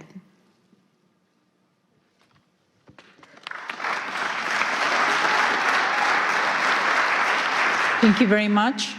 Our next speaker turned an unimaginable tragedy into a global message of hope. Please welcome Miss Scarlett Lewis, mother of Jesse Lewis, who was lost in the Sandy Hook school shooting tragedy, and founder of the Choose Love Momentum. She speaks on school safety and child protection, advocating for a path of love over fear. Thank you. Thank you.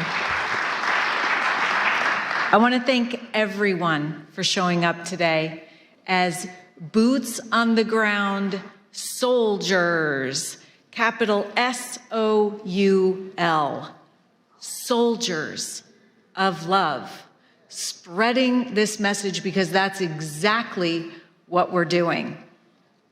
Hope and peace live and grow in this room. I can feel it. Thank you. I want to begin with a simple truth. When we talk about peace, diplomacy, or global stability, we're not talking about ideas. We're talking about lives. We're talking about our children. We're talking about what happens when love breaks down and compassion is absent. I know this not as a theory, but as a lived reality. 13 years ago, my 6-year-old son, Jesse, was murdered in his first grade classroom at Sandy Hook Elementary School, alongside 19 of his classmates and 6 educators in what is still the worst mass shooting in U.S. history in an elementary school.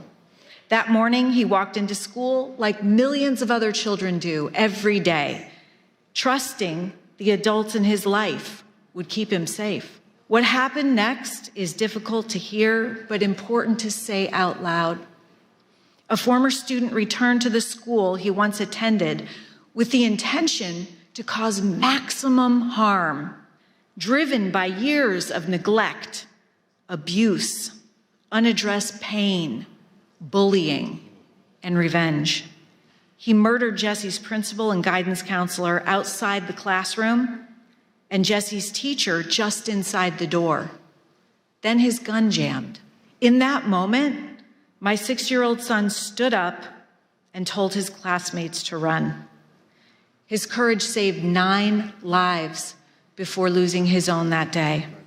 Kids and adults in this world are hurting.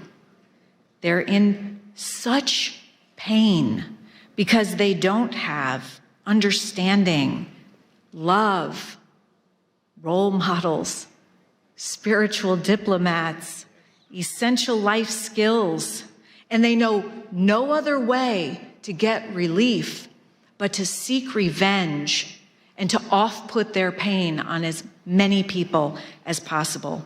In fact, we know that through the latest science, revenge is the cause of all bullying, all violence, and all wars. We also know what the solution to revenge is in the brain. What stops the pain and the hurt is forgiveness. And we know we can teach forgiveness as a skill. In fact, we're doing that. The fact is that 100% of school shootings are preventable, as is the vast amount of suffering that our children are experiencing today. God is love. And when we bring love into our schools, we address the root cause of the pain and suffering that lead to what the Department of Homeland Security says the pathway to violence is: attack end. This is where we have been focusing our attention. After the fact, too late, focusing on the problem, always a step behind, learning from mistakes. We need to adjust our focus to the grievance end, to before the grievance, and give kids the skills and tools they need to be refined by the pain rather than be defined by it. After the tragedy, I was faced with a choice, one every human being faces, whether on a global stage or in a private moment of pain. I could live from fear, anger, and blame, or I could choose love. I chose love, but I'll tell you what, it wasn't my idea. When I came home to this little farmhouse that I shared with my 2 boys as a single mom, I found a message that Jesse had written shortly before he died. He wrote 3 words: nurturing, healing, love. I knew that those words didn't come from Jesse. They were a divine message that came through him, and that was the solution. And then and there, I dedicated my life to spreading this message in schools, homes, and communities around the world. Choosing love does not mean excusing what happened or denying justice. It meant refusing to let hatred take another life, starting with my own. Forgiveness was my response, not because it was easy, but because it was necessary. I realized that if anger consumed me, violence would continue to win.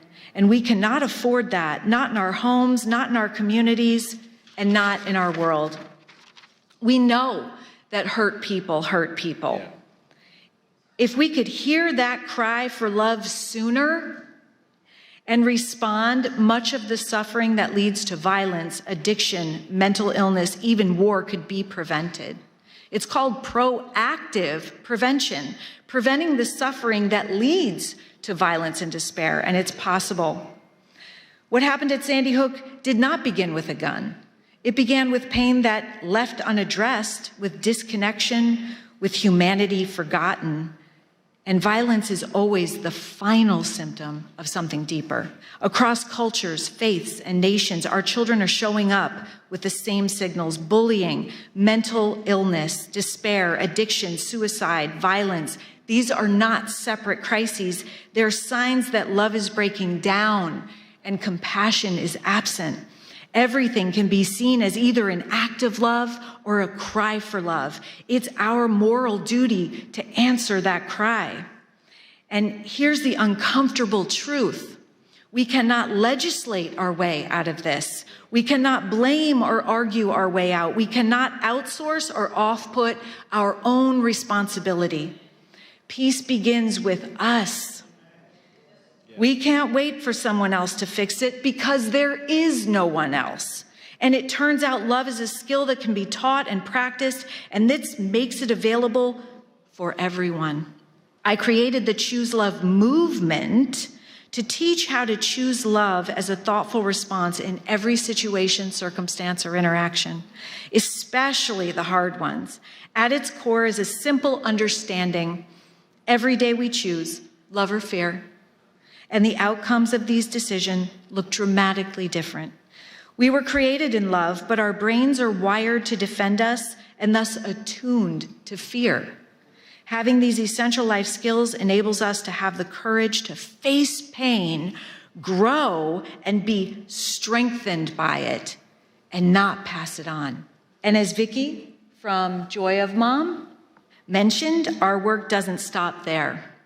We're honored to bring Choose Love from classrooms into homes and families with Joy of Mom, because the home is where peace is practiced and the next generation is shaped. We can't always choose what happens to us, what someone else says or does, but we can always choose our response. When we choose love, even in the face of hatred, we reclaim our true, authentic power as humans, our self-control and our humanity, because the opposite of love is not hate, it's fear. When we understand this, we can look upon hate as suffering and with compassion. This is the work of spiritual diplomacy. It's choosing to see people not as enemies, but as human beings. It's responding to fear with courage, the same courage Jesse showed that lives inside every single one of us. It's replacing judgment with compassion and hearing the cries for loving action all around us. It's understanding that every thoughtful response rooted in love creates safety, locally and globally. Our children are learning how to respond to conflict by watching how we do it. They need leaders, spiritual diplomats, who understand that peace is not passive. It is active, it is courageous, and it is a choice. Spiritual diplomats must exist because the world is aching for moral clarity. When humanity disconnects, our children suffer. And every act of love, no matter how small, restores hope and reduces fear. The courage to spread nurturing, healing love is why we're here today. This is why spiritual diplomacy matters, to teach our children to be spiritual diplomats. And this is why the work you're doing and we're doing together is so urgently needed today. Thank you for choosing love. This is Jesse's favorite tale. Thank you so much. Oh my God, that was so beautiful. You have to see it. You're so good. Thank you for giving us courage. And now we are honored to receive a special address from His Excellency Caleb Mutfeng, the Executive Governor of Plateau State, Nigeria. Through his video address, he speaks to us today on promoting peace and liberty amidst global challenges, sharing a governance vision anchored in justice, mercy, and the sanctity of human life. Distinguished faith leaders, policymakers, members of the United States Congress, diplomats, and esteemed guests from all around the world, I bring you warm greetings on behalf of the good people and government of Plateau State, Nigeria. I'm deeply honored by the gracious invitation extended to me to participate in this important international interfaith conference with the theme, United in Liberty, the Rise of Spiritual Diplomats. It is with all sense of responsibility that I regret my inability to be physically present at this time due to exigencies and demands of the office. However, I am ably represented by my advisor on development partnerships and strategic linkages, as well as diaspora engagements, Mr. Manji Wilson, who would deliver a presentation on my behalf. I want to specially commend Pastor Dr. Mark Burns and the conference conveners for creating such a global platform that recognizes the vital role of faith, conscience, and moral leadership in diplomacy and peace building. At a time when divisions, that is religious, ethnic, and political, are being exploited across the world, this gathering affirms that liberty of belief and mutual respect remain foundational to human dignity and sustainable peace. For those of you that may not be familiar with Plateau State is Nigeria's 12th largest state, centrally located in the Middle Belt, with an area of about 26,899 square kilometers and a population of roughly 5 million people. Its capital is Jos, and the state is popularly known as the home of peace and tourism. Despite being in the tropical zone, Plateau State enjoys a near-temperate climate due to its high altitude, with average temperatures ranging between 18 degrees centigrade and 22 degrees centigrade. The coldest period occurs during the Harmattan season, which lasts between December and February, while the hottest months are March and April. Additionally, Plateau State serves as a major watershed and source of several important rivers in northern Nigeria. Now back to the reason we're here. The prophet Micah raises a pertinent question and immediately provides an answer, as recorded in Micah chapter 6 and verse 8, which reads, "What does the Lord require of you? To act justly, to love mercy, and to walk humbly with your God." This timeless call speaks not only to people of faith, but to all who hold positions of responsibility. It captures the essence of spiritual diplomacy, justice in policy, mercy in leadership, and humility in power. Plateau State is often described as a microcosm of Nigeria because it is home to diverse ethnicities and faith traditions that have coexisted for generations. Under the administration I am leading since coming on board in May 2023, we have made deliberate efforts to rebuild trust, strengthen interfaith dialogue, and restore the social contract between government and citizens. We're investing in inclusive governance, youth empowerment, agricultural transformation, infrastructure renewal, digital and economic reforms aimed at restoring livelihoods and hope for our people. However, it will be incomplete and indeed dishonest not to acknowledge the grave challenges we continue to face, especially with regards to the persistent attacks by violent extremists and criminal elements that have led to the loss of lives, the displacement of tens of thousands, and the destruction of communities. Christians and moderate Muslims alike have been targeted, and internally displaced persons, including women, children, and the elderly, continue to bear the heaviest burden. These are not merely security issues, they are moral issues that test our collective commitment to freedom of belief and the sanctity of human life. Yet we refuse to surrender to despair Our response has been anchored on justice, compassion, reconciliation, and development. We believe that peace is not sustained by force alone, but by improved socio-economic opportunities, equity, and dignity. This for us is reflected in the books of Matthew 5, verse 9, "Blessed are the peacemakers," and Romans 12:18, "If it is possible, live at peace with everyone."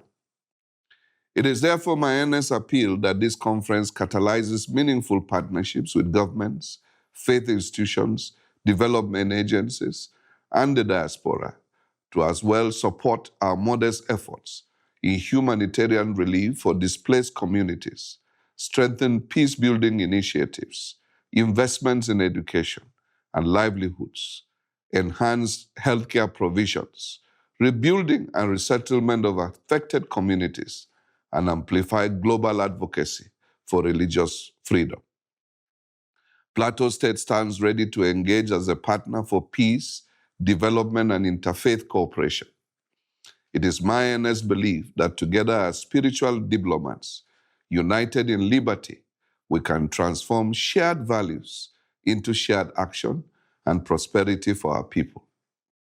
As I conclude, let me mention that Plateau State is open for engagements, as well as explore areas of cooperation and interests. As a government, we are dedicated to creating an enabling environment for all our partners. As Chief Executive of the state, let me assure you of all the political will and support as you consider a partnership with us towards making a difference for humanity. By God's grace, I intend to be in Washington the first week of February and attend the Presidential National Prayer Breakfast. I will be delighted to meet with some of you that will be in DC at that time towards deepening our relationships and partnerships. My advisor, Manji Wilson, who is on ground, will coordinate on this and make meeting arrangements. Thank you for your attention, and may our collective efforts advance peace, justice, and human dignity across nations. God bless you all. God bless Plateau State. God bless Nigeria. God bless the United States of America. Thank you.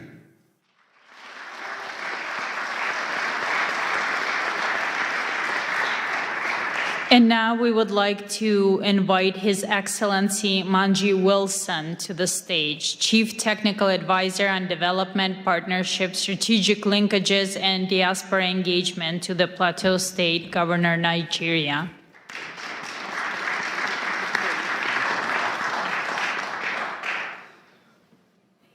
Good evening, everyone. I know it's been a long day, and we are all loaded with all the information we've received from various speakers, so I wouldn't take much of your time, considering also that His Excellency has also delivered a speech. Distinguished members of the U.S. Congress and House Committee on Foreign Affairs, faith leaders, spiritual diplomats, Pastoor Mark, thank you very much for having us today. For us in Plateau State, I know that so many of you have heard about Nigeria and the designation of the country as a country of particular concern. And I would say that one of the major reasons that Nigeria has been on the map is because of Plateau State. For some of you that may not be very familiar, between the year 2001 to date, I think conservatively estimated figures has indicated that over 12,000 people have lost their lives due to the activities of violent extremists, as have been highlighted by His Excellency.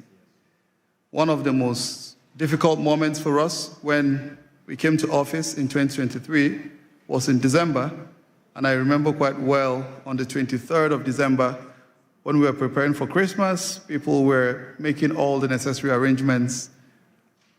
On the 24th, we got calls, and a particular village was attacked in 2 local governments, and over 200 people lost their lives within that one attack. This is not just an isolated incident. We've had so many incidences that have been recorded. And for so many of you, you must have also heard of Reverend Ezekiel Dachomo, who raised his voice on the genocide that has been persistent over the years. You know, as I speak, I read just a short while ago of about 6 people that Reverend Ezekiel had to bury today that were killed just yesterday. 5, 6 days ago, a family of about 4 were attacked. The father was killed, the mother was killed, the son was killed, and the only surviving person of that family is a 4-month-old baby. She was actually butchered, you know, with a machete, but for some reason, God kept her alive. Earlier today, a friend posted, you know, he visited her in the hospital. She was just discharged today from the hospital. There are so many stories, and I do not really want to weigh us down with a lot of these very difficult situations that we found ourselves in. I recall one of my friends, Stedman Harrison of the Global Outreach Ministry here in the United States, and a significant lesson he taught us during one of our sessions. And he draws from the book of Nehemiah, you know, and for so many of us, we remember when Hananiah came visiting and Nehemiah inquired of what had happened, you know, to the remnant that were left. And he shared the story of how the walls were all broken, the gates were burnt, and that completely weighed Nehemiah. Of course, when he went to serve the king observed, and you dare not come to the king with such a countenance. And the king inquired to know, what is wrong? You are not sick. I believe this is simply from a heart that is sick. Of course, he inquired of the king and asked of him, you know, informed him of the situation and said, if it pleases you, please send me back to go and rebuild my land.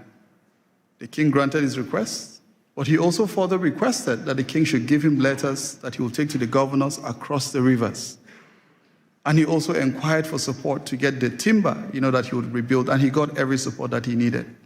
I'm just bringing this story to put together everything, you know, that I would have been presenting today.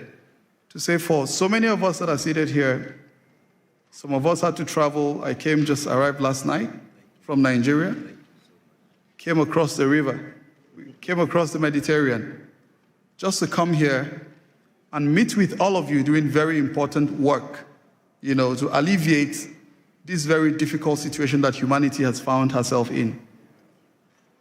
We are looking forward to seeing how we can join hands together like Nehemiah, because for such a time as this, God has called us to rise up and to serve as leaders that will transform nations and communities even beyond the shores of our immediate environments. The capital of Plateau State is known as Jos. It has a fantastic synonym, and we call it Jesus, our Savior, because Jos is in the central part of Nigeria, blessed with abundant natural resources, and it's known as one of the cities that hosts everyone, you know, irrespective of ethnicity or religion. Very accommodating set of people that have kept Nigeria, you know, up till this moment. Plateau State is a city upon a hill, and her light will continue to shine. Plateau State is looking forward to seeing how to welcome you. Pastor Mark, I gathered you at contemplating coming to Nigeria. You know, His Excellency will be quite pleased and delighted to host you. And we look forward to seeing how we can continue to utilize this office, this privilege that God has given us to serve our people, to improve the livelihood of those who are persecuted, those who are displaced, because we have so many of them, over 50 communities renamed, people sacked from their ancestral homes. They can no longer conduct their economic activities.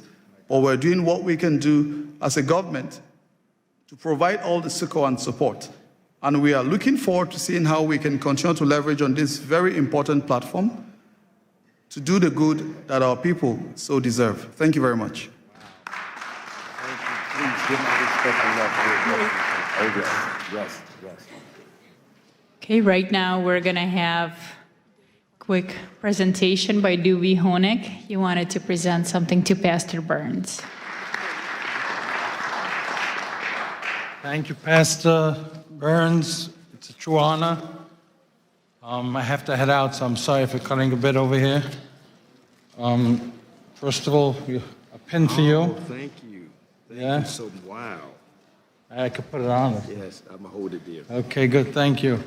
Oh, wow. This is an award, Advancing Peace Beyond Political Politics Award, presented to Pastor Mark Burns, spiritual advisor to President Donald Trump, founder of Spiritual Diplomats, in recognition of your visionary leadership and selfless dedication to advancing peace through faith, uniting leaders across religions, building bridges where politics cannot, and fostering peace where policies fall short. With admiration and blessing to the Honig, founder and CEO of the Orthodox Jewish Chamber of Commerce, and our chairman, J. Morton Davis, who's 96 years old and very close friend of President Trump for over a half a century. Wow.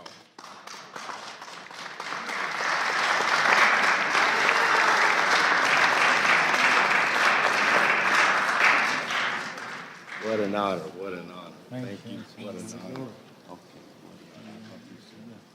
Thank you so much. And now, please welcome Ms. Madeline Rodriguez, a celebrated journalist, author, and preacher. She brings a message of empowerment titled Standing in the Gap, highlighting how women of prayer become crucial advocates for justice in our society.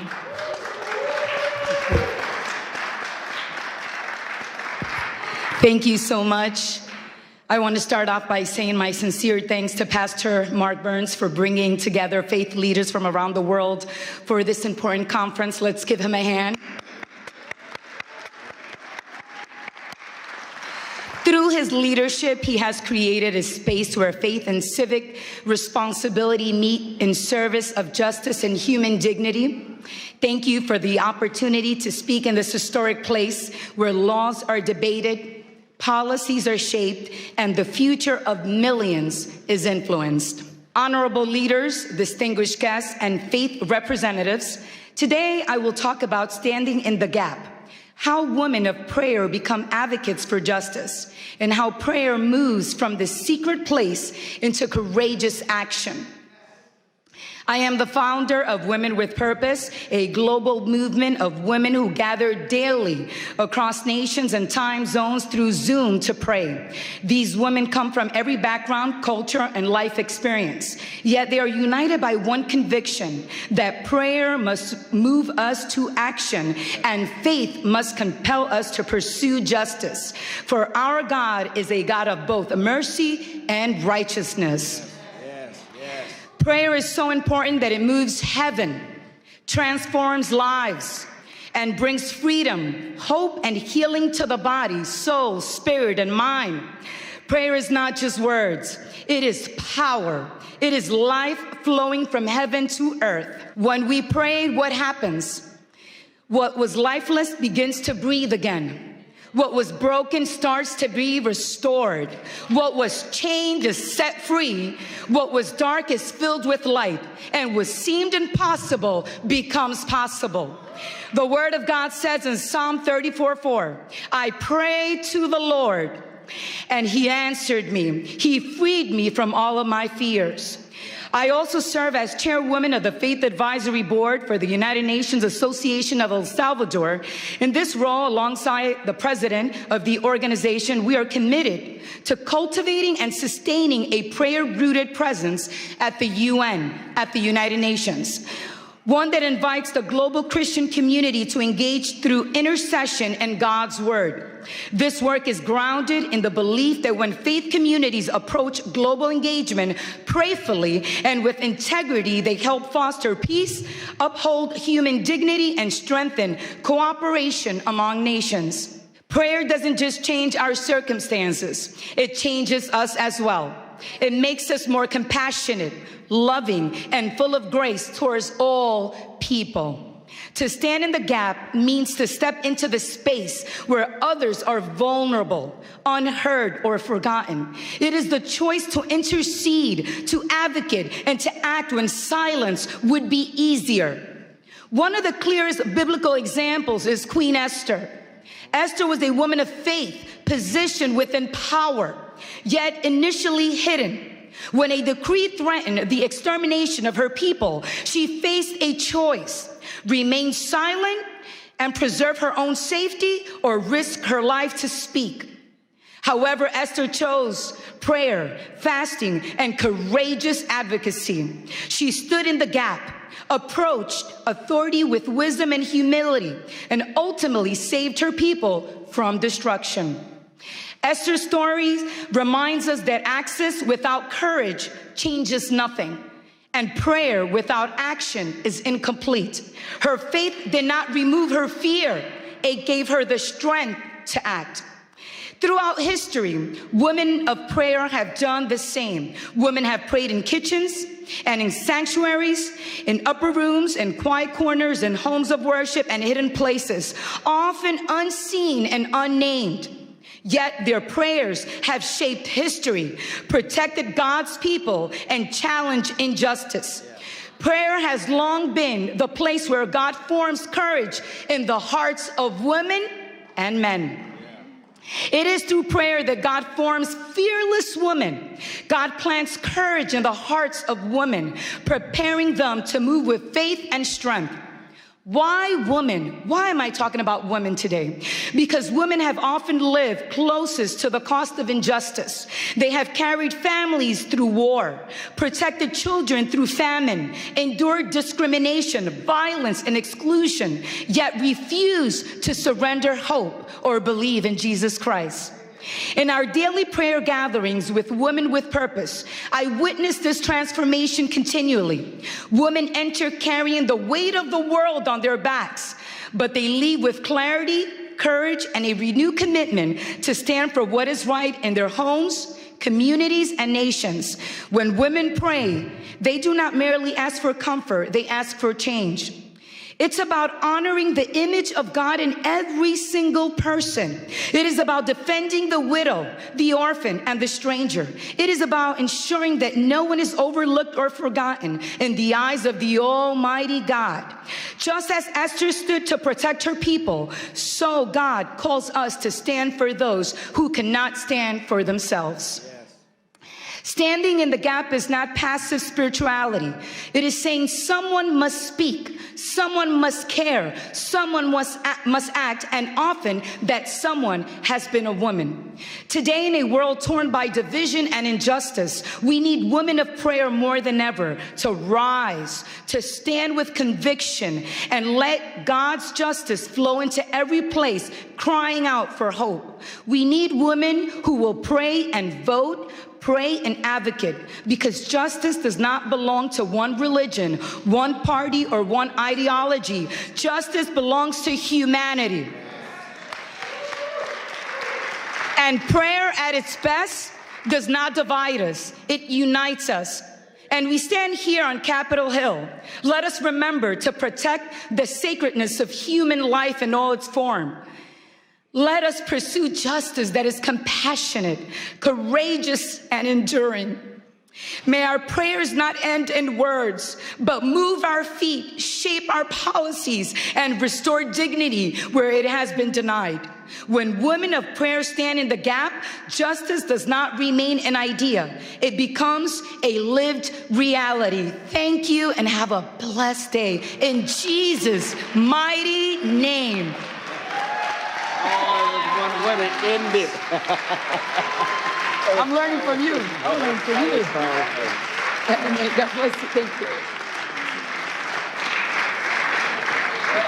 It's you. Okay. Well, first of all, listen, can we give all of our wonderful speakers a big hand clap? Was this not good? Was this not amazing? Listen. Yes, yes, yes. Yes, amen. Yes. I'm going to be real quickly. First of all, I want to, I see we passed the lapel pins out.